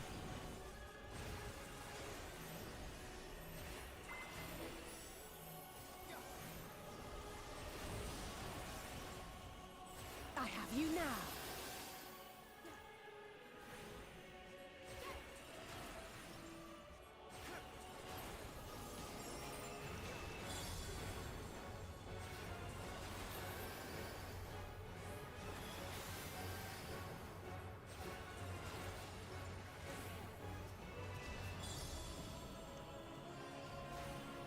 I summon something above. Oh, it's just AoE instead.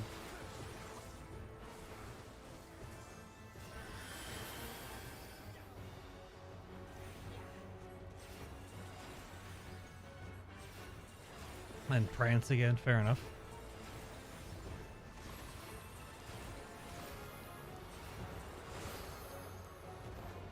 A little bit of a cheeky pattern there.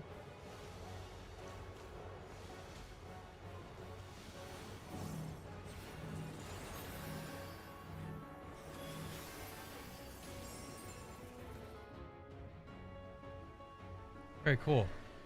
Very bleak, very interesting. All 3 different biomes, just experiencing different stars of all the different ones that were accounted for earlier. I assume some of the ones from this experience are ones that were talked about. This is just witnessing them now.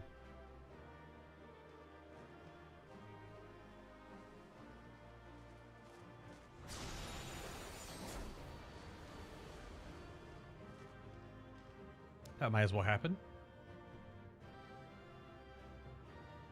Oh, sets the stage for... Yep. Mm-hmm.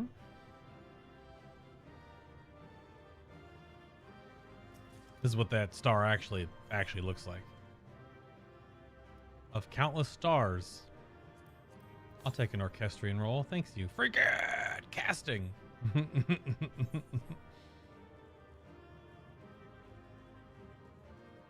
At least now we have an idea of what drives her. They attained paradise, and yet... Oh.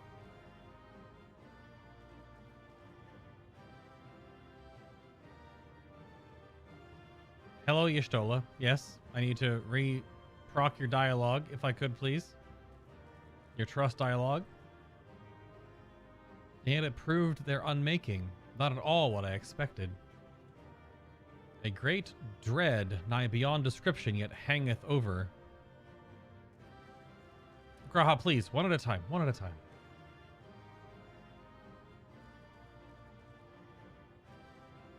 A calamity of disease or war, I can understand, but paradise? A calamity of paradise.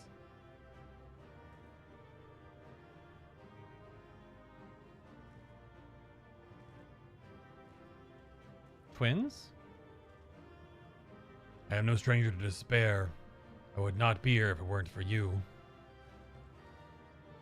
Twins? Oh. I shudder to think how many more worlds she watched fall. However deep the despair. Damn it.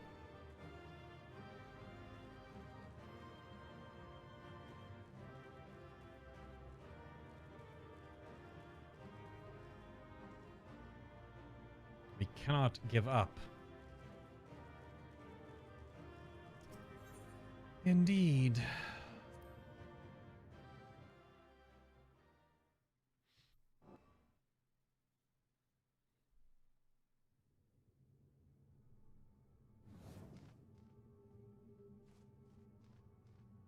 That you still stand.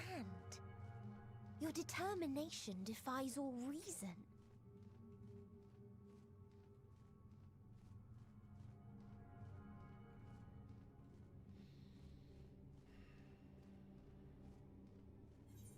The souls within me writhe and recoil in your presence. What must I do? What pain must I visit upon you to make you surrender to despair? No one is unbreakable. What pains one may weather may bring another to tears. But therein lies our strength. For when we fall, Our brothers and sisters are there to raise us up, again and again, without end. I see.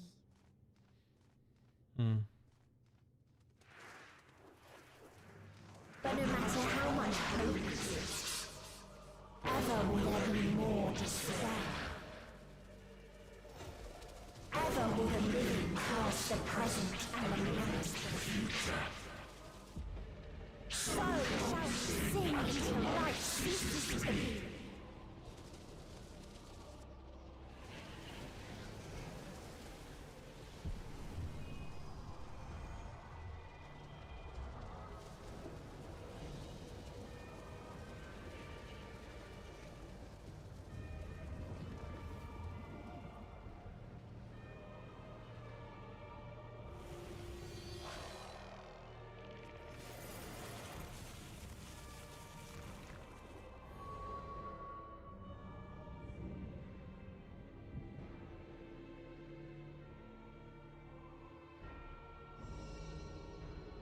Seven hells!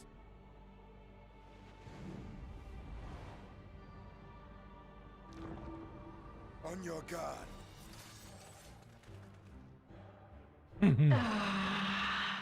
The rage. It rises. Rises.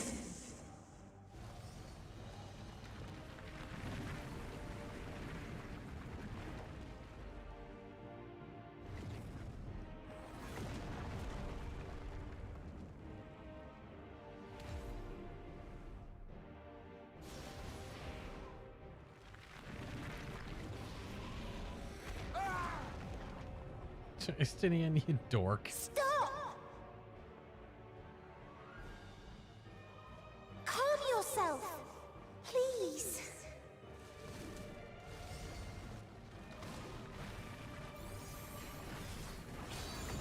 She is throwing stars at us, mind you.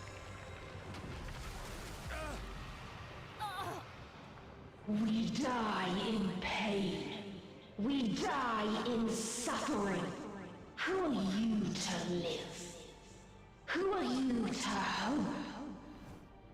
Hold on, my friends.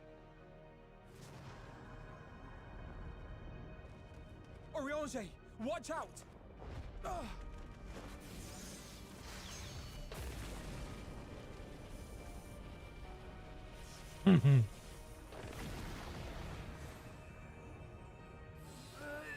Alphino! We cannot comprehend. We cannot know. We cannot know!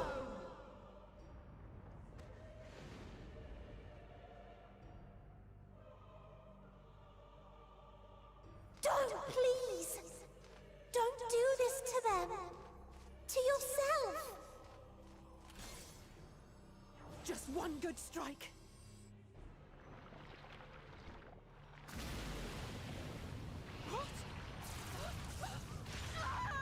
Stop! Please stop! We will not suffer alone. All will know our pain. No, you don't!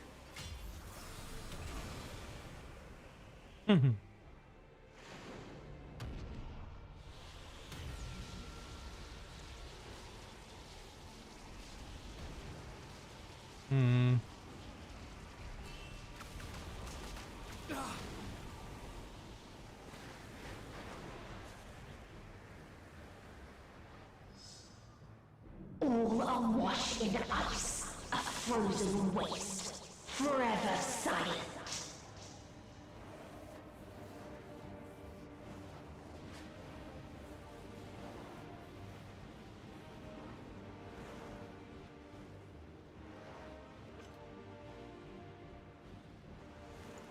Wait!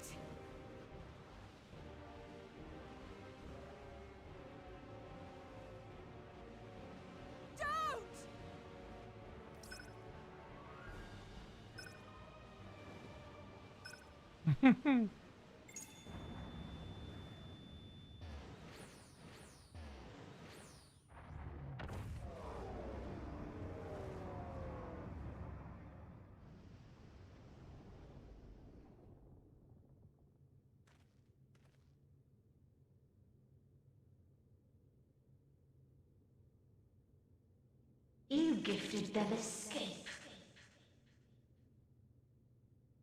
And rendered yourself powerless. Bereft of the synergy you claim is your strength. Unless you need to call upon the dead once more.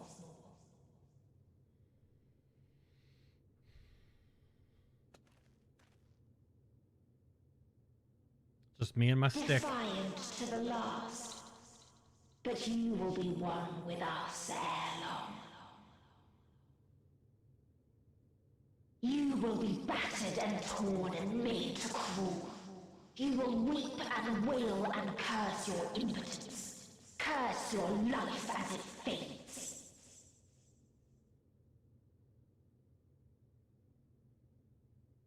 As we did. As we died. Such pain and sorrow we felt. Such anguish and rage. We tried. We tried. But it was no use. Only when we surrendered did we find release. Only when we embraced death.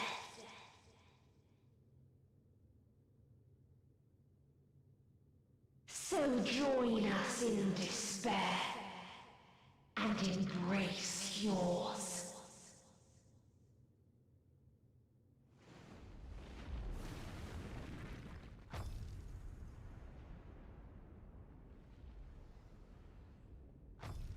My ultimatum. What is happening?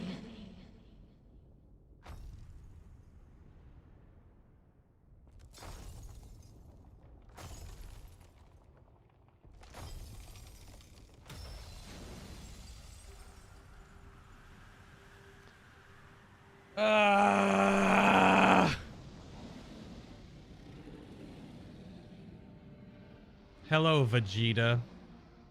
At the end of everything, I find you, my friend.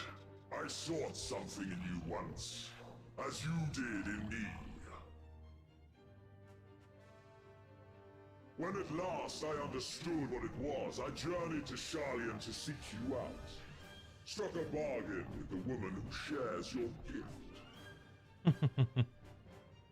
In exchange for lending the Scions my aid, I was given the means to come hither. Gorging upon what remained of the Mother Crystal, I reclaimed the form of the dragon. And, hungry still for our reunion, I rode the light of the stars to you.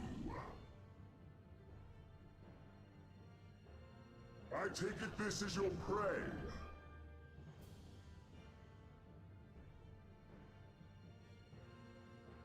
But why does it still live? Surely it is no match for you. I assumed you would be above something so banal as despair. Am I mistaken?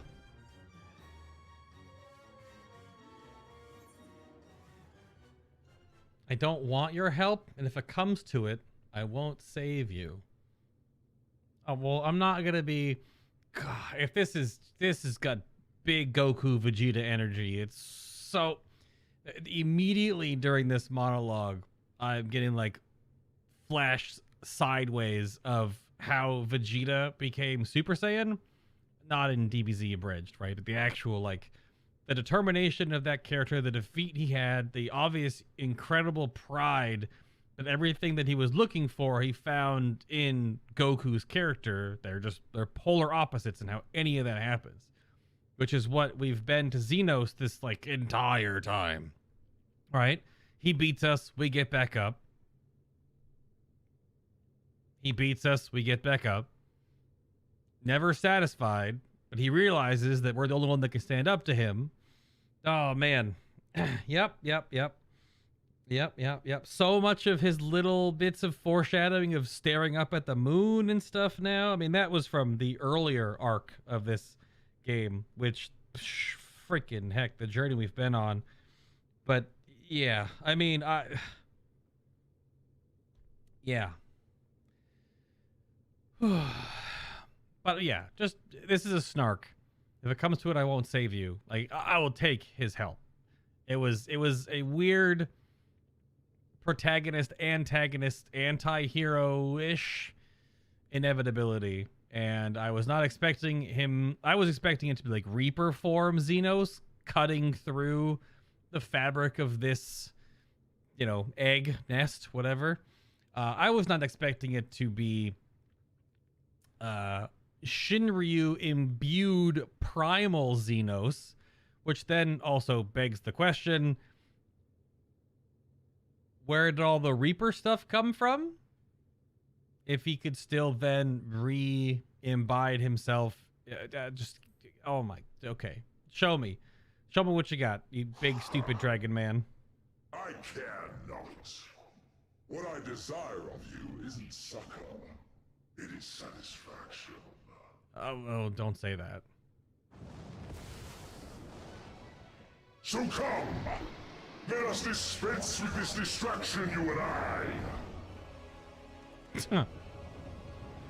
Of course. Fusion dance, anyone? You struggle in vain. You will not silence our song of oblivion.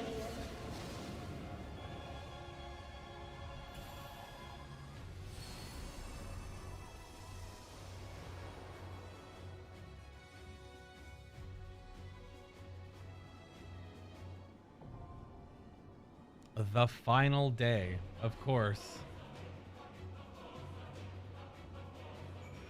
It's a remix of Shinryu's. Oh, let's go.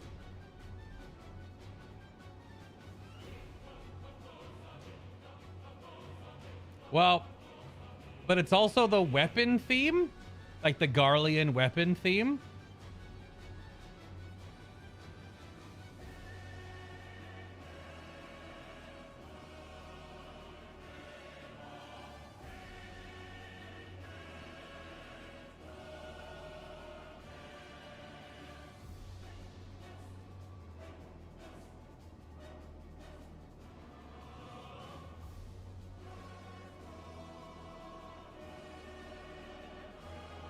Well, it's not a trust one, so, yeah, it's changing. It's not just the Garlean stuff. It definitely, it's, I'm hearing it now as it, yeah.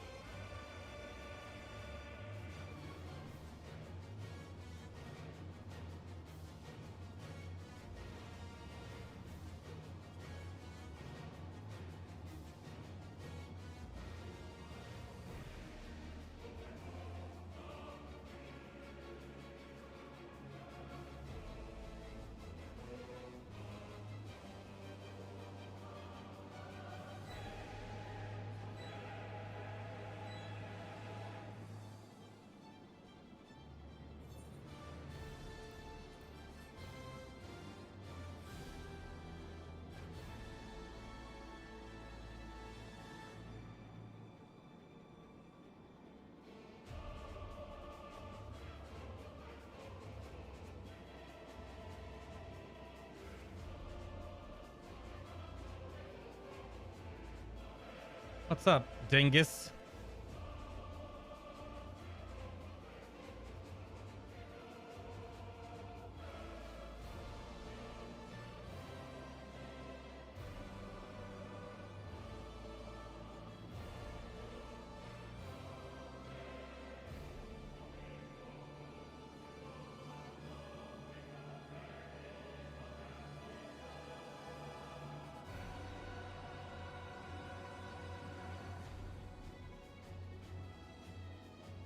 Just needs tanks.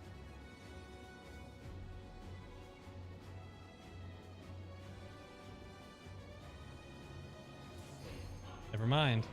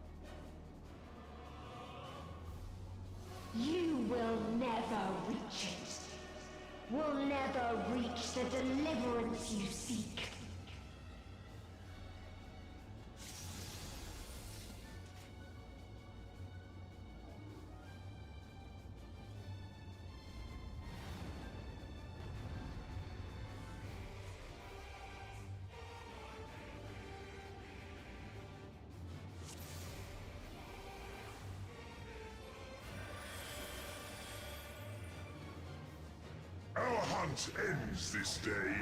There is nowhere you can flee that we cannot follow. Even stars must die.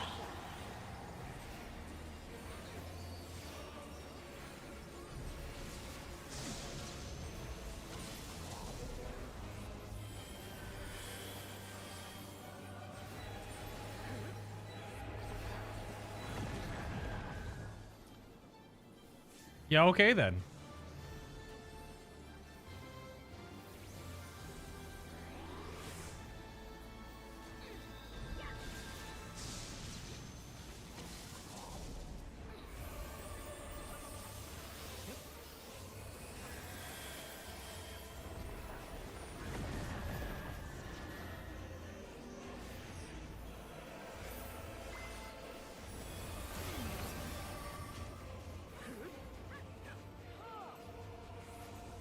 Utterly futile.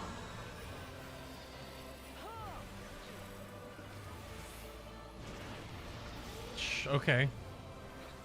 Your suffering is at an end.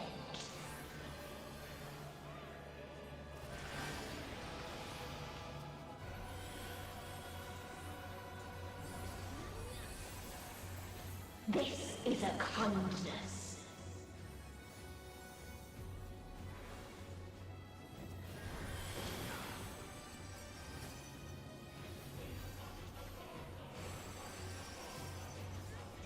All of us have known despair.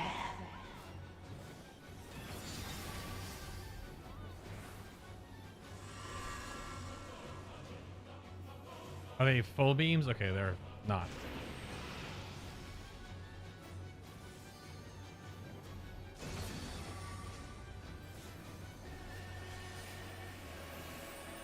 We have seen the end.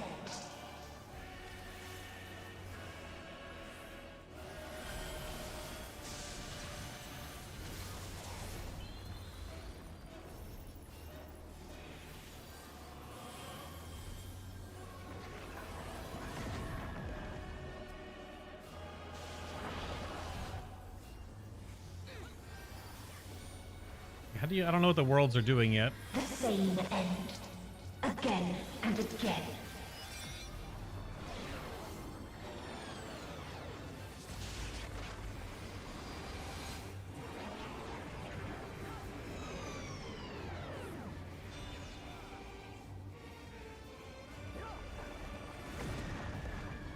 Could have finished that cast.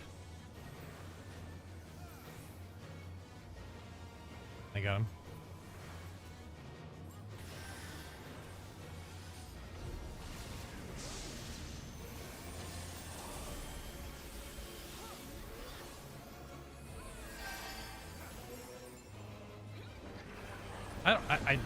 I don't know how you tell what planet's gonna blow up. That's definitely something I have to learn.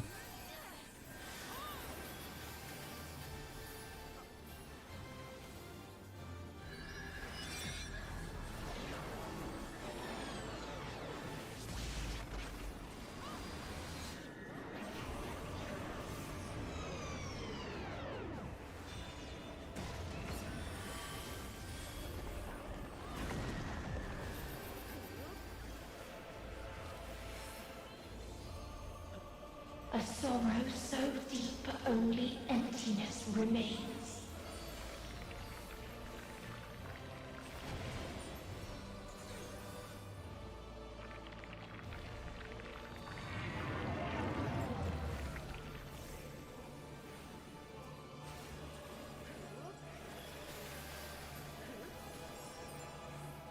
Yikes.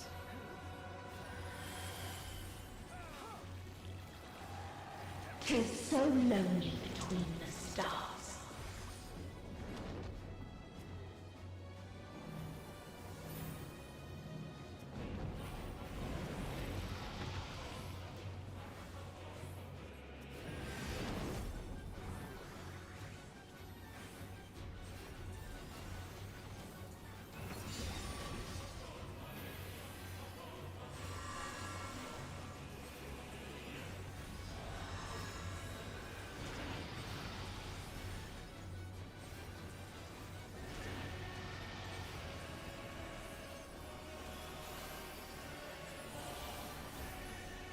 We have seen the end.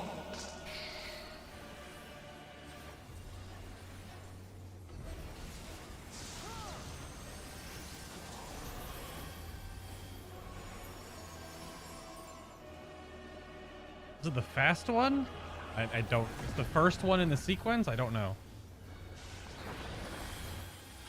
It's the first one because the second one hits it. It collapses. It runs into it. I got it.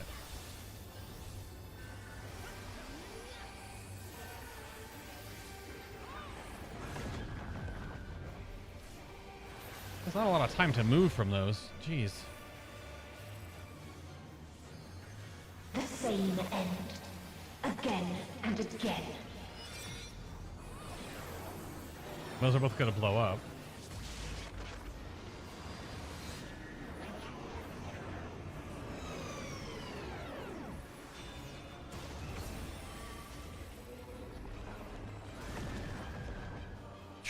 Okay.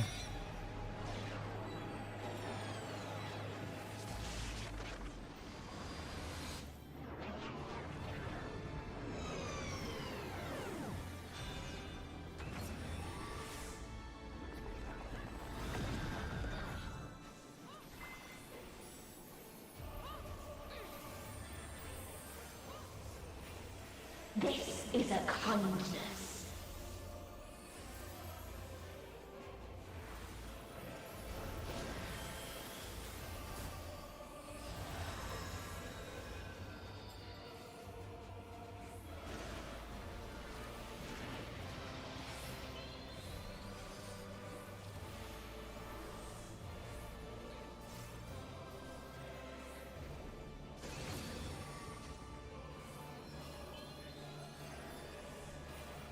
All of us have known despair. I'm so weak right now. Or weakened, rather.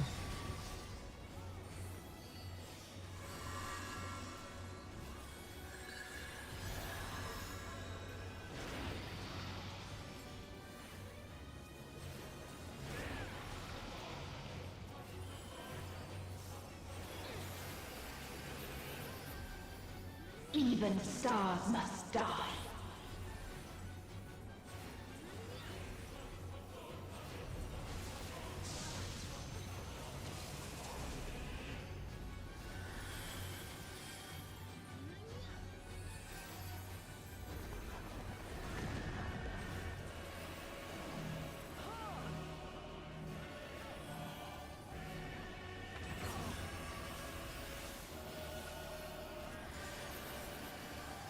Tis so lonely between the stars.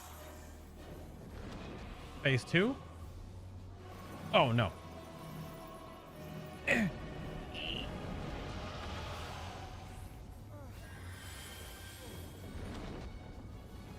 Dragoon's having a rough day. This is a kindness.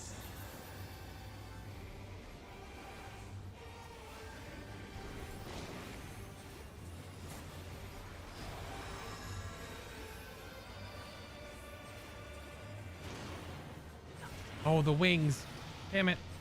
Oh, the tears, rather.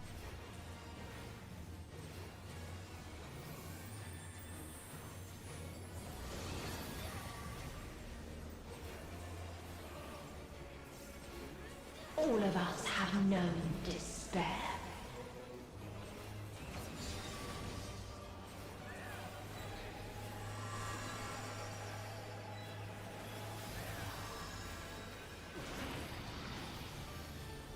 It's tears, so it's wings. Not her, mouth open. Even stars must die.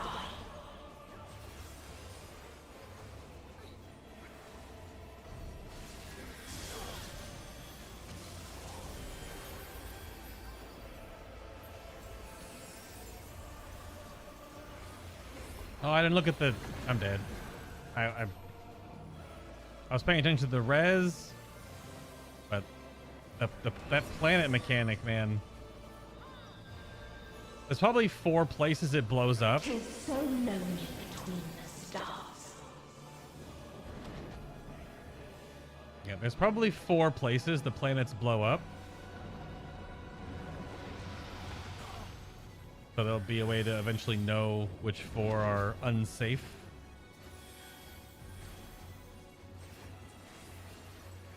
Or like if it's rotating from one, you'll know.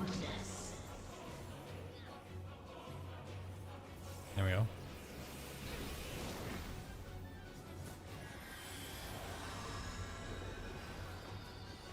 Oh, shit.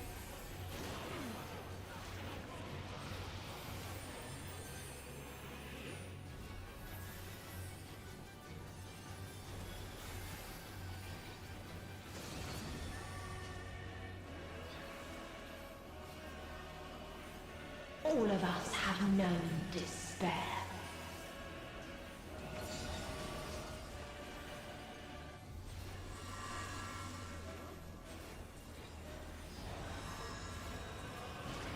Out, so out.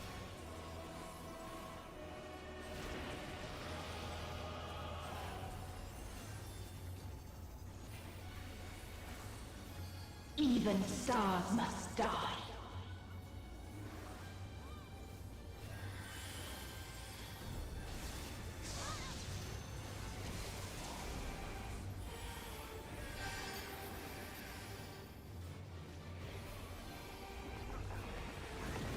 If there is no happiness in life,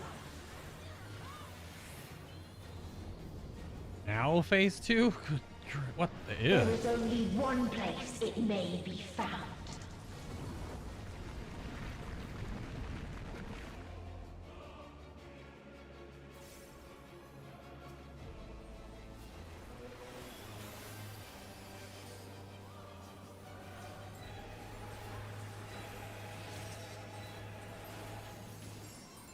The DPS burst phase is happening. Oh god. Okay. Oh, I see. The stars are on the outside. Okay.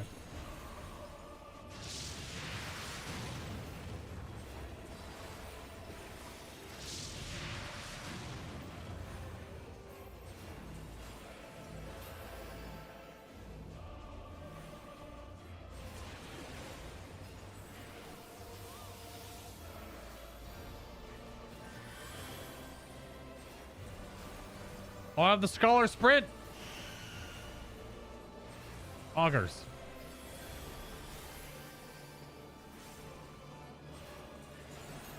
This DPS burn in extreme gonna be rough.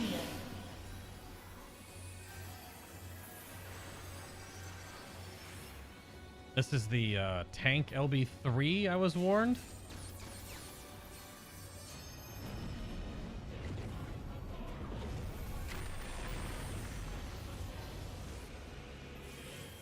Full health plus tank LB3. Thankmas. They just did something. I don't know why they died.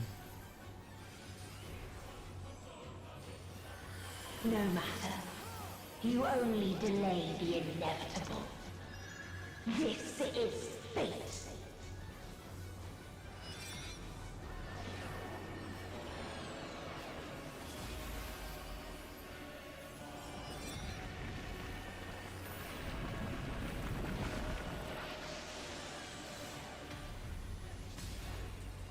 Another one? Your time has come. It always does. We have no LB, so this is when Xeno steps in.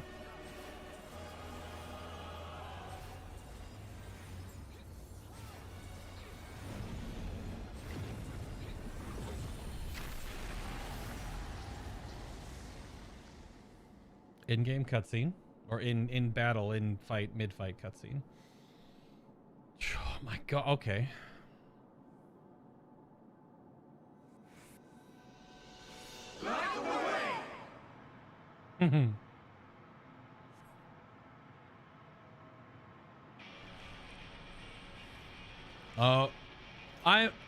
No.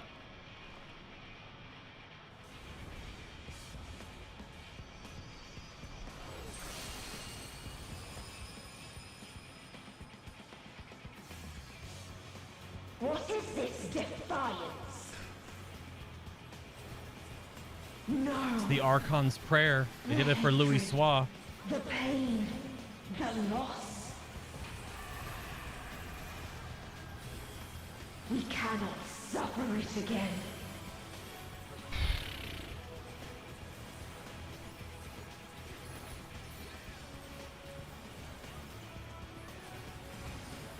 We will stand against fate.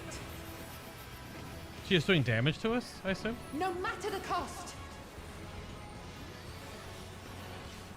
We've been here before. Ah! Many a time.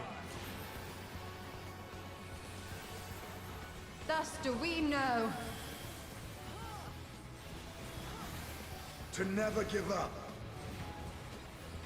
This is super. I cast it too late. Will shine again. Look how there are mechanics for my new spell.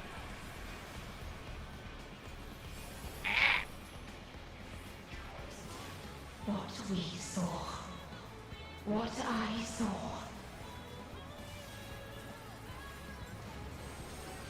Oh, get him! Get him, Litany of the Bell. Let's go. Look at that healing. Holy shit. End in misery and That's what it's made for.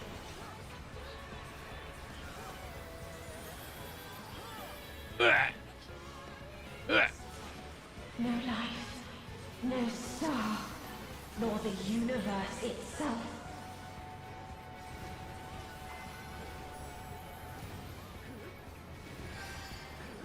None should hope for better.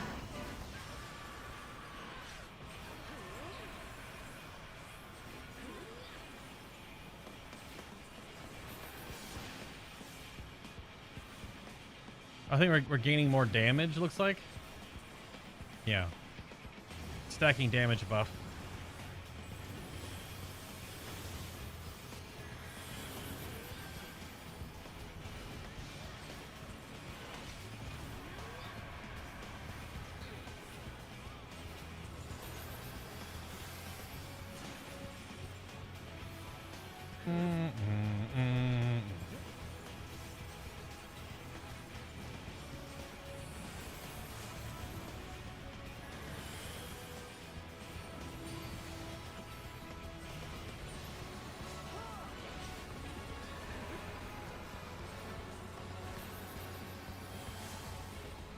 Oh no, did that Dragoon die trying to limit break? It writes itself. If this was not the answer, then what is it? Where lies happiness?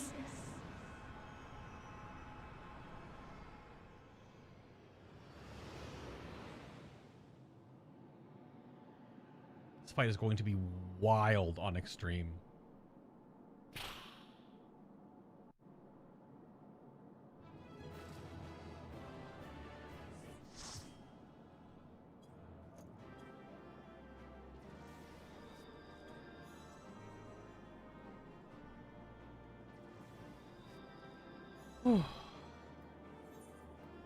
Oh, my other healer left. I gotta give it. Dragoon tried. Come on. Our Dragoon try at the end there to get the limit break off. And died for it. Man, oh man, oh man. Wow. That was like 20 minutes of combat. How long does that mean? Because it's death, so it adds to how long the phases run, but it has to last a while, right? Good grief. Good grief.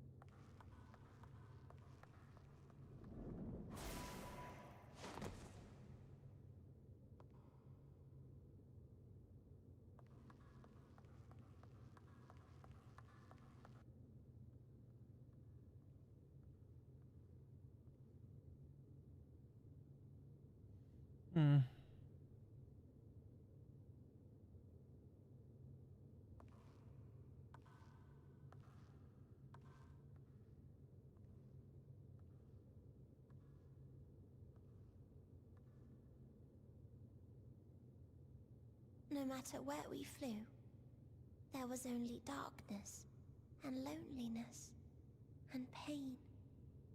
We couldn't find the answers Hermes yearned for. The answers he deserved.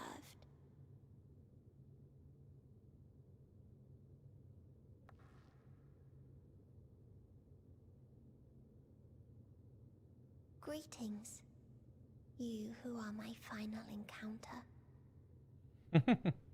I wish to hear your words, share your feelings, know your thoughts. She said the thing. May we please be friends?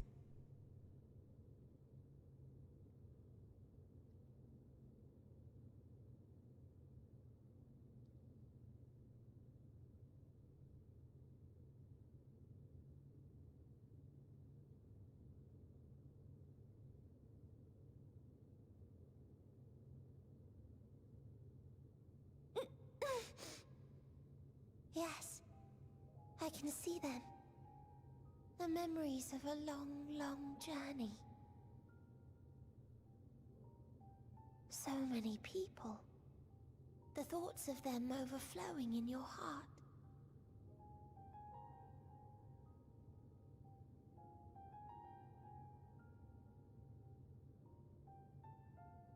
What they live for. What gives their lives meaning. There was never a single answer. You gather pieces of happiness, precious and fragile, only to lose them. Then start again. On and on it goes, until death takes you into its gentle embrace.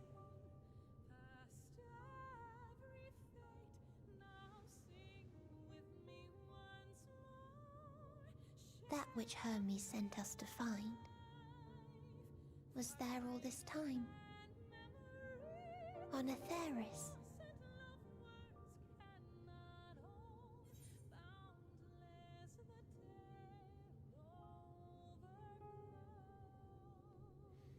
It wasn't always there, or we created it together. I mean, that's...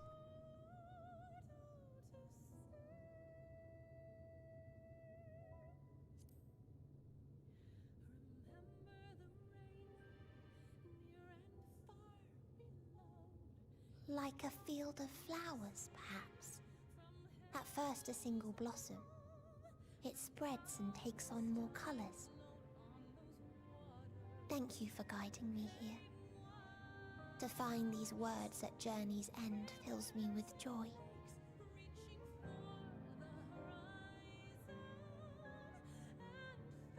And so, before I fall forever silent, there is one thing I must do.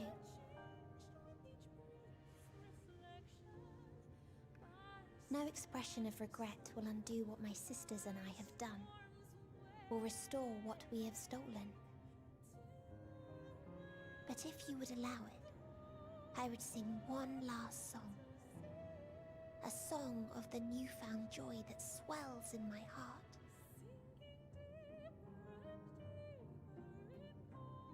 Of the beauty of light when it shines across a dark and starless sea.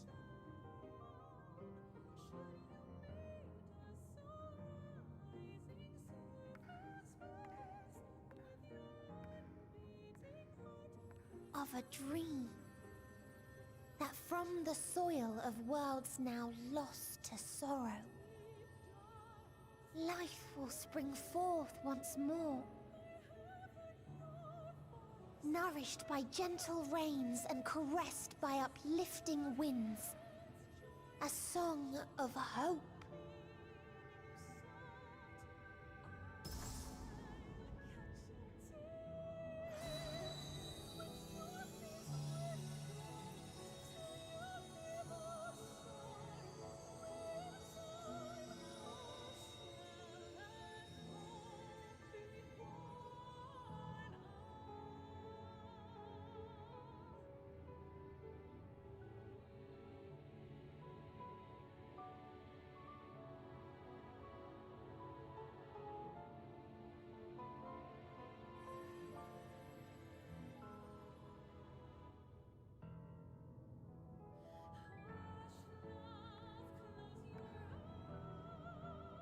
One day, life will fill the universe again, and Hermes will see this and smile. How, I do not know. But I do know that where there is a will, there is a way. After all, miracles happen every day, do they not?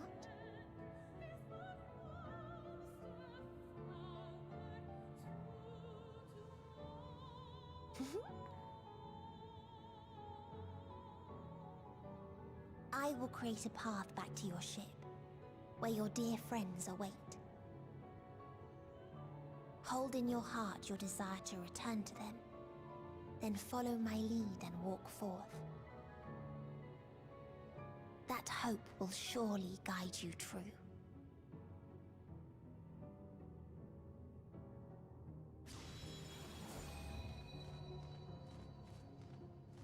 Mm-hmm.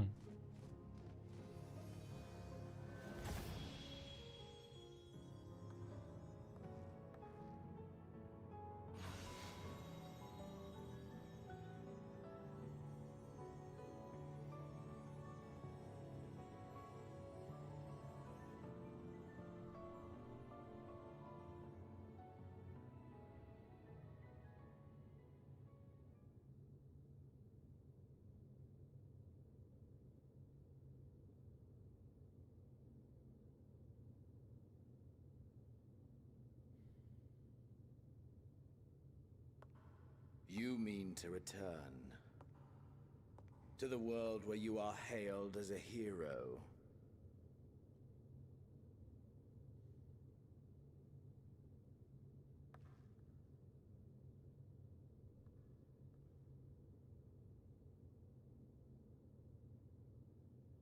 Hear me then.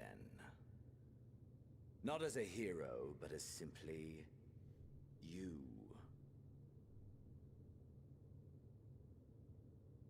As I learned in Alamigo, you are a formidable foe.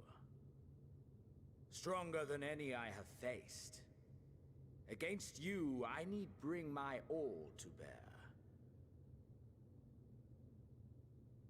I need burn through the candle of my life.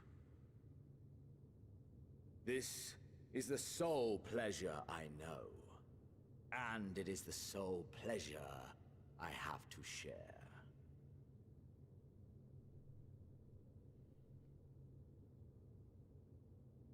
And so I come before you to issue challenge and offer singular bliss. If you wish to walk away, I will not stop you. You value life. You do not burn yours save for reasons you deem worthy. Reasons such as those which brought you here. The salvation of a world and its people. The motives of a hero true.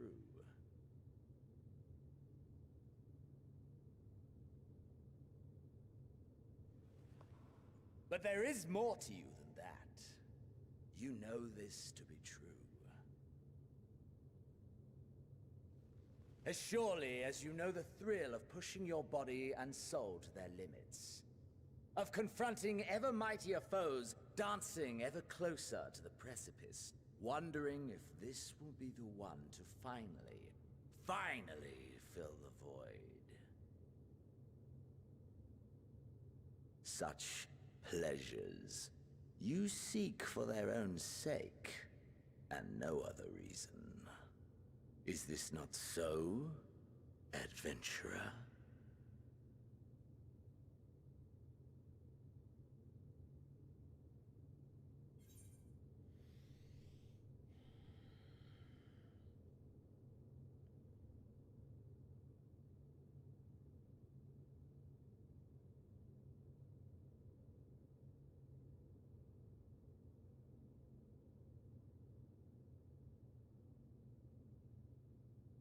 Hmm.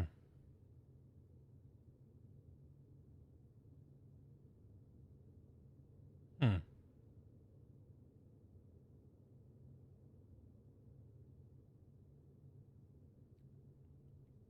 Well, I'm not a number 3 here. obviously a bit more of an aggressive character. Feeling the second one. Xenos can think what he wills, but he's definitely not leaving this place. Because his whole life or death until you return to the void thing, sole purpose, what we seek out, that's just what one kind of leads to. But you're not going to deny what he just said.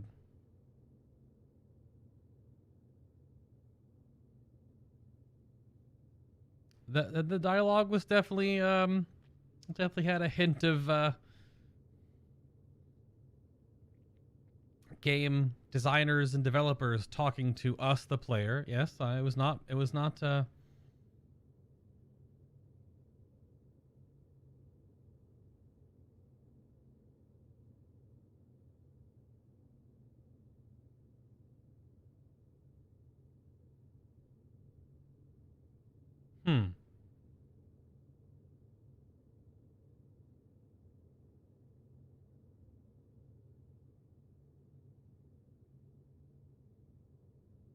No, my gut was the second one. I mean, that I can't deny is on the nose, right?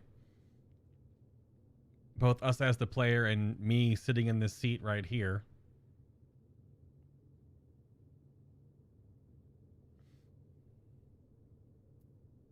Let's see what of it.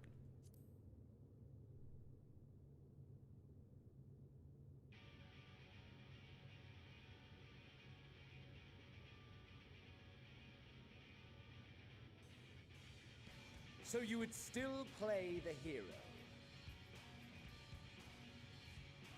No matter. In acceptance, you betray your deception. You know full well what we are and what we seek. To shine incandescent in death's shadow.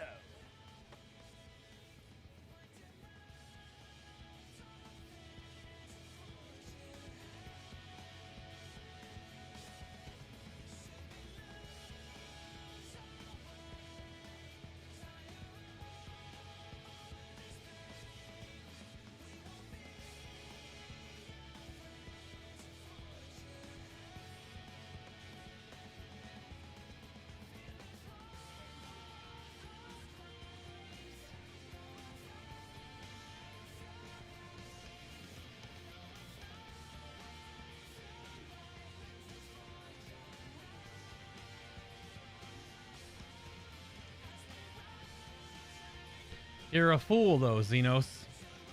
You're asking to duel a healer. I may not DPS you as fast as you would me, but you're not going to out-sustain my damage.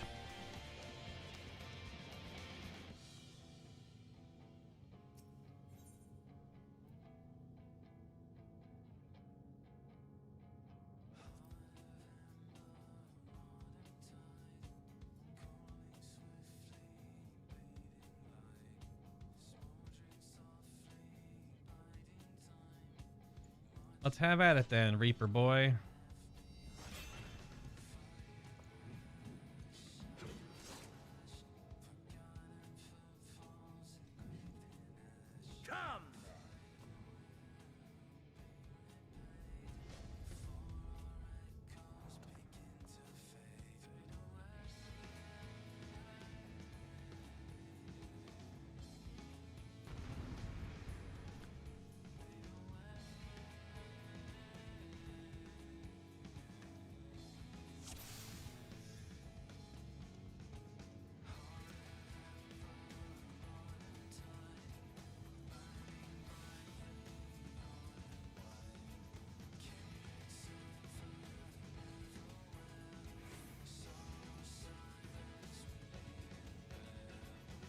So that's, I guess, 6 onks. Radiating healing. It doubled my HP.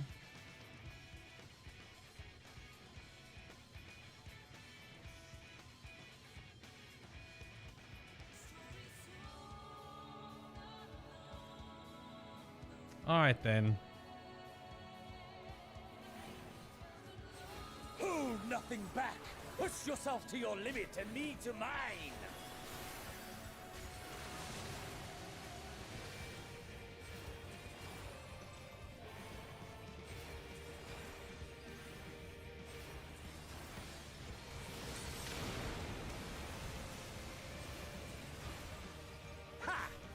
Still fighting you, I see.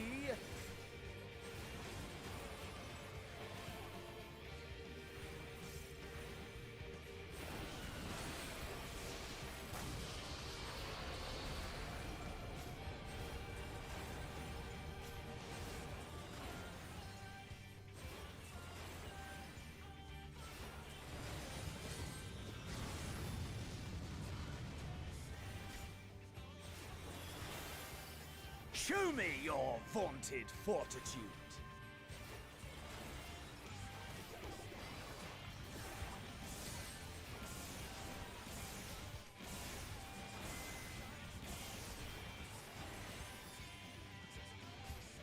Quite the Ankh-Morn there, sir. Soon you will know the full extent of my power.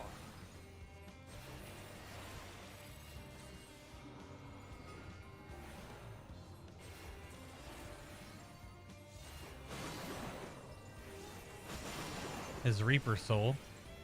Mine for the taking.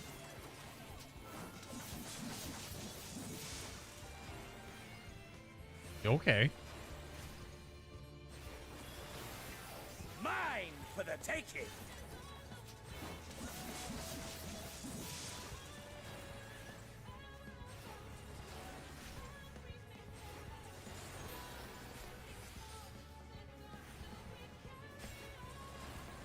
Reaper soul's back.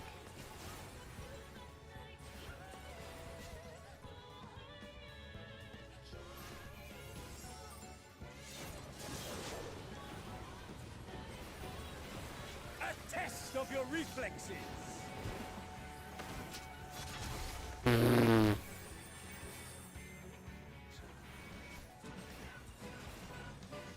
A test of your reflexes.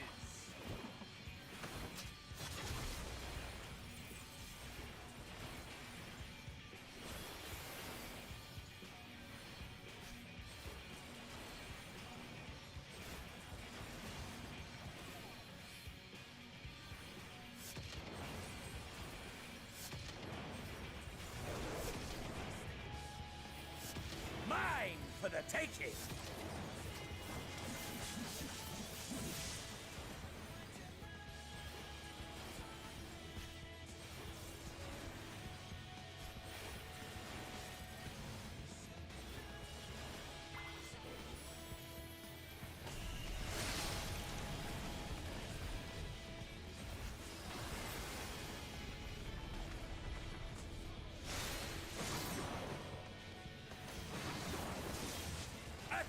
Of your reflexes. Ah. A little bigger than I was expecting or remembered.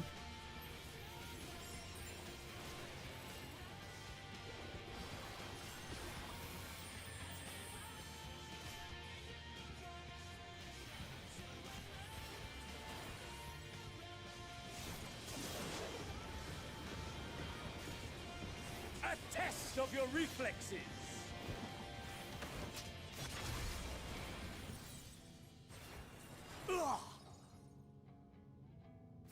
Ah, my soul, how it burns!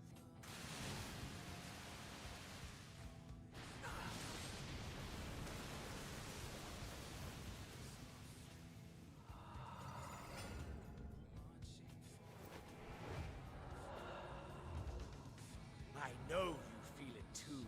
The inferno swelling within you.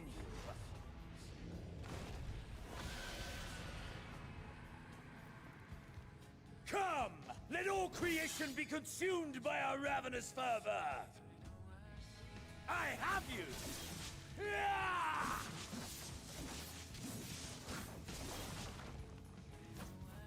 Do not tell me your life's fire is already spent.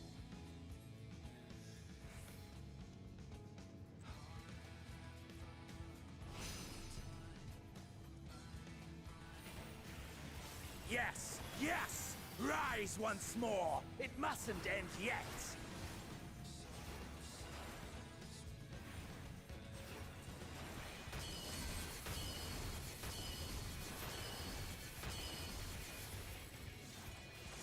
Good grief. Mine for the taking!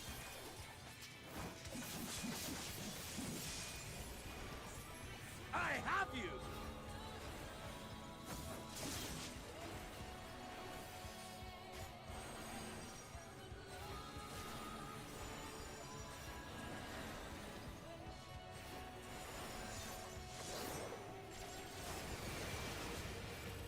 A test of your reflexes!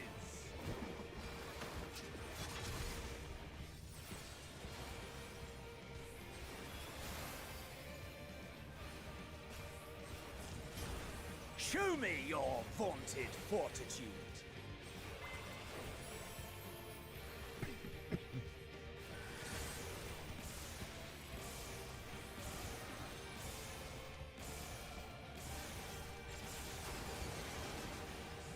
A test of your reflexes. Is this fight curated? The more I'm thinking about this, a DPS can't survive that.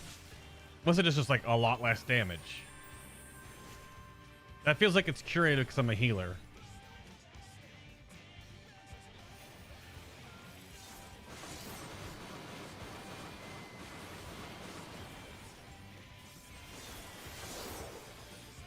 Mine for the taking.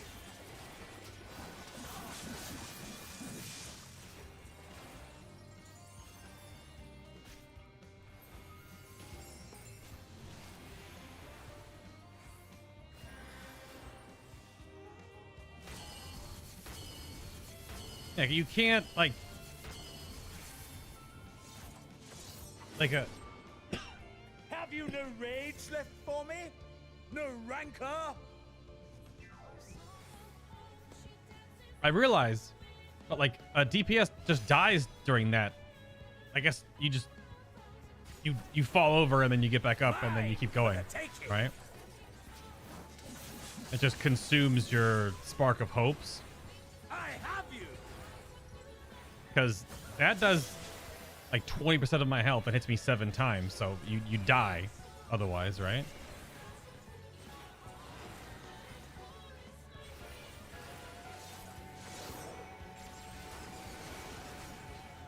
A test of your reflexes.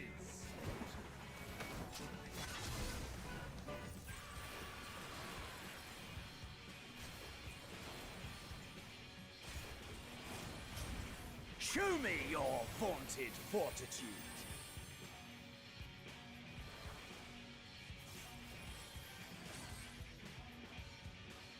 Ah! No, not yet. Not until the last of me is spent. Ah, there! Now fall.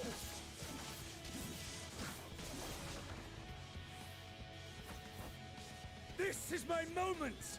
Our moment!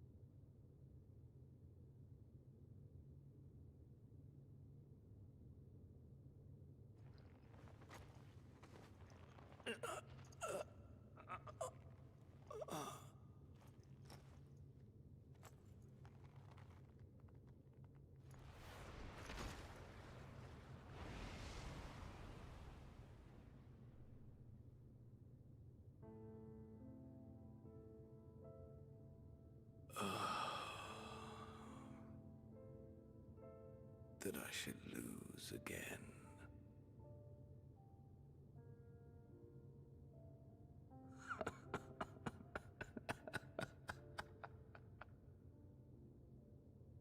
How disappointing.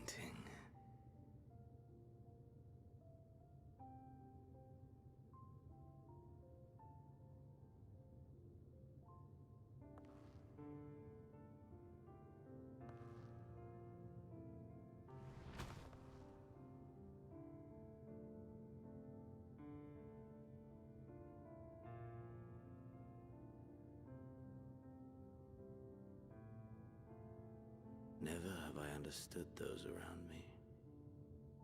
Understood their obsessions. Besieged by their banality, the world is a mire of tedium and trivialities. But in these fleeting moments, there is a spark. Blinding, brilliant. Gone. Too soon.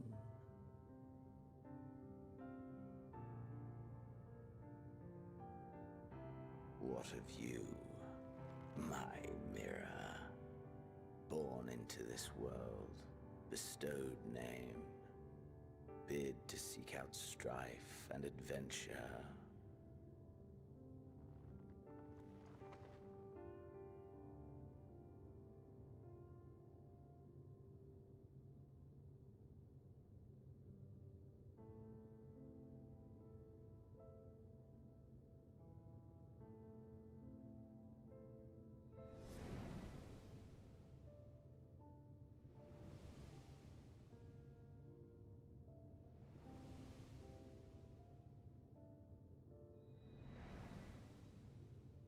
Was this life a gift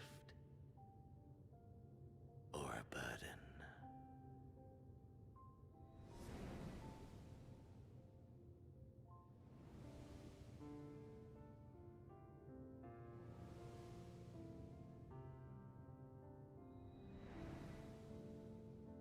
Did you find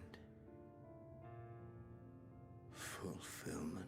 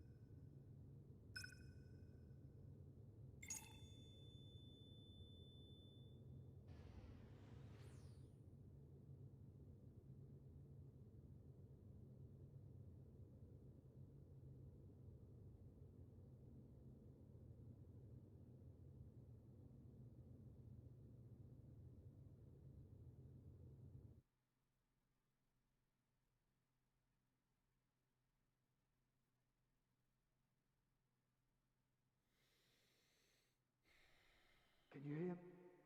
Safe. Must tend to...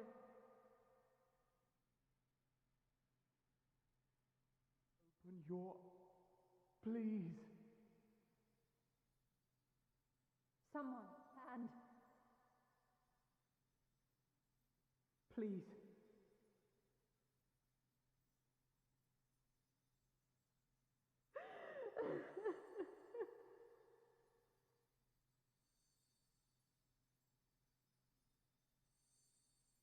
You can't leave us!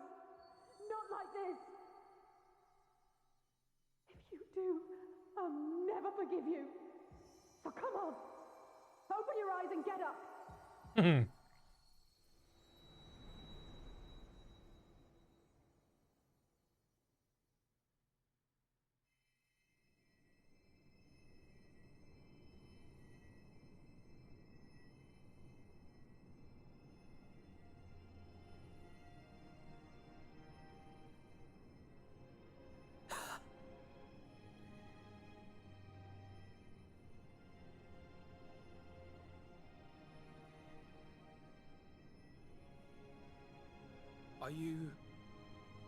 Are you with us?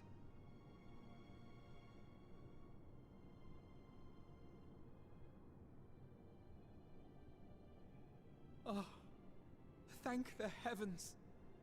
For a moment we thought...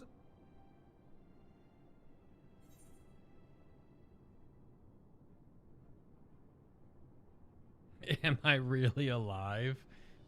What? Come on. After what you've done, you're the last person to be asking that. Shut up, Graha. You... How can you keep your promise if you're not here? Whoops. Another fine show you've put on, my friend. A fine show indeed. What were you thinking? Fighting alone? Never do that again. My poor heart couldn't bear it. Put yourself in our place. If you hadn't returned, how do you think we would feel? And if that sounds harsh, it's because we care. We tended to thy wounds as best we could, but how is the pain?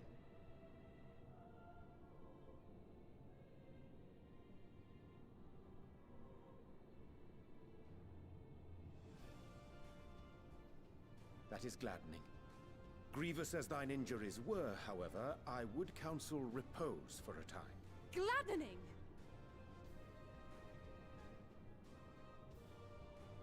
There's nothing gladdening about this.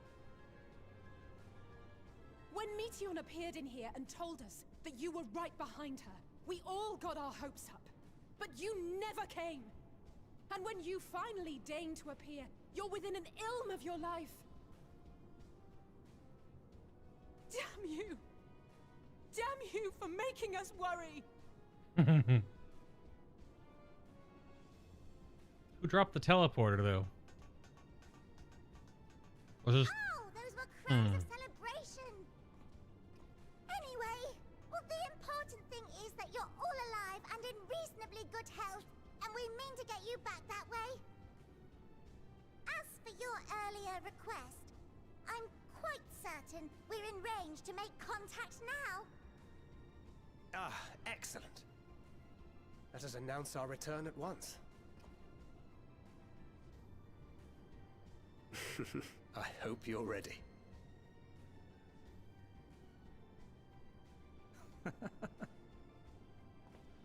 While you were unconscious, we set out from Ultima Thule, you see. Can you stand? If so, you may wish to see what's outside. Oh no.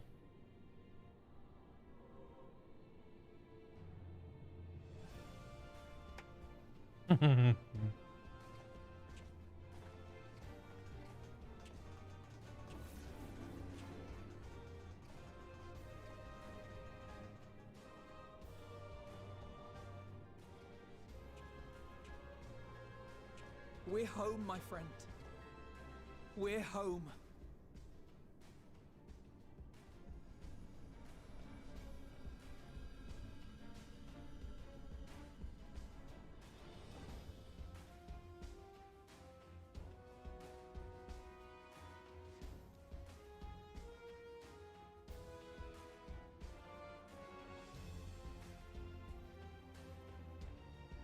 Of course we're watching the credits all the way through. I'm a film major. I watch the credits of every film I ever finish. At least the first time.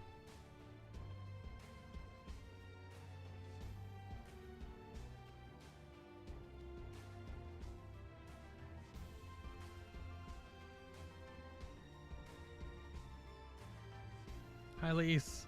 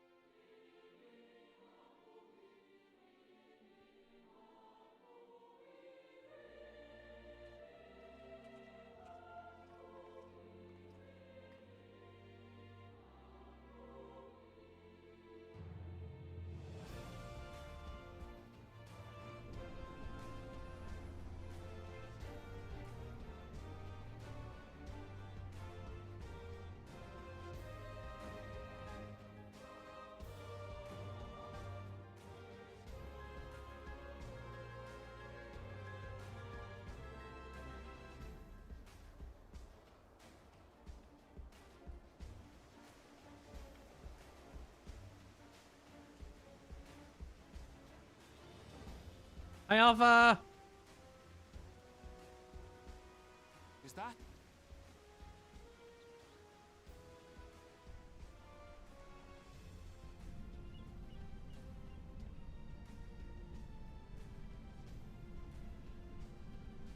It is! It's the Ragnarok! They're back!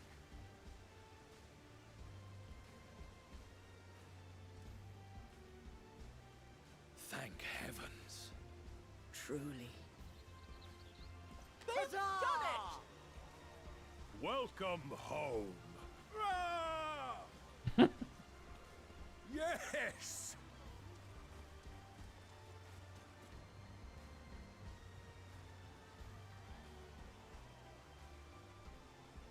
Ah.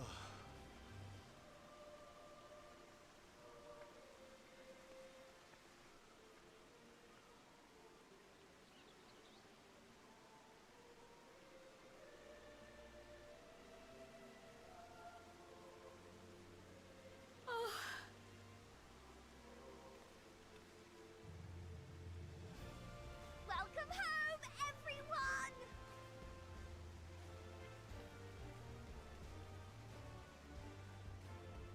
And she's off.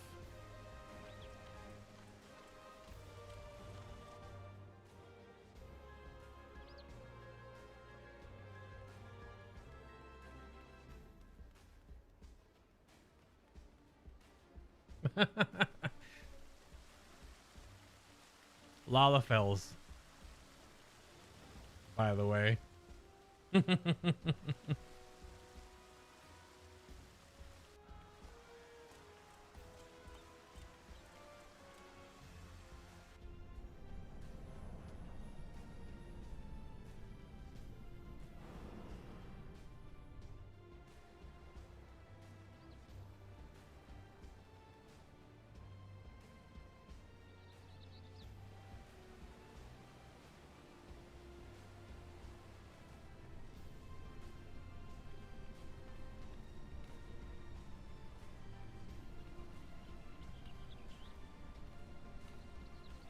Welcome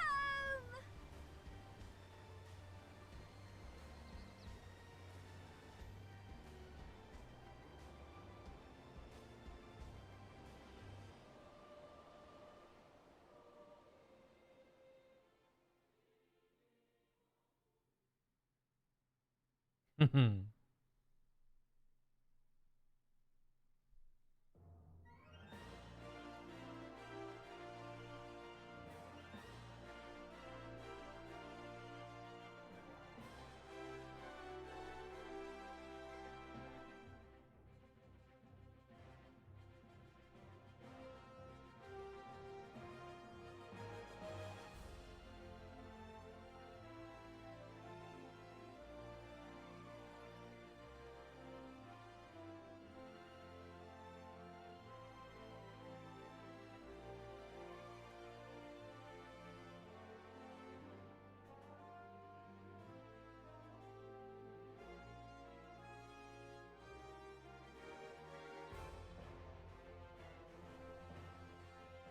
Ooh. Ooh.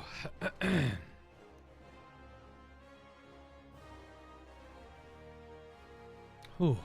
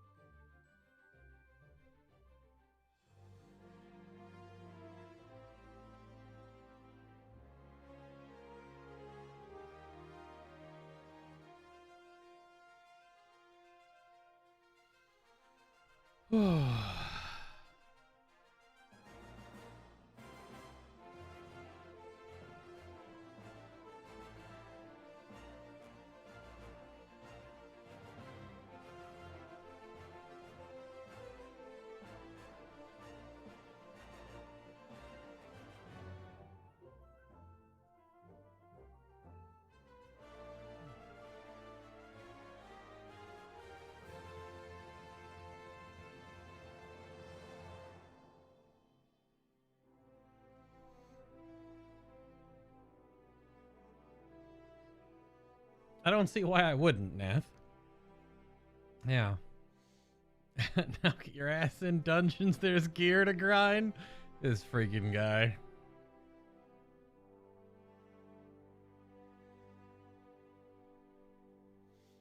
Ooh.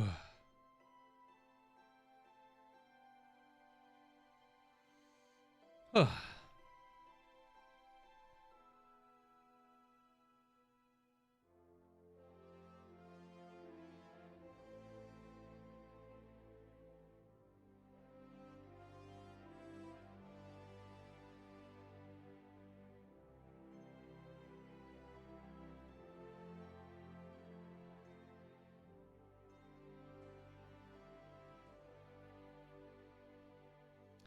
What's my take on the MSQ? Better than Shadowbringers? I mean, there's still probably a little bit more to wrap up here, but my initial feelings towards everything, which, you know, I definitely need to make like a non-spoiler and then like a spoilery, like talking head kind of discussion video at some point. Gotta kind of give the 2-week window so it's not, at least for the spoiler video.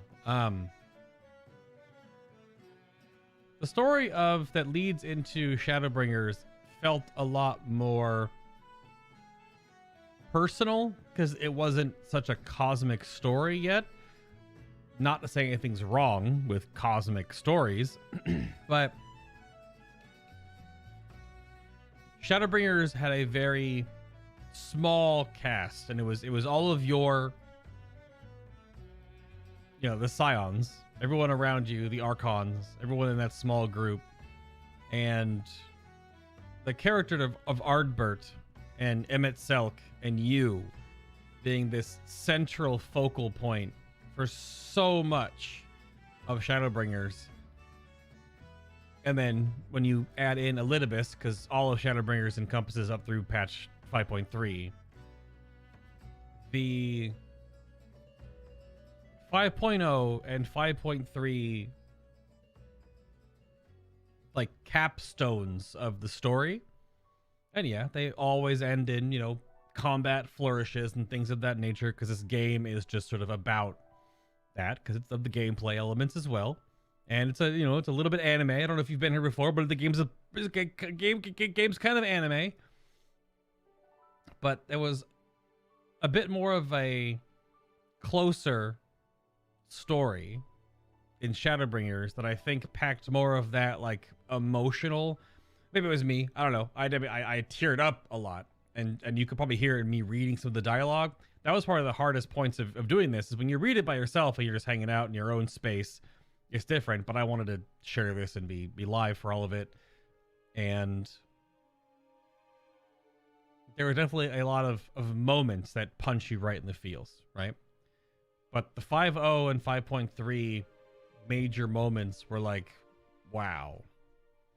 The story that Endwalker brings together is big.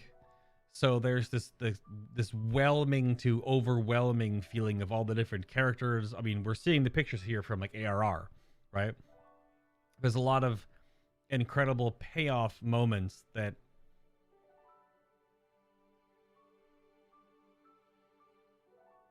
it's hard, right? Because some people will either think it's better or worse. Like, do you need deaths and do you need to, like, you know, cry? And some people definitely are going to have huge emotional swings depending on either story. Because realistically, like, Heaven's Ward and Stormblood and ARR, for that matter, before it, don't have the same emotional weight. Shadowbringers and Endwalker have such emotional density. It's going to feel different for different players if you care for different characters more than the others, right? Like if depending on how you process things, the overall story and how well woven and how incredibly meticulous, and I probably missed plenty. I'm waiting for there'll be some lore breakdown video of all the different little Easter eggs and connections and story points. Even today, earlier, talking in Discord, there is thematic elements in the Zodiark and Hydaelyn encounters based on their umbral and astral alignments with the spells they use because of the elements they are attuned to. Like, there are very few things I can think of in this game that just are, at least in the MSQ, right? We're talking about MSQ, main story quests. The main story is so well thought out, planned, put together, and the setups into the payoffs, like, because the payoffs I'm thinking of, right? The walk up that entire, like, Rainbow Road section toward the end, toward the last plateau. I don't remember every single one of those characters' voices, because they may be part of a different part of the story that as I've been absorbing this game for the past 6-7 months, I can't recall all of them. Now, it's not to say that I haven't obviously done their stories, because I've had to get to this point. But the amount of refinement in a story with so many characters that all get certain moments, even to the very end. And there's obviously, like, tropes. They're not really stereotypes, but all the main characters have their own tropes, right? And for a story to work, you have to hit those story points and hit those tropes, you know, often enough, because those are their things, right? That's what they do. That's what they contribute to the story. The very, very last bit of this before we obviously go into another cutscene, Tataru getting emotional and running towards us. She's done that over and over and over again. That's her thing. Like, she needs to do that. But every time you see that moment in the story, it gets you right in the tear ducts, right? Because those are like foundational parts of story elements, right? The biggest part of all of Endwalker for me, I think, overall, and that's again how I've related to the story, Estinian's character is so good.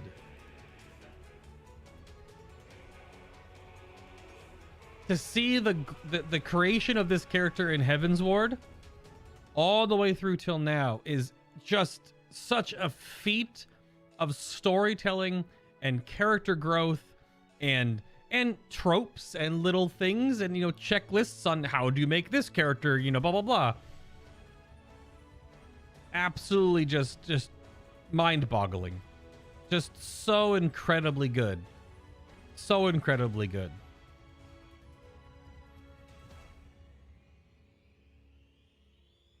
But that's like a lot of where I'm drawing so many things from this story is watching the growth and the character progression. And I don't want to speak on the twins yet, because I imagine there's probably something else coming here soon. The twins are obviously a super incredible big character of like the two of them together in this whole story, right?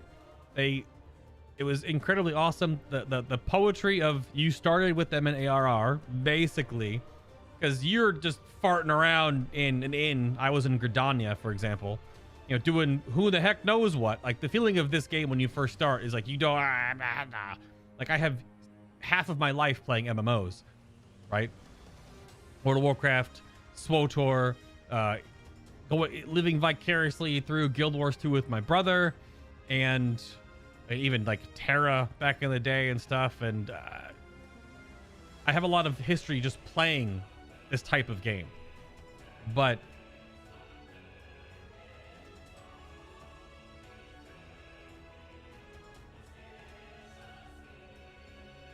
the start of ARR, when you get there, you're just doing whatever.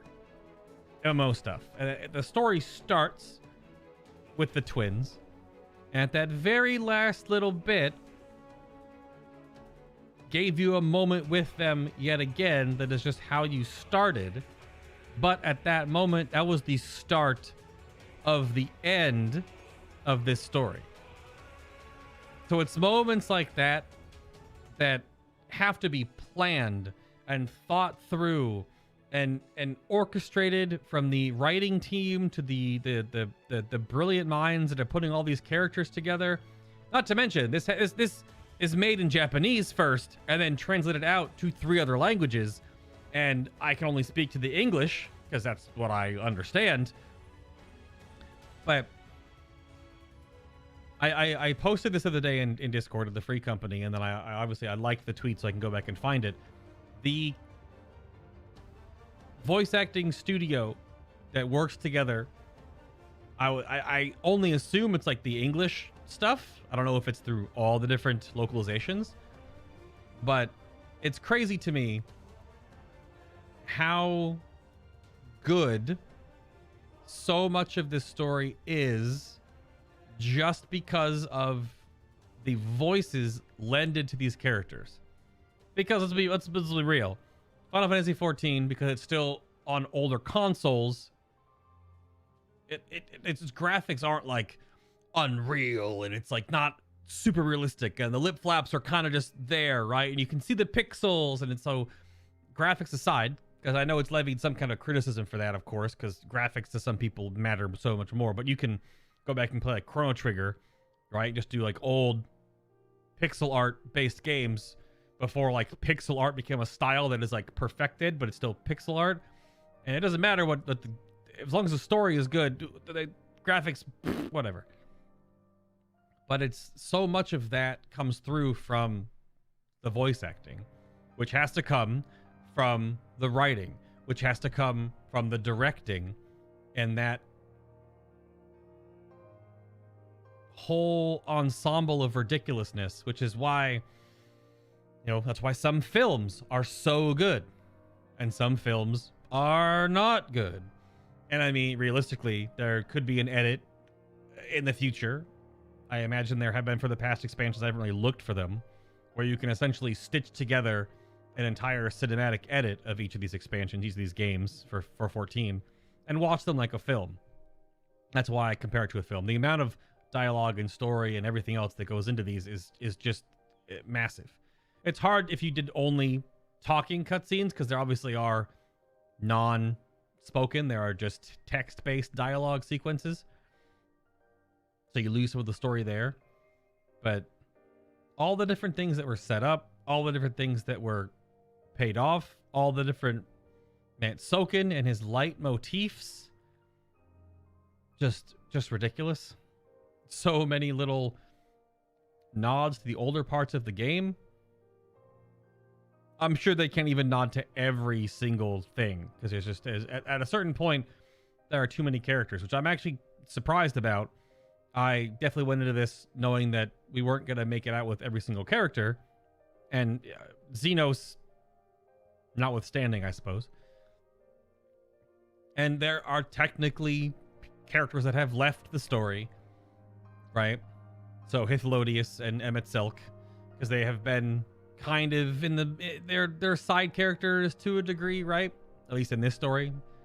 Emmett Selk was way more in Shadowbringers, but I'm surprised that like everyone's still there as of currently. I don't know if something's going to crazily happen in the next cutscene here, but it's because it's hard to tell a story with so many characters and give them enough time, give them enough emotional depth, give them enough time with you, the player, to form relationships, love, hate, whatever, with any of them. Even down to small, like Hien on screen right now and Yugiri flying on that crazy bird in the background. They weren't part of this story directly. They're apparently going to be patch content, which is kind of just like said out loud because there's so many characters they can't include all of them. But even not included, even they're not on screen, and credits they were a little bit, but they're not directly involved with the conflict in the story. They weren't even directly, they're not talking in the story. There's no spoken dialogue from those two characters at all. But when you get those notifications from someone else about what's happening in Doma, in this example, just through someone else, because of the story connects you to them, immediately you get all those good, bad, positive, negative, emotional connections to those characters just through that woven extra thread, right? And you'll only get that if the characters are so well remembered. If you remember their characters, if you care about the characters, if you had a response to them one way or the other, like this jackass. And that's how a story works. If you don't have that, you'll have flimsy characters. You'll have, the dead air feeling towards certain ones where you don't have an emotional connection, like you don't care about them. And I'll give it to some degree that if you're into this type of storytelling and anime in general, then there's so many amazing stories out there, just like there are in our side of the world too.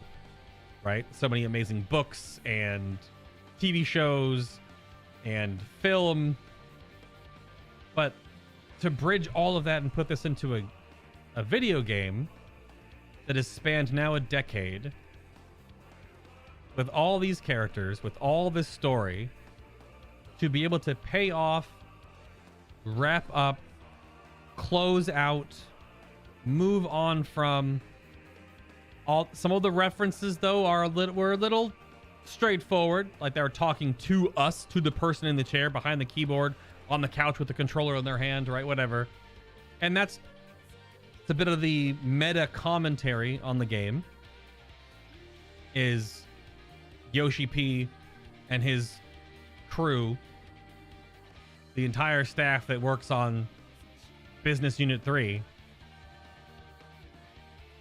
over at Square Enix, like that's them speaking through the game to the players. And I haven't necessarily earned the tenure of all this because I've only been playing for the past going on 7 months now, but I've also soaked up so much story in that time. I just don't have I haven't been playing since day one. I did try playing 1.0 back in the day.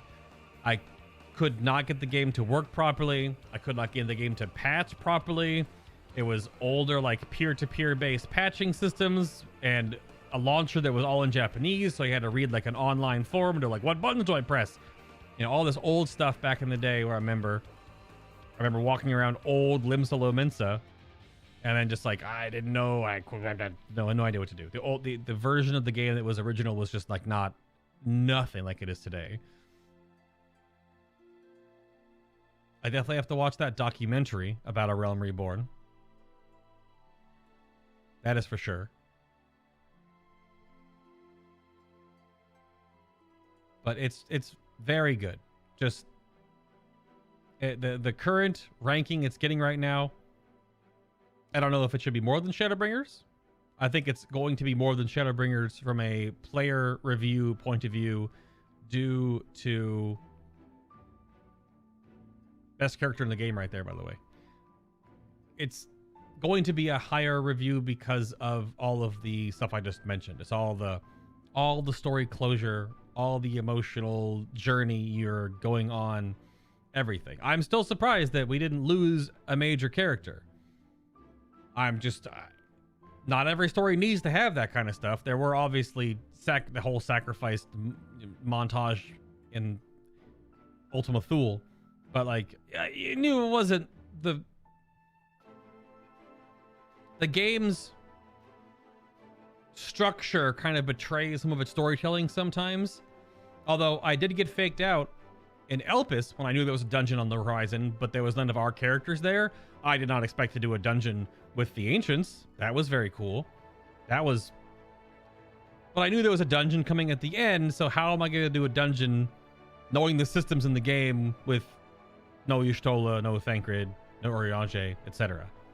So I was waiting for how that would happen. Part of it is you know what's going to happen, but what's the journey to get there, right?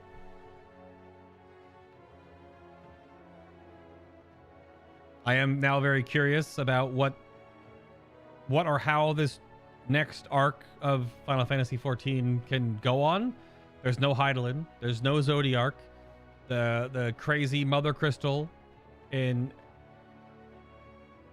Aetheris is gone. The whole Dynamis monster in what Meteion became also dealt with.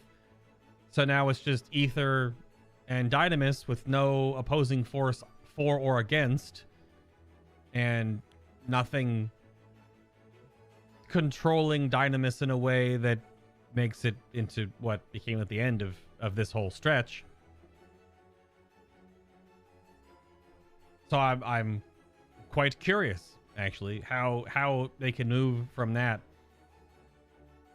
How is the story going to have a, it's the yin and yang of those opposing forces, essentially. As the game was set up, there's always that Umbral Astral Calamity type thing.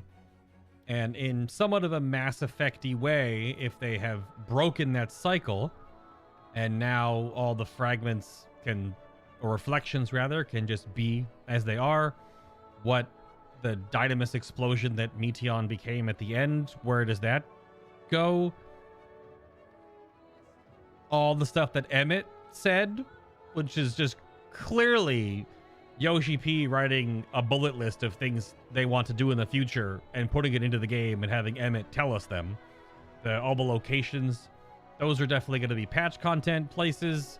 They're going to be future expansions.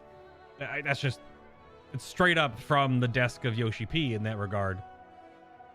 So there are moments like that where they've just put it's those intentional dialogue moments that are not just speaking to our in-game character via the in-game version of the dialogue, but also to the players out there, giving them that. I've never been to Marasidia before. What is that like? Those moments. And that's just crazy that they can just do that in this game.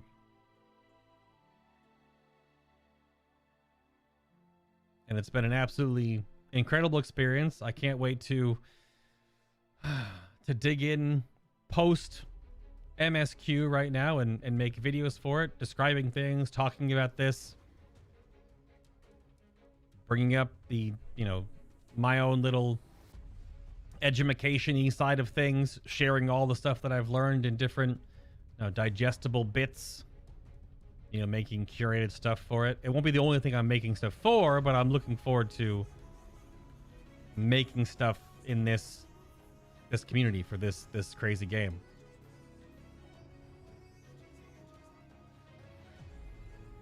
I think it has definitely earned a incredible fan understanding of what has been being built all these years. And those that have been playing it 4 years now have known, and they've stood by it. And this is their reward. I was along for this ride, but if you've been playing this for years and years and years, then I can't imagine the difference in the weight that you would feel versus what I feel. But from the music, which is a huge part of Final Fantasy, I know. It's kind of a cop-out answer. But to the music, to the characters, to the voice acting, to the art of the sets and environmental stuff, again, because my little nod about some of the graphics aren't like super new gen or whatever, and it is funny sometimes when it goes into that extreme close-ups of characters, and you can definitely count the pixels. It's just how the game works. But yeah, well, there you go.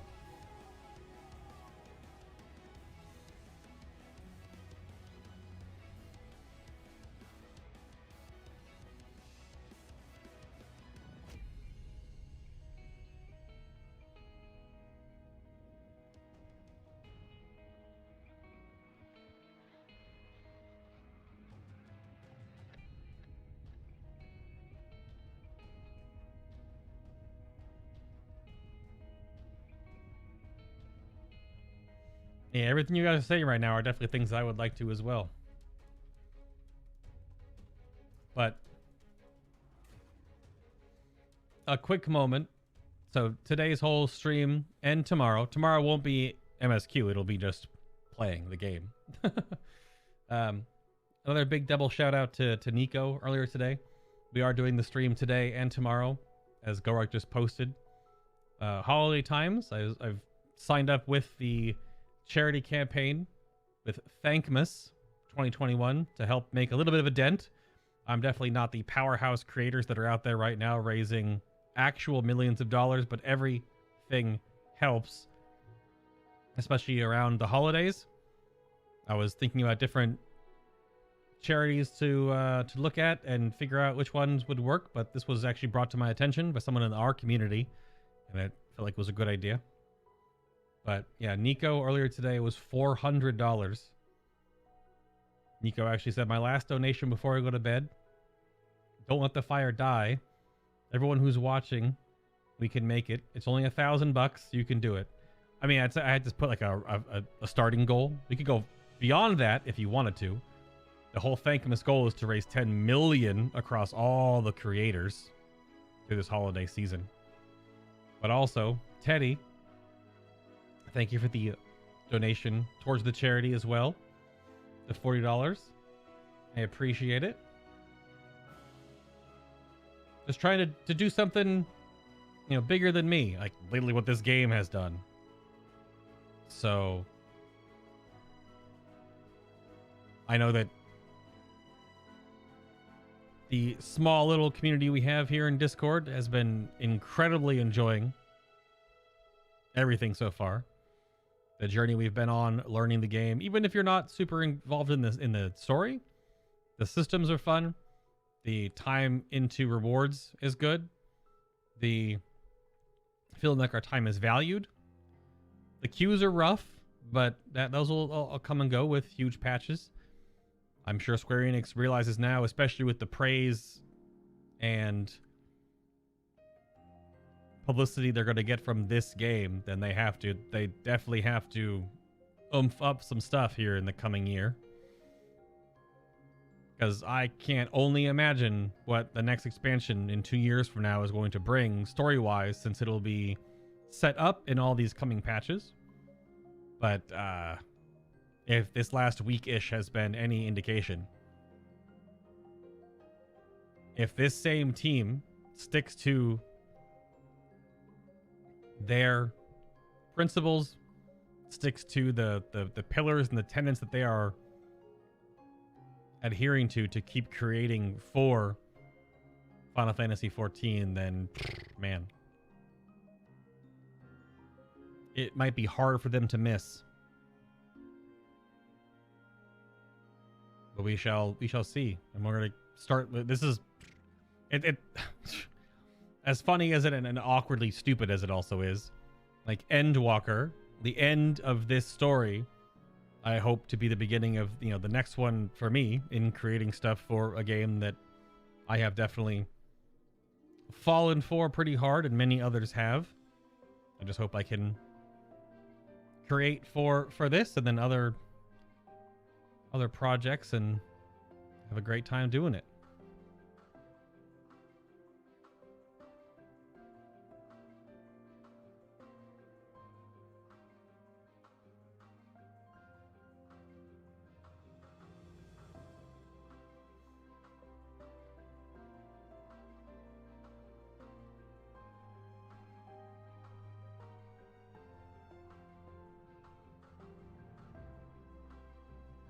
I might check out WoW's patch 9.2 stuff.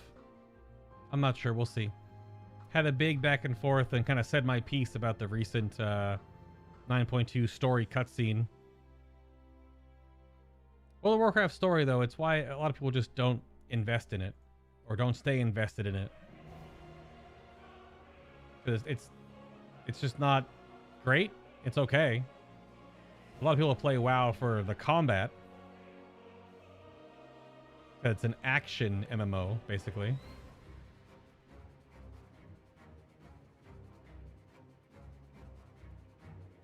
But the reward structure in that game needs some serious looking at. The reward structure, how long it takes to do things, the whole nickel and diming your time. That's why a lot of players have left WoW. We'll see.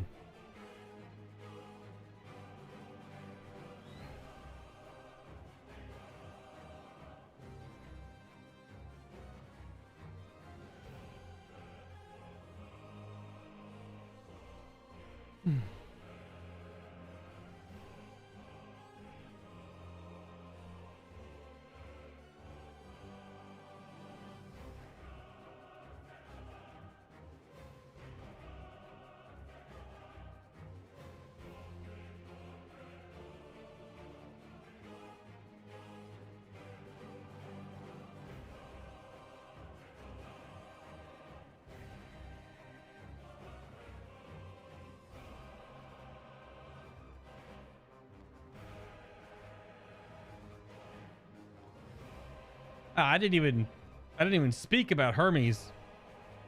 I mean, that would be a good story point to bring up just in like a discussion. But out there just said it. So in the span of one story, one expansion, right? We get introduced to essentially the entire story that revolves around Endwalker with Hermes. And how good of a character is that with just this one experience, right? And that was one of the craziest moments that got me really kind of swelling up there. I thought I was going to lose it. Is when Meteion was crouched over and it was the voiceover from "The next time I see you, I'll give you a flower." That whole monologue with Hermes. Ooh. Ooh, man. That was good. So incredibly well done. Good night, Gorek.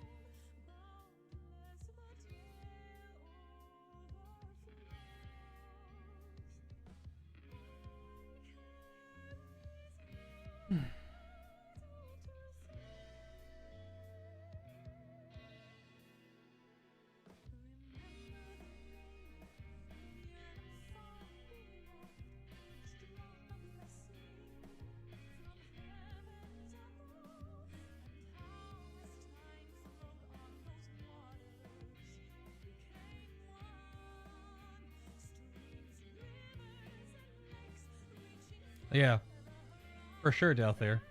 I mean, I'm sure there's. I wonder if I should have done like every side quest in Elpis. Honestly, I mean, I'm going to go back and do. I know Teddy's right now going back through and doing all the side quests, working through zone by zone. I'll be doing them on my probably on Astro for XP and on a tank or two, depending on what else I'm grinding them out. But I'll definitely feel like I'm going to do them all.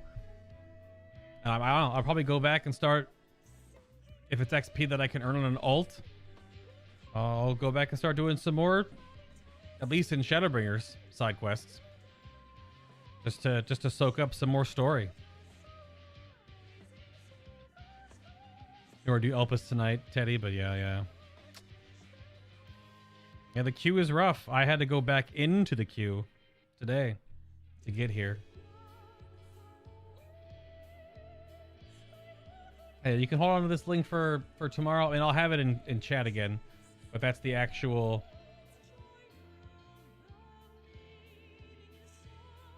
That's the actual page for the campaign today. But I'll have it for tomorrow. Tomorrow will definitely be just gameplay stuff.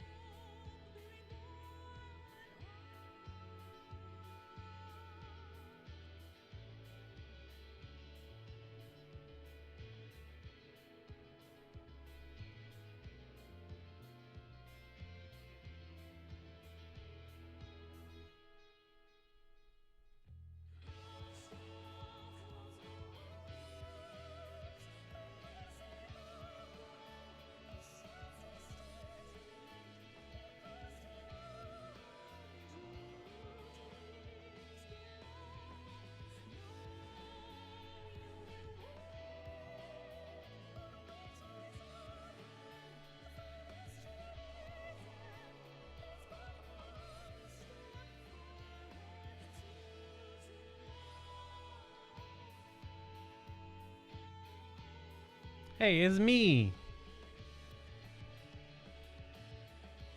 It's the twins. Hey, it's the Scions.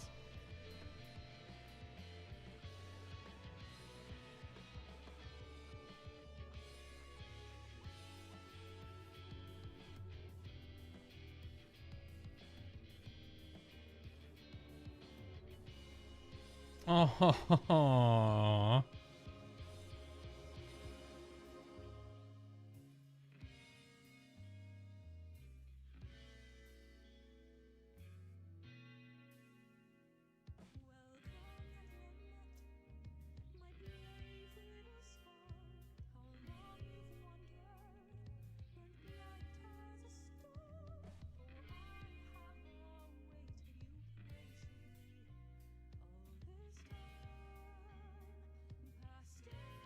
Okay, that's incredible. Wow, wow, wow, wow. Oh my god, look at that art.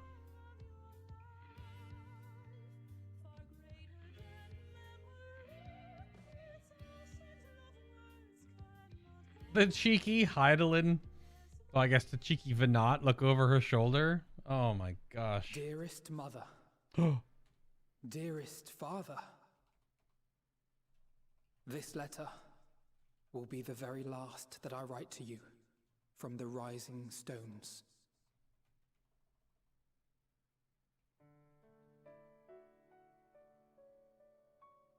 As I commit these words to parchment, I fondly recall my journey as a scion.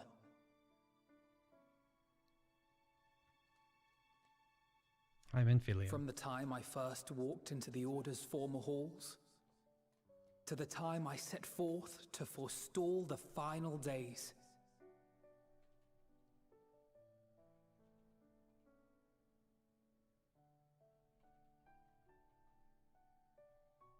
At the farthest reaches of the Sea of Stars, we fought the battle of our lives. Fought against despair itself. A veritable maelstrom of it, fed by the resignation that dwelled in the hearts of beings not so unlike ourselves.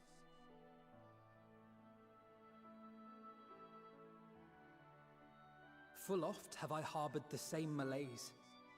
Have I been brought to my knees, crushed by the weight of sorrow and defeat, convinced that I will never rise again.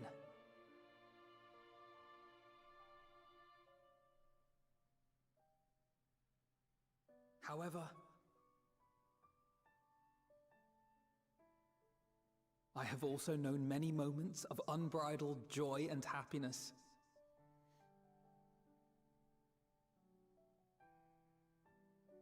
By this truth, do I find hope within, blooming resplendent, like the Elpis flower.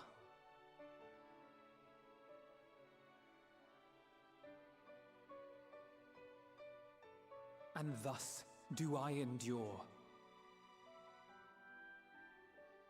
Do I look forward to creating more memories with my friends and loved ones.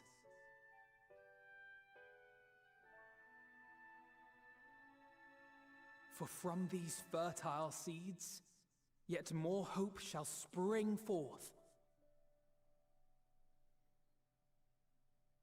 And they will grow to become shining lights that illuminate the dark.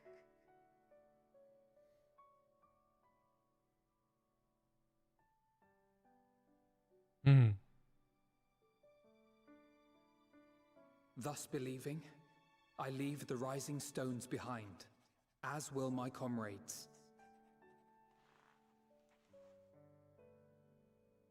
For, as we have decided, after careful deliberation,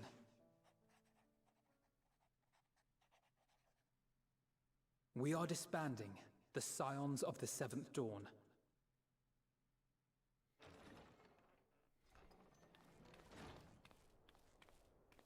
There you are, Alphino.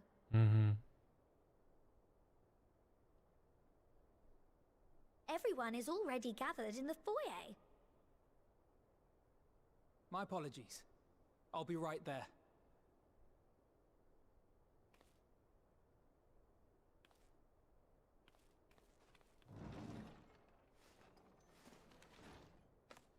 At least, that is what the story will be.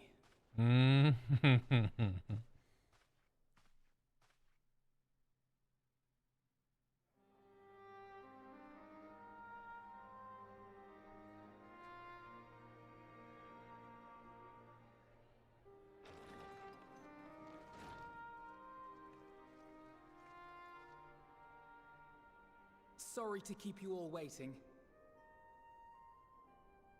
What could you possibly have left to do now? Oh, just a letter.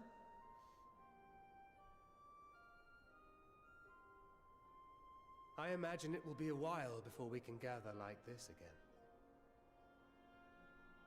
Why though? So it must be, if we're to keep up appearances. From now on, it falls to the Grand Company of Eorzea and its allies to deal with the realm's crises. Meanwhile, we shall return to our erstwhile ways. Retreating from plain sight to take our place in the shadows once more. Indeed. For the foreseeable future, I expect that we must work independently as we seek out problems that want for solving. But a day will come when we face another great challenge, and we will face it together, as we always have.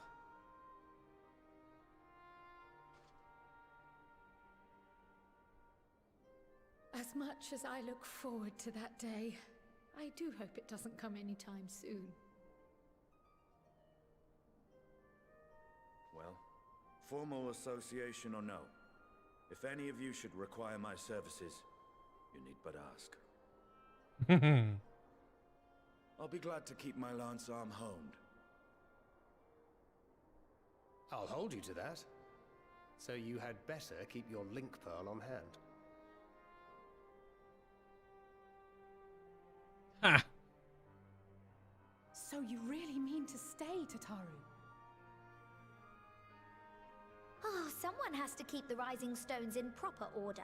And even a super-secret organization requires a super-secret base of operations. It's not very secret though right now, you dork. To the rest of the world, it will be naught more than a workshop for Eorzea's foremost up-and-coming artisan. If you thought our coffers were full to bursting before, just wait till I can devote myself wholly to the crafts. Yeah.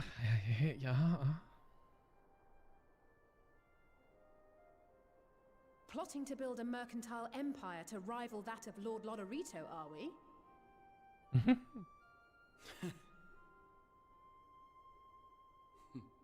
I, for one, look forward to your future successes, Tataru, as do I our next meeting.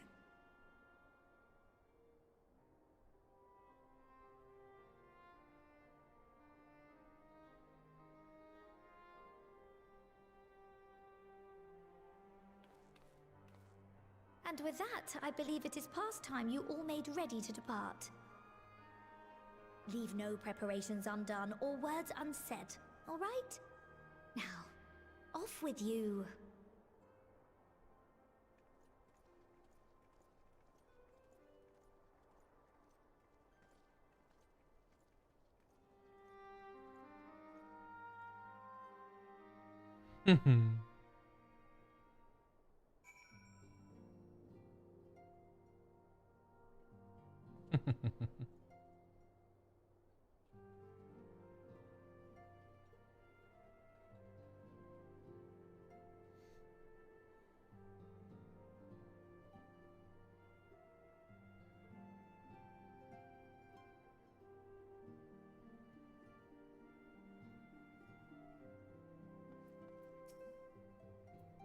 Go on, Bae. Don't miss the chance to say a word to each of your friends. After all you've been through together, I'm sure they'd appreciate it. I can still scarce believe our battle extended to the ends of creation, but seeing the Scion's mission to completion was both an honor and a privilege. As for myself, I've spent quite a while away from home, so I think I'll return to Limsa Lominsa for now. Once I get there, my first order of business will be downing a pint or 3 at the Drowning Wench. The exploits of you and your companions are truly an inspiration to us all. I have never felt more compelled to hone my own skills that I one day might be able to accomplish such heroic deeds. Thankmas means to visit Limsa Lominsa, and I will join him and continue my search. I know not where we might meet again, but please, take care of yourself.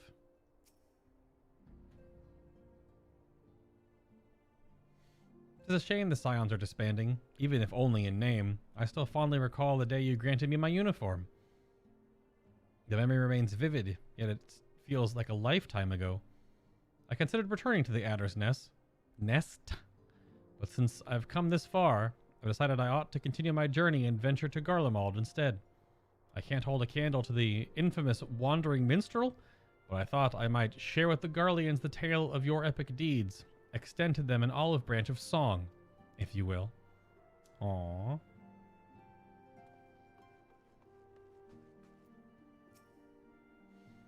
There has been naught but chaos since the Telophoroi first appeared. Towers, lunar primals, the Empire, the final days. Yet we have weathered it all and lived to see the sun rise on a new day. And now that peace has returned, I can finally resume my travels with my grandfather.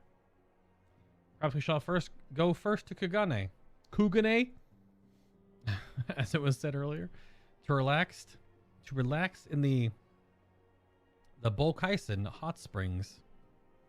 That might be nice. Of course, my journey will not simply be for pleasure. I can collect information from the territories I travel.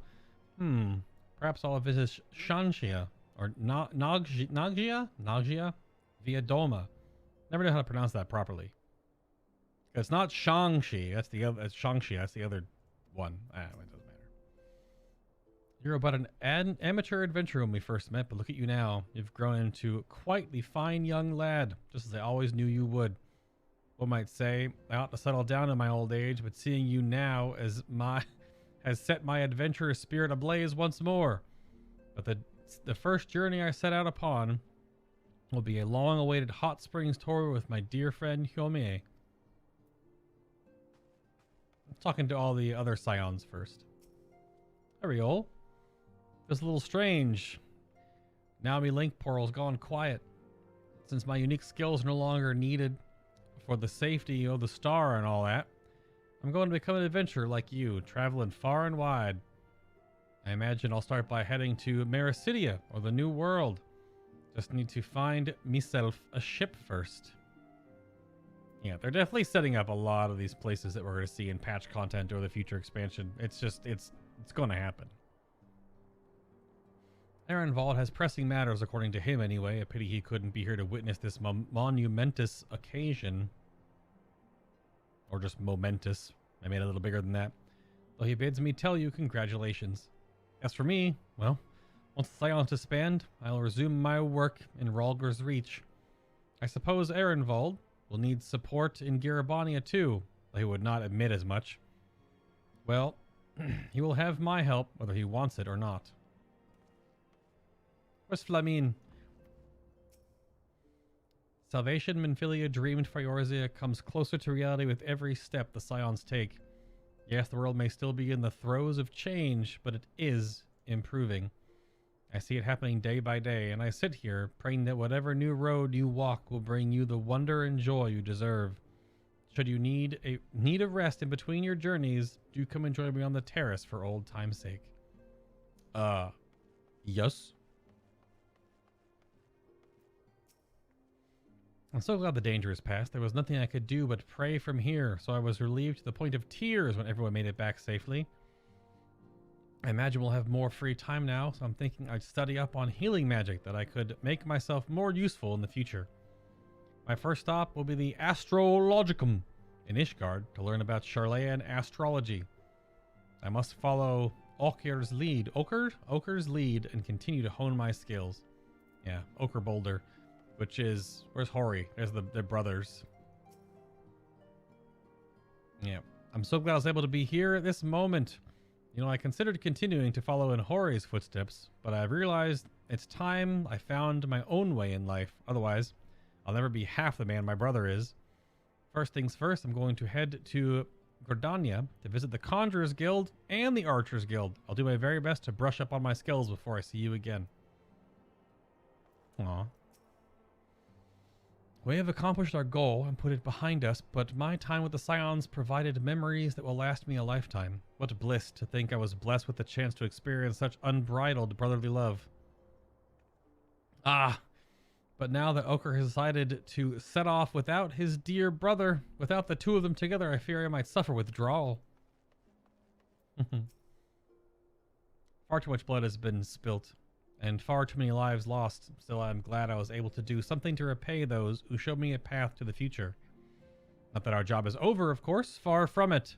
There is much that remains to be done before true and lasting peace can be achieved.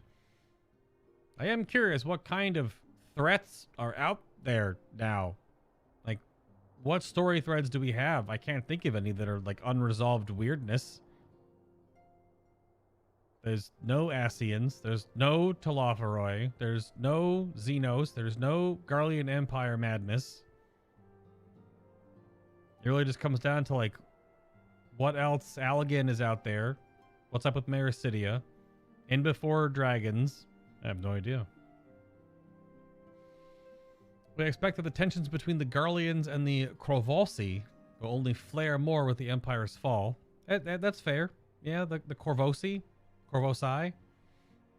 That's fair, because that's one of the last Empire holdouts, but with the Empire dissolved, wouldn't that just... Okay, that's a story point right there. Just a little one. Yeah, the Corvosi from Corvos, that's where Graha's from. I still remember the day we sparred together, as though it were yesterday. To think how far we have all come since then. Even now, I have not abandoned my dream of besting you in single combat, of a friendly nature, of course. Though I clearly do not hold a candle to the Warrior of Light at present. I shall continue to train diligently, that one day you might consider me an equal. Alright, Graha, you're first.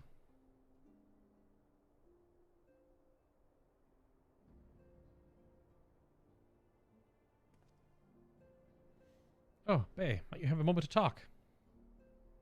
Yes, best cat boy. Oh. Away from prying ears? Not really. With the silence stepping away from the public eye, I have been left to consider what new endeavors I might pursue. Speaking with Kryal, I've decided I will be assisting her in the rebuilding of the students of Baldessian. Oh, hell yeah! Not only am I indebted to Master Galof for giving me my new home, but had our order never existed, I would never set foot within the Crystal Tower. Aw. How different my life might have been. I would never have met you, never become caretaker of the tower, never become a scion. You gave me the chance to do so much good, and I hope to continue to do so with the students. For added benefit, new mysteries often find their way to our doorsteps. Mystery that could prove ideal for fulfilling our promise to embark on a new adventure together, unlike any we've experienced before. And then once you go to the end of creation to stop a dark energy from stopping all things from ever living ever again, I don't know how. You gotta bring the bar down a little bit next, though. It'll be different, but you're gonna bring that bar down just a little bit. Whenever you have the time and inclination, my friend, I stand ready to accompany you onto the unknown. Do you recall the realm of the Omicrons when I asked if you thought I may someday be mentioned in your epic? Well, 'tis true that to earn a place at your side would be the stuff of dreams. In the end, nothing would give me greater joy than to stand with you in the here and now. How would you not be told about in the Bard's Tales? You're such an absolute dork. It needn't to be some grand endeavor. There needn't to be a promise. Whenever adventure calls, I won't hesitate to invite you, and I hope that you will do the same for me. As long as you do, that is the only answer. As long as you don't overexert yourself.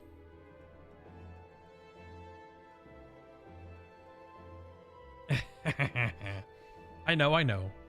I can all but hear Lena and Becklog's voices each time you remind me.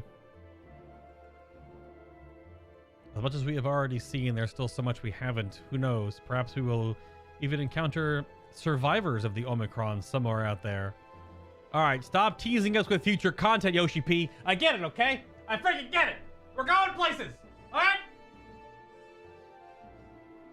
Never mind, keep teasing me. It's all good. It's fantastic.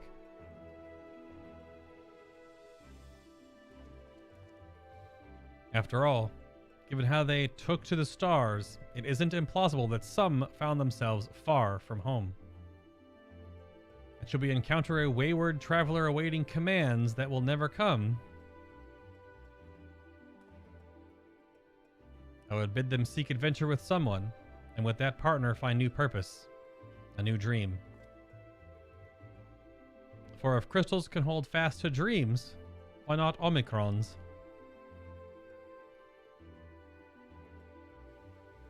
Wherever your plans may lead, do not hesitate to send word, and should a commission of interest come my way, you'll be the first to know.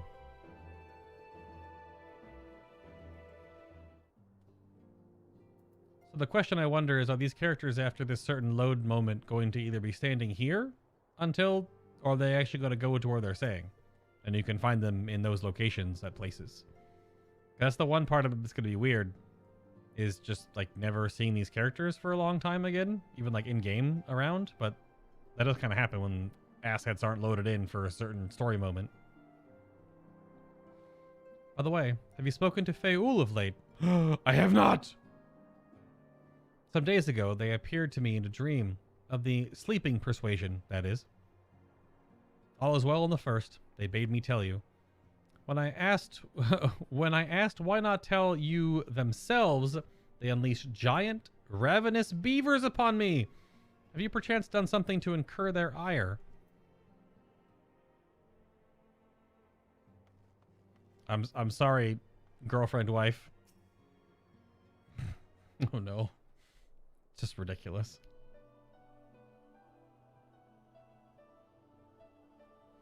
Oh. Are we saying our farewells too? I didn't, at present, plan on a journey of any great length. Not that I am adverse to a moment or two of quiet reminiscence. In fact, there was something I've been meaning to ask you, something that has been in my thoughts since the last flames of the final days subsided. During our travels, we have witnessed more than a lifetime's worth of oddities and spectacles, more than can be easily recalled or remembered. And nestled amongst those memories are certain essential facts, the history of Etheris and the ancients, glimpses of the Ea, of the culture, of their culture and philosophy. Rather than simply hoard such treasures in my mind, I wonder if I should not be disseminating them in formal records for wider consumption. When needed, I have penned reports and prepared briefings, but never have I balked at the idea of binding the subject of my studies in a book or tablet. Truth is given shape in interpretation. When we seek to capture it with our words, it is invariably molded to fit a narrative, no matter how well intentioned the rendering. An event as described as sad, a summation which fails to express the emotional complexity, yet the word on the page is what endures, a pale shadow of reality. Throughout history, some have deliberately embellished the truth, but I believe many, if not most, deviations are the result of similar linguistic shortcomings, piling one upon the other until the end result is unrecognizable from its origins. Ship of Theseus. Which is why I fear that writing an account in my own words should be akin to diluting fine wine with water. Yet, even with the potential for corrupted meaning, I do of course realize the importance of keeping written records. Without them, my search for wisdom would be a painful affair indeed. But what say you on this matter? Should I take up the quill, reflect upon those experiences only we have shared, and seek to preserve them for posterity?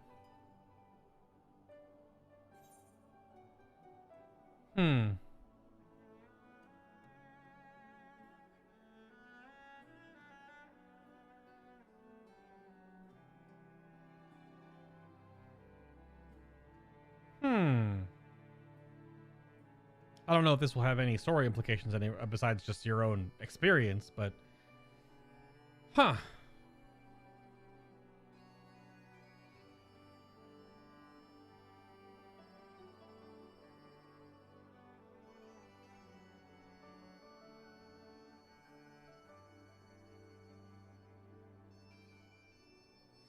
You know what, Y'shtola? Nay.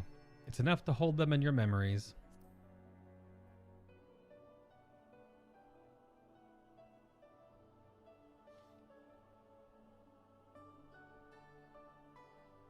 Very well then, I will refrain from publishing any formal work on the Ea, or the ancients, or any of the wonders we encountered. I will, however, need to keep a few notes for future research. The passage of time can warp the truth just as surely as a poorly chosen word. In any case, I feel much better for having sought your opinion. Left to our own devices, we tend to overthink such things. I will otherwise return to following where my curiosity leads. After all, a safe method of travel to the first yet eludes me, and our venture into the great expanse has prompted an entirely new set of questions. Should you stumble into the unknown or struggle with some impenetrable mystery, know that I am at your beck and call. It never hurts to see things from a different perspective, and mine is rather different than most. She does have daredevil vision.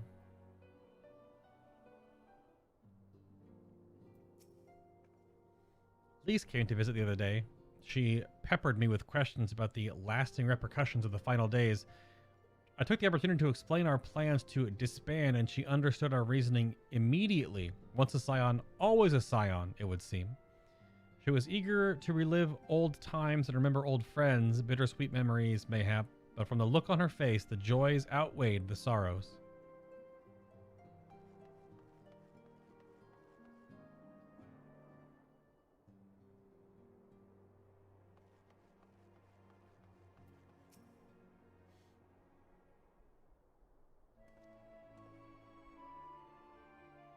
Ooh, this old Final Fantasy music. Older, anyway.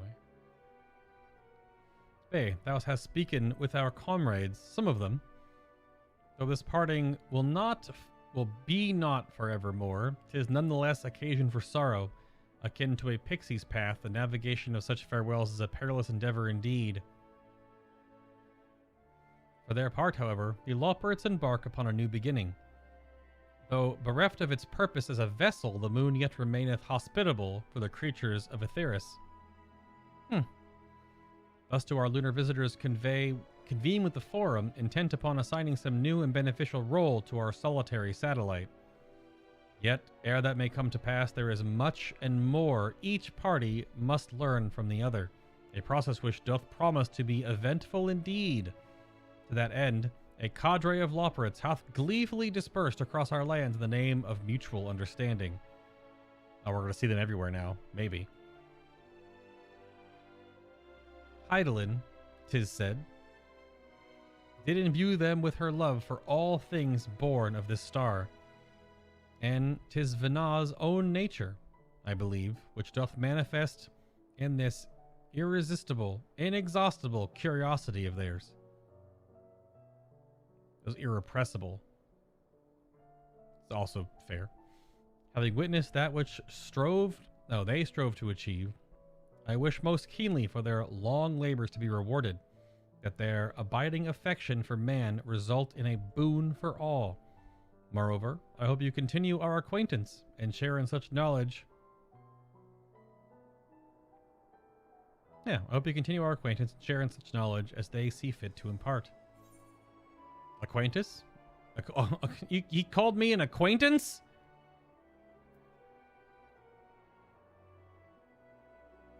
Or their acquaintance?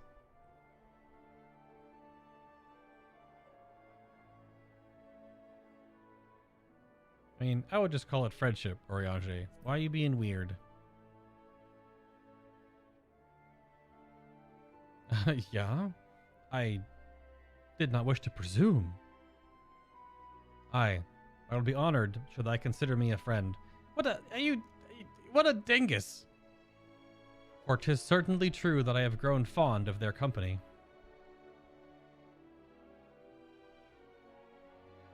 What an absolute just 6-foot-tall goober. But I shall digress no further. This day should belong to the Scions of the Seventh Dawn, to mine incomparable companions. Oft times hath mine I can never know how to pronounce this damn word of his. Oft times mine... It's the retichet, right? No. Cause thee grief, and mine actions spurn allies to suspect betrayal. And yet, here amongst you and I stand. No amount of words could express my gratitude for thine acceptance and forgiveness. Thus instead, I do proffer my humble support. Be it unto the deepest abyss or the highest heavens, even if I must needs founder cross stormy seas, ever shall I answer thy summons.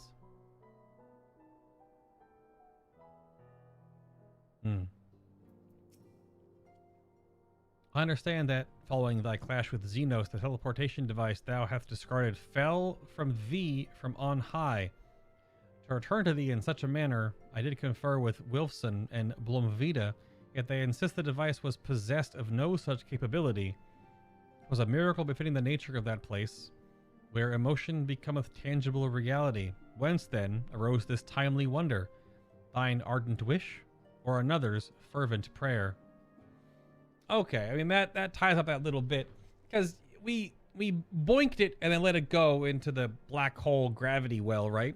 But it got sucked away, and it disappears with the people it was teleporting, right? The ethereal teleportation magic sort of recall button, it poofs as well. So it would have not been floating above me. It would have had to have been remanifested in some fashion to broink back down. So, yeah. That does kind of, sure. Or something else, I don't know. Hi, Cryo. Good grief. Oh, babe, how are you feeling? Any lingering aches or pains? I can't apologize enough for sending Xenos to find you. Oh, I can't apologize enough for sending Xenos to find you in Ultima Thule. When he came to me in Charlian, I was truly torn. As ever, there was only one thing on his mind. Forced to make a decision, I reasoned that if he would not be deterred from seeking you out, he might at least aid us in our cause. So I struck a bargain. In the end, he was true to his word, and you defeated him despite your earlier exertions. But knowing the state you were found in, it could have ended very differently. My decision almost cost your life, and no words could express the remorse I feel. I mean, it was in part because of Xenos that we even could fight out there, so it worked out. You did the right thing, or I won't lie. I thought that was it for me.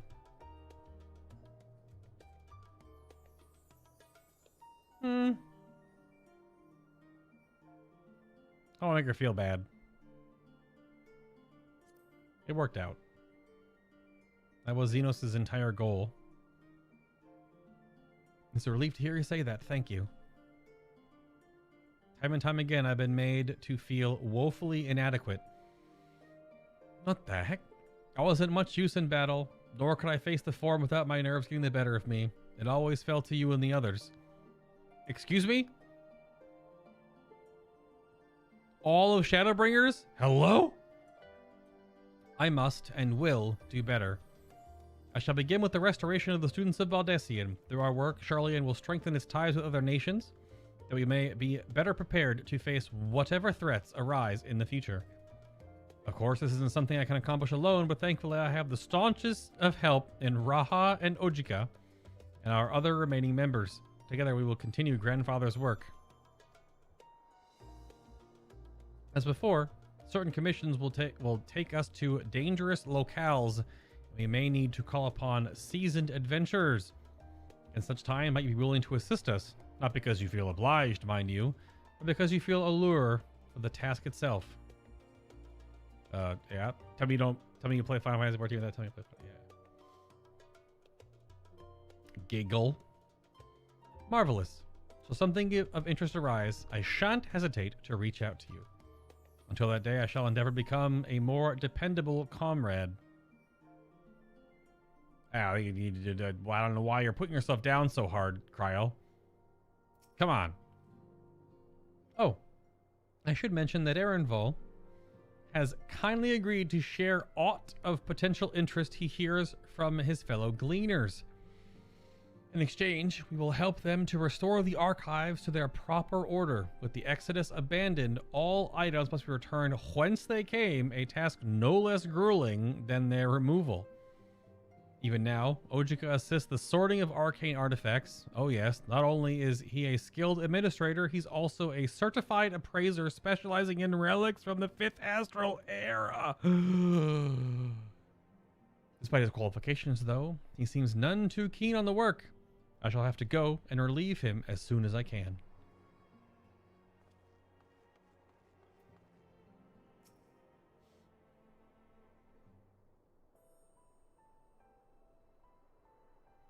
Ah, our champion and savior. I was waiting to think my chance for an audience would never come.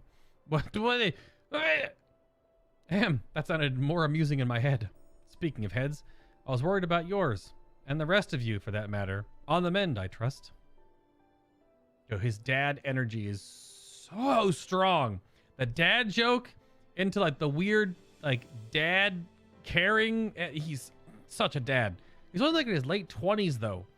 He's got early dad bloomer vibes. I mean, it's fantastic, but like also, that's also why it's such a good moment that he was the first one that charged during the blackout sequence on the ship on the Ragnarok when Medion showed up. Like that's just like a father's first instinct, right? Like protect their loved ones and stuff like that. And that, you know, romanticized storytelling fashion. He was the first one that was like, screw this. Like, oh, the dad energy is so strong. Dad strength. He couldn't breathe, but he had dad strength. Oh.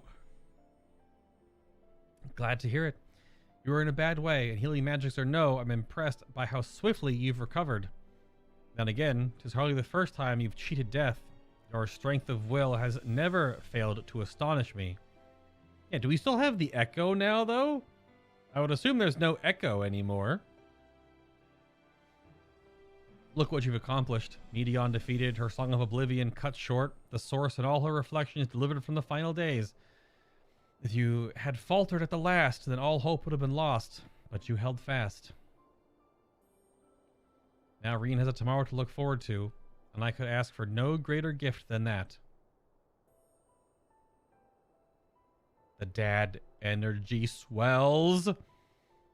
As for a lesser gift, however, the next time you see her, I would appreciate you not describing my travel plans with Urianger as aimless wandering.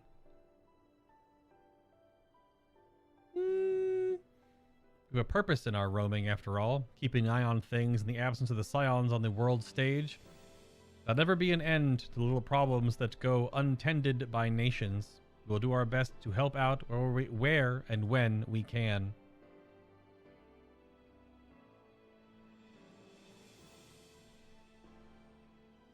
Oh, is Thancred at now? He's 32? Okay, so early 30s dad energy. Got it.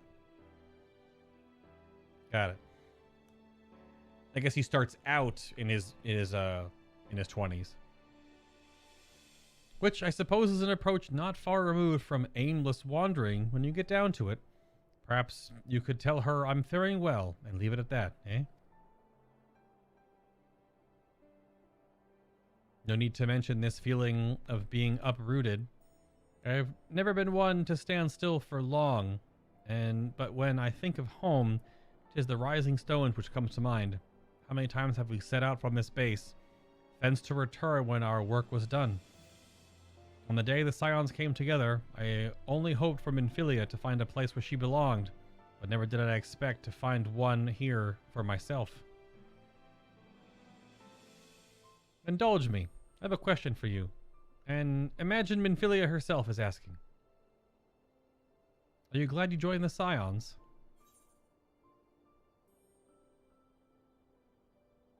Oh, so you can either like give in the whole Scion stuff, or at least just say it's been fun as an adventurer point of view? Huh.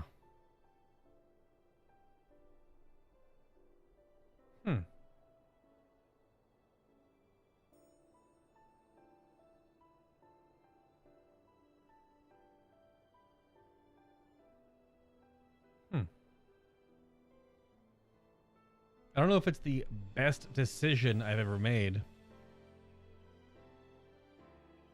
I'm gonna hit him with it. There's never been a dull moment, that's for certain. Give him like it's like an elbow bump.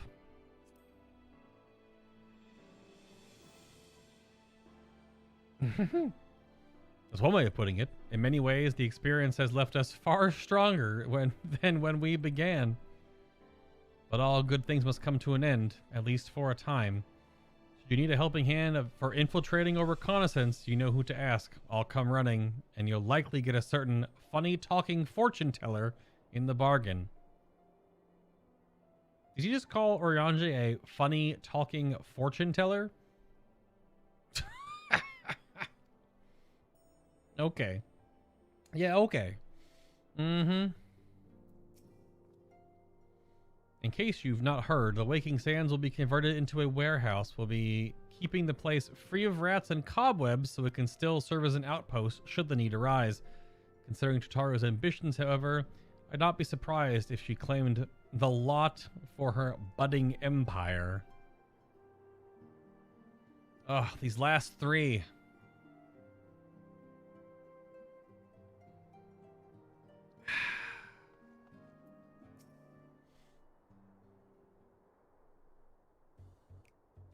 What the?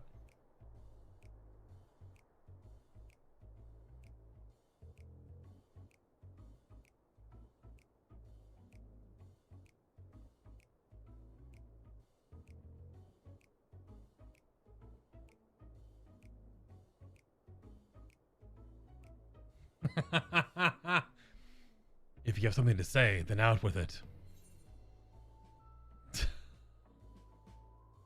What? freaking heck, man. Oh, that's so good. Oh, man. That's so good. Ostinian's got that little bit of that Piccolo vibe going on. Oh, that's good. Just worried how you'll earn your keep now. Just wondering how I'll earn my keep now. No, come on. I gotta rib him a little bit. Just worried how you'll earn your keep now. You homeless, weird elf man. You talk as if the Scions dissolving was more than mere pretense. There may be fewer calls to action, but we should be compensated as before. Why are you so concerned for me anyway? In any case, I do not want for options, even if some are worse than others. No sooner did Emmerich hear about the disbandment than he offered me a position as a guardsman in the Imperium district. As a former Observer Dragoon, I'm guaranteed to be popular, he said. Who does he take me for? Even without his meddling, I'm perfectly capable of finding employment, and have.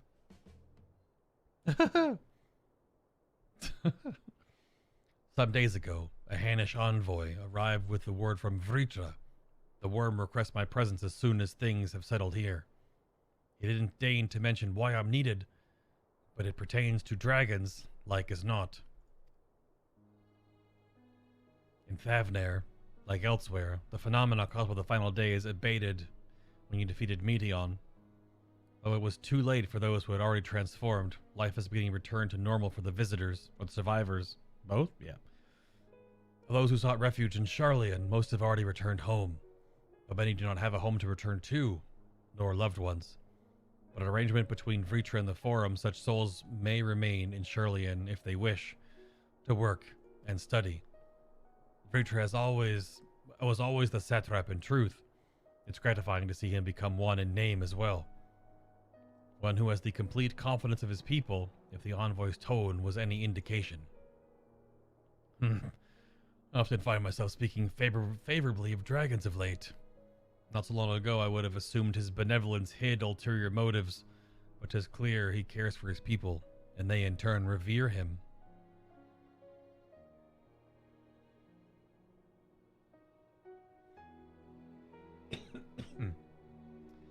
To know such a nation may flourish is comforting. Vritra's kin sought release from conflict.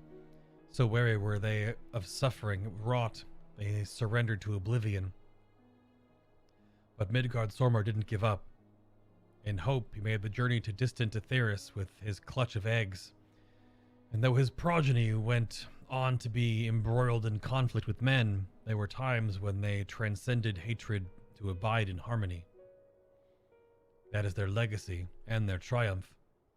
In my lands, I feel the weight of their struggle and the strength of their resolve, and it lends me strength. These things I never have learned had I not joined you. Should you ever need of me, I will come. At the very last, it might be an opportunity to earn coin. Or least? Or last. Old English. Word has it, false deity born of the Tower of Zot has survived and occasionally appears to terrorize the locals. Oh, is there like a super fate where it's the triplets or one of them? The sisters? It's not triplets, but the three sisters. I have to look up what super fates are in, or if it's just a story point. I don't know. Could not be a super fate at all. Those who vanquish the being in present proof in Razathan will receive a handsome reward, though handsome isn't the word I would use to describe such outlandish garb. Maybe they're just hunt mobs? But while I'm in Thavnair, perhaps I will acquire a set to send to Emmerich in lieu of an answer to his job offer. Let him stand guard, thus attired, and be the talk of Imperium, if not all of Coerthas. Is that your way of just saying no?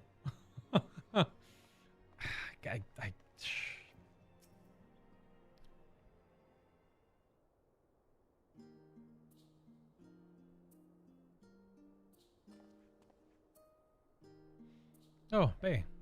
Forgive me for delaying the gathering. I was writing a letter, you see, to my parents. As busy as Father has been tending the aftermath of the Exodus, he has been good enough to show concern for the Scions. And besides, I've made them worry enough for a lifetime. Henceforth, I will endeavor to write as often as I am able.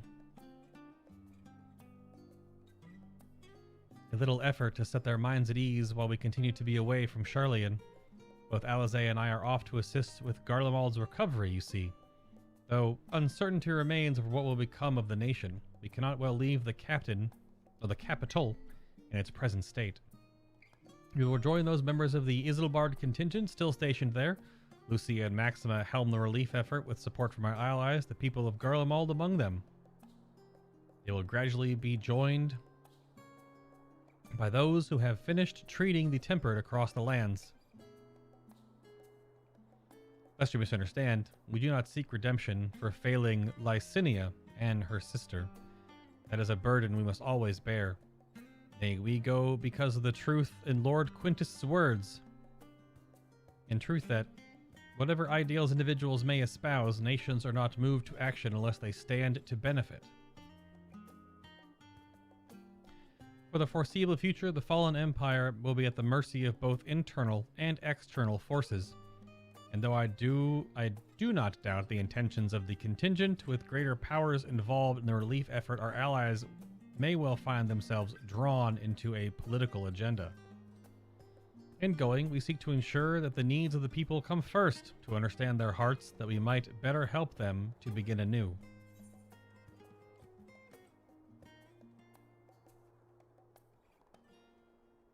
You best write me too, or I'll visit when I can. No, I want Alphino letters.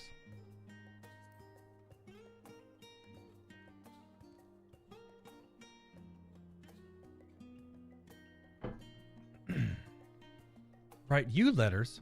Of course I would be glad to do so. But I would be gladder still if you'd come in to visit. I believe I speak for Alizé as well. Oh. No, the dating sim is Graha and Alizé. Those are the two romance options. For fairly as long as I've been in Eorzea, you've been at my side, watching over me in good times and in bad. How many times have we gathered to share tidings none could possibly keep count? The world is changing and will continue to do so, yet no matter what the future brings, I hope that I can ever look to you, in good times and in bad, as dependable comrade and dear friend both. Tell me you play Final Fantasy XIV without telling you play Final Fantasy XIV. Thank you, Bay, from the bottom of my heart.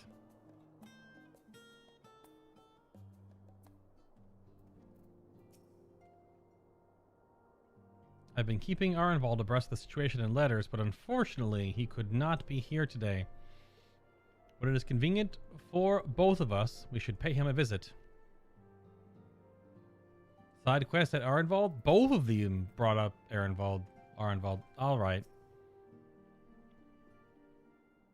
Alright, you emotional basket case. Most of the time, sometimes, almost all the time. Yeah. Hey, seen to your preparations, have you? I'm just making a sweep of my belongings. Wouldn't do to find I've forgotten something halfway to my destination. Oh, and in case you hadn't heard, we've received new reports detailing the devastation caused by the final days.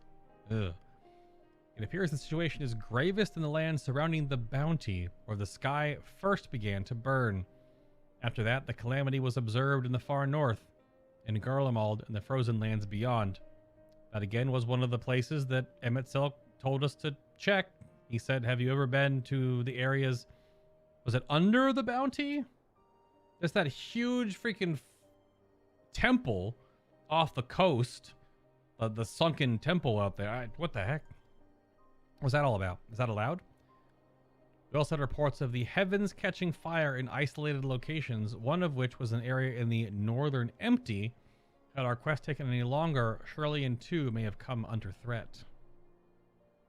Thank goodness it's over now. To be sure, blasphemies and lesser beasts may still be roaming about, but their localized crises should be well within the capacities of each nation to handle on their own. The scions are no longer needed. Yeah, but I gotta farm fates, Alize, you understand. Which isn't to say that we won't help out where we can, of course. As individuals, no more of this order business. For my part, I'll be heading to Garlemald with Alphino. They are among the worst affected and still need help. They'll all need all the help they can get.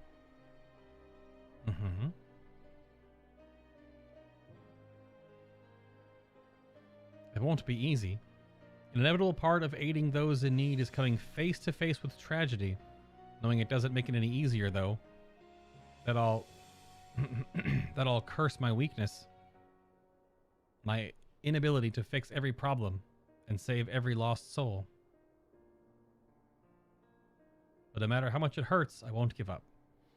I'll do what I can for as many people as I can, begrudging no effort.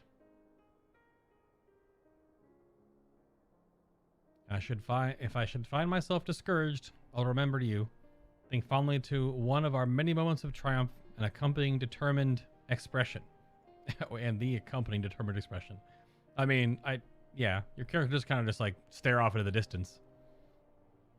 Even those that still annoy me in retrospect, like when you activated the teleporter without warning. Okay, all right, this right here, excuse me?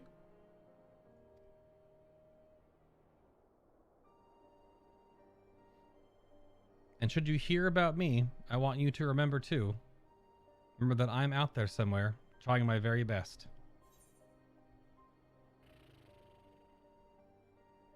It's going to be kind of strange if we don't hear from these characters for some time. And I'm getting the feeling that it will be sparse moving forward. At least for the next 2 years. Depending on if they're involved in the trial story or the Alliance raid story. They have to be, right? It's learning about the 12 or the raid story. Man.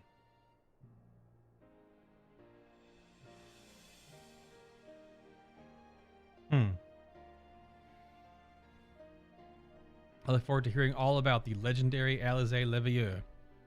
I think you can keep up with me. I mean, this is really sweet. But this is the dynamic. This plays to our whole back and forth. You have to go with the bottom answer. This is a 2. This is a strong 2.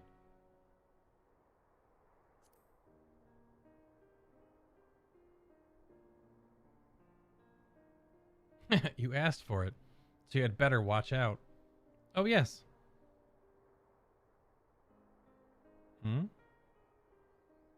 Next time we meet, I'll be vastly improved, so don't be surprised when you find yourself marveling at me. Aw. True, and the zone we get our relic weapons from. That's not until patch freaking 5.2 though. Right? Because it's 2, 3, no. Is it 2, 3, 4, 5 or just 3, 4, 5? Maybe it's 3, 4, 5. But that's a year out. Like 0.3 is what? Yeah.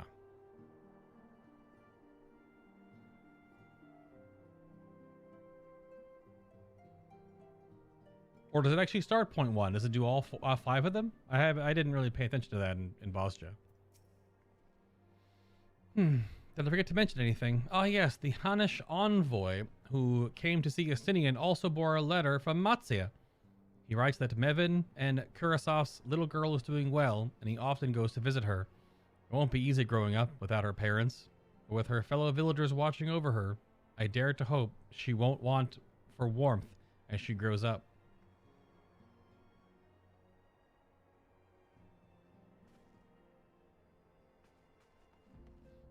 I mean, yeah, that's how that area will totally start.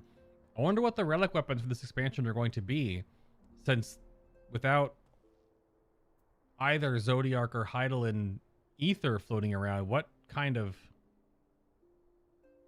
They're going to be probably Dynamis-themed weapons in some way? It'll be some... Yeah. What if Maris? Yeah, I think people were talking about before. What if Marisidia is the relic weapon location for this expansion, and they're like dragon themed or something? Oh, let's go!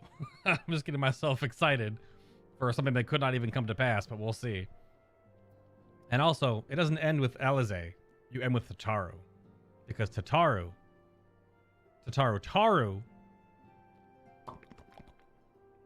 is the best character next to Feul. Spoken your fill, have you? If so, I'm thinking to send everyone off.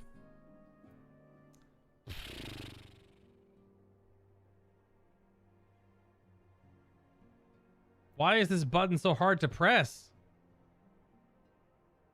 It's so heavy. What the hell?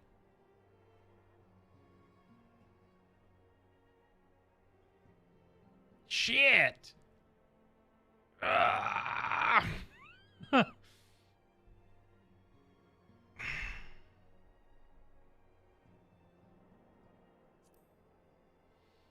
With your permission, then. Your attention, please. At risk of spoiling the mood, the time of departure is upon us. In my capacity as your receptionist, I bid you all safe journeys. Till next we meet, be well.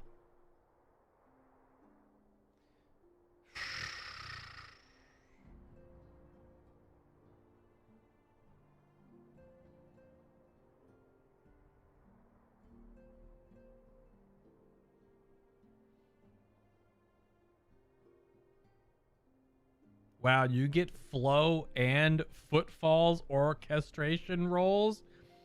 Orchestrion, rather? Orchestration, whatever. Holy shit. Damn, though. You also get, of course, the Argos horn. Reaching across time and space, the sound of this horn brings Argos bounding to your side. And the Heroist is just, it's a wind-up Heidelin. Even though, actually, no, it's wind-up Vana. Press it, loser. We got gods to kill. Why is this so...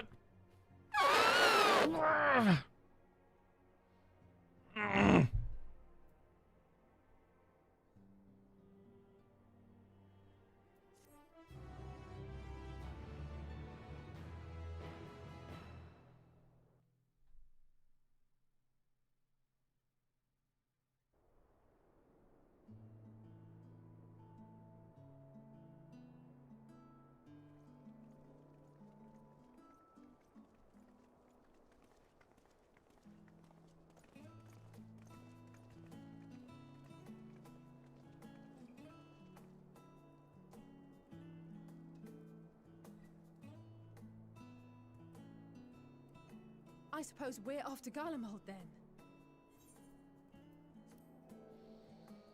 Though we ought to speak with Lord Emmerich first. If he's received word of any recent developments, we need to know. 'Twould be prudent to purchase some warmer clothes at least. Mayhap we can pick up a few souvenirs for Euless and the others while we're at it. Where will you all be heading next? Dravania. There is a book I've been meaning to borrow from the Great Google Library. Mm-hmm. And I can think of at least one person who will be most displeased should I fail to visit before leaving.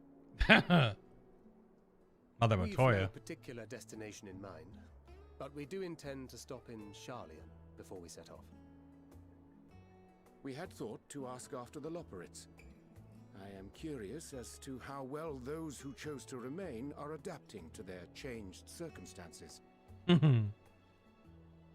Might we accompany you then? Raha and I were planning to return to the Baldessian Annex. Commissions have been piling up in our absence, and they must be dealt with ere we begin our work in earnest. Estinian, you will return to Radzat Han, will you not? Aye. For Vritra's benefit, though I've yet to hear the details. I may not stay long. I see. Then it is here the Scions at last part ways, each to some far-flung corner of the realm.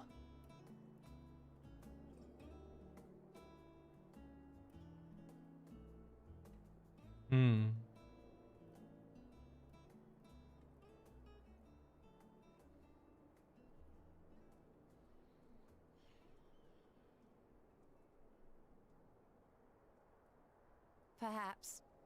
But I believe one of our number, a rather important one at that, has yet to divulge his plans. Hey. Hey. Quite right. Hmm. Indeed. Fair point. So, what's next for our humble adventurer?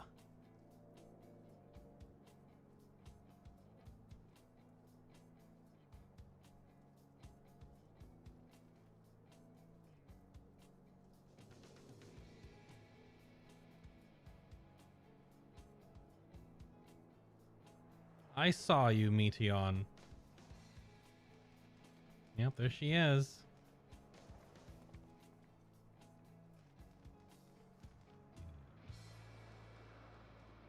I'm expecting her to be part of the raid story.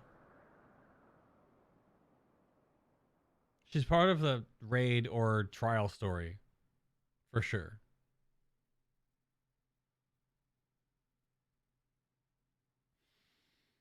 Ooh.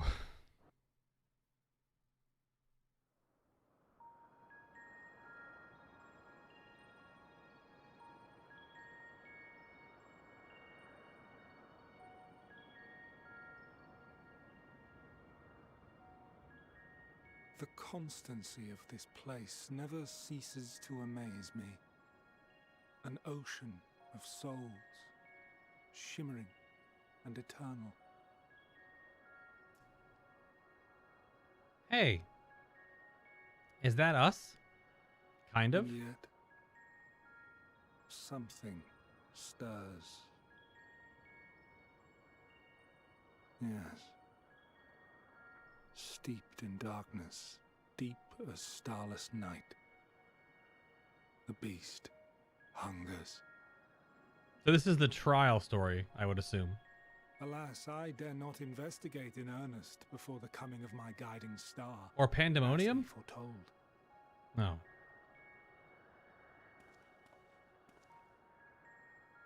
We shall descend to the depths. Yeah, Pandemonium.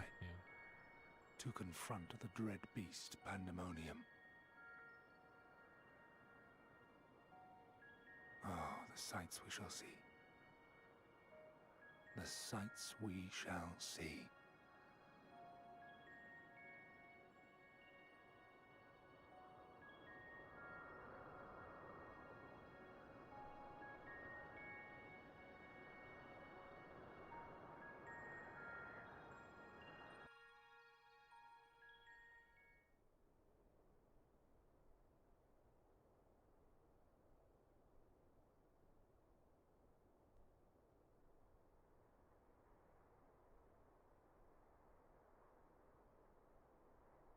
Yes, yes.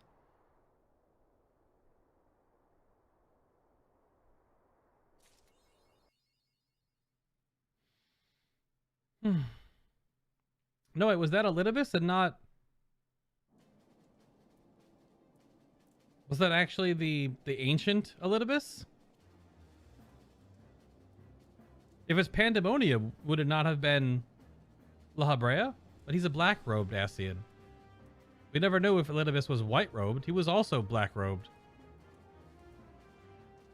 I thought we saw that one cutscene earlier on of Azim. Huh.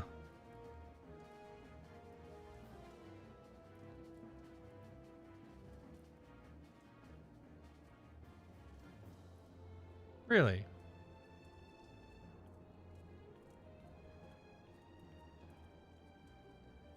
I mean, that would make some sense. The ancient version at Elpis at the time would be there.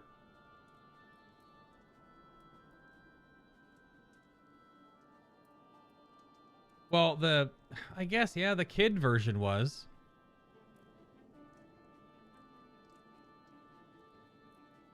But it's also kind of weird because if that's the ancient seat Elidibus, is that the one that is the kid that we met, kind of?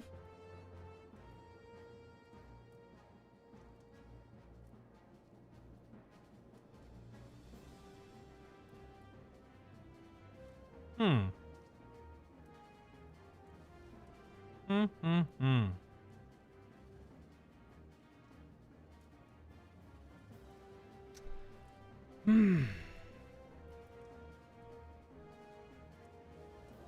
Suddenly, Mordona.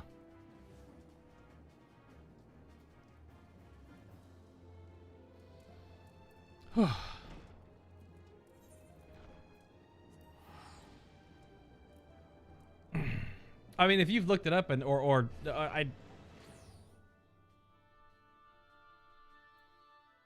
because Pandemonium's all about La Habrea, but that definitely wasn't his voice. But I thought that other scene where we saw an Ascian, was that just Elidibus as well? I thought that was like a glimpse of Ascian, giving us that little tease to that story point, since we still don't know anything about him. Not really, anyway. Is Ben still going at it? Has he actually been crafting this entire time? And I assume he's there. Good grief, he's been crafting for literally 6 hours. What an absolute madman.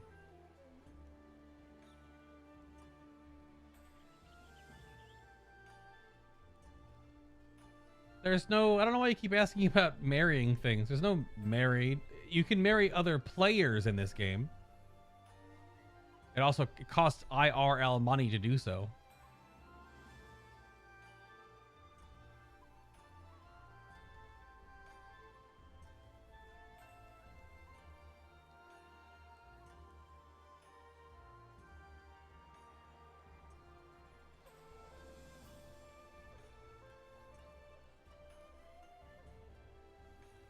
I mean, I guess we don't... Doesn't it say on the description of Pandemonium?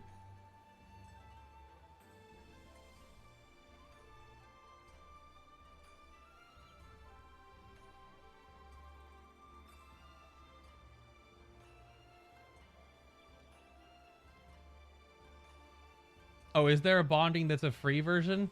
Oh, maybe there is. It just gives you the paid version is all the glam stuff, yeah.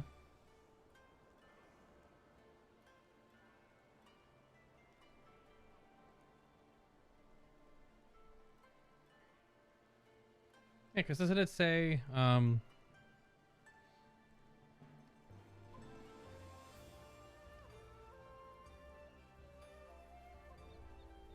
thought it said that's why everyone's been... That's where I heard about it was.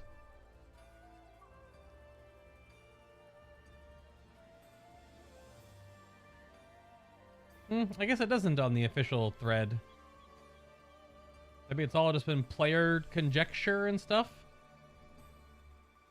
That it was La Habrea's...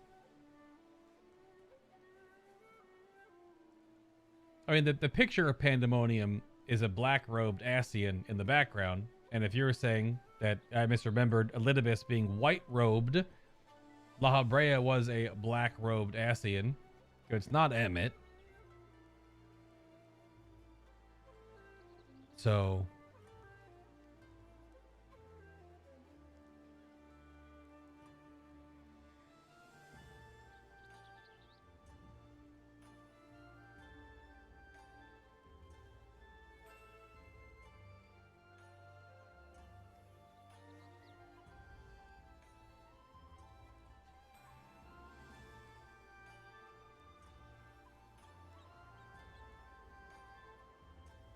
I guess you could try to compare to see if the Ascian insignia behind the Pandemonium art is the same as what La Habrea pulls down.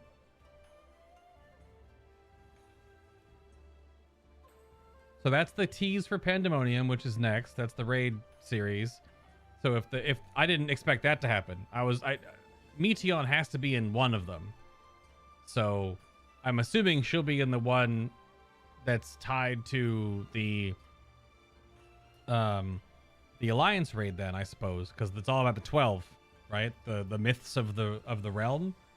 And if she's all about finding this new, hopefulness in her new existence of not wanting to kill everybody, maybe learning about the 12, which I don't know how else that could go besides them just being primals or something. I don't know. We'll find out, I guess.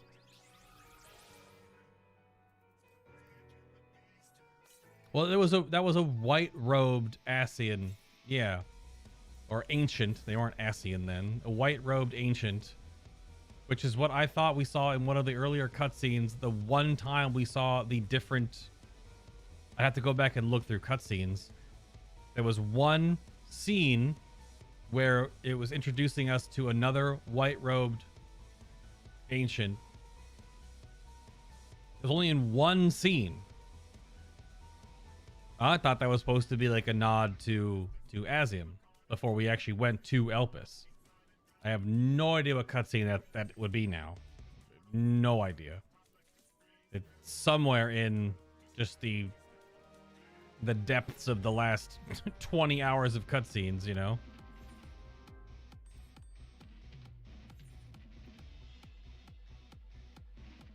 Yeah, I thought I talked about that on the teaser page, but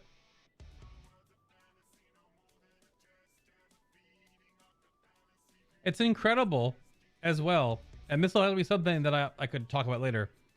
On the official website, right? It talks about so much stuff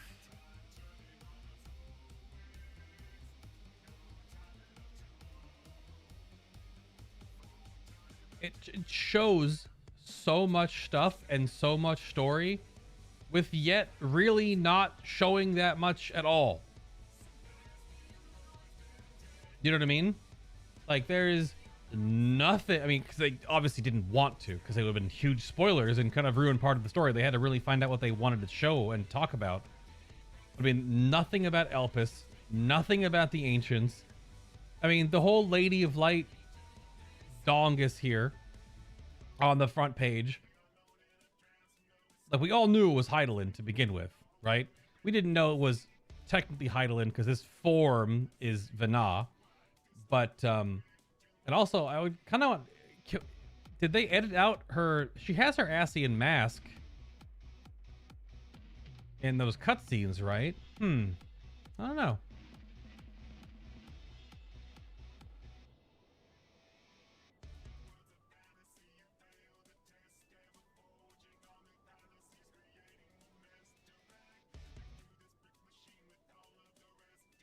Yeah, no, Div, you're... Yeah, that's fine.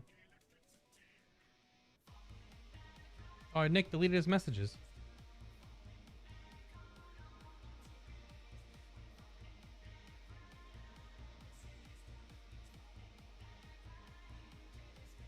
Right. I mean, that's fine. If it's Elidibus, that's fine. It would kind of bring more lore to that character, which we didn't only get that much of, right? It was essentially one patch and then that one chunk in the Crystarium here. So... That's, yeah.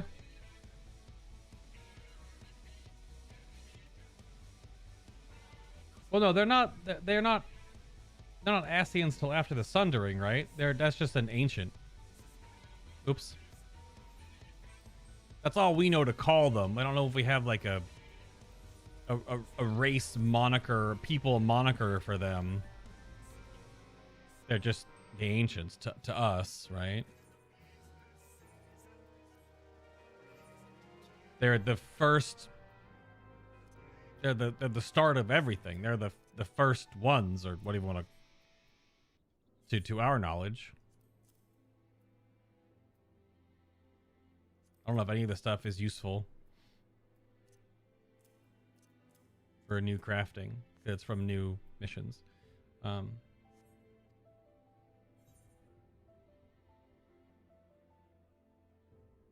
Yeah, they'd be Ethereans. Yeah. Yeah, but it's just so much story in a week, right? So I don't know. Would have to go back and look through cutscenes.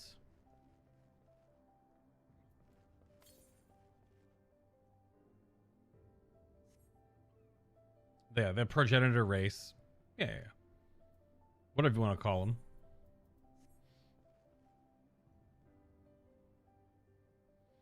All right. Well, I am hungry.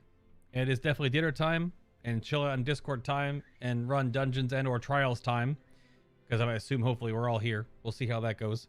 If you want to directly support what I'm doing here on the internet, the membership button is how you could do that directly here on YouTube. But additionally, the like button, which is free if you enjoyed hanging out today, is also down there. The stream tomorrow will just be roulettes and stuff and farming things and trials and whatnot and dungeons and things of that nature, getting geared up. Tomorrow will be the last stream in this junket. Until I take a couple days off to sleep and not have to worry about a schedule for a little bit, because it's been a lot of it's been waiting in queue.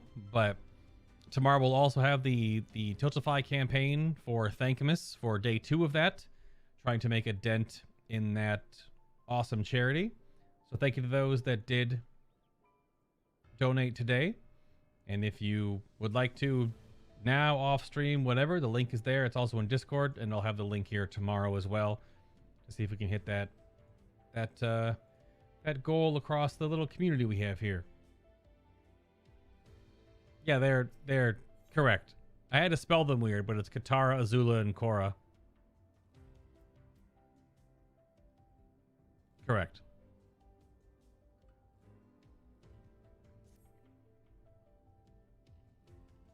Yeah, that's that.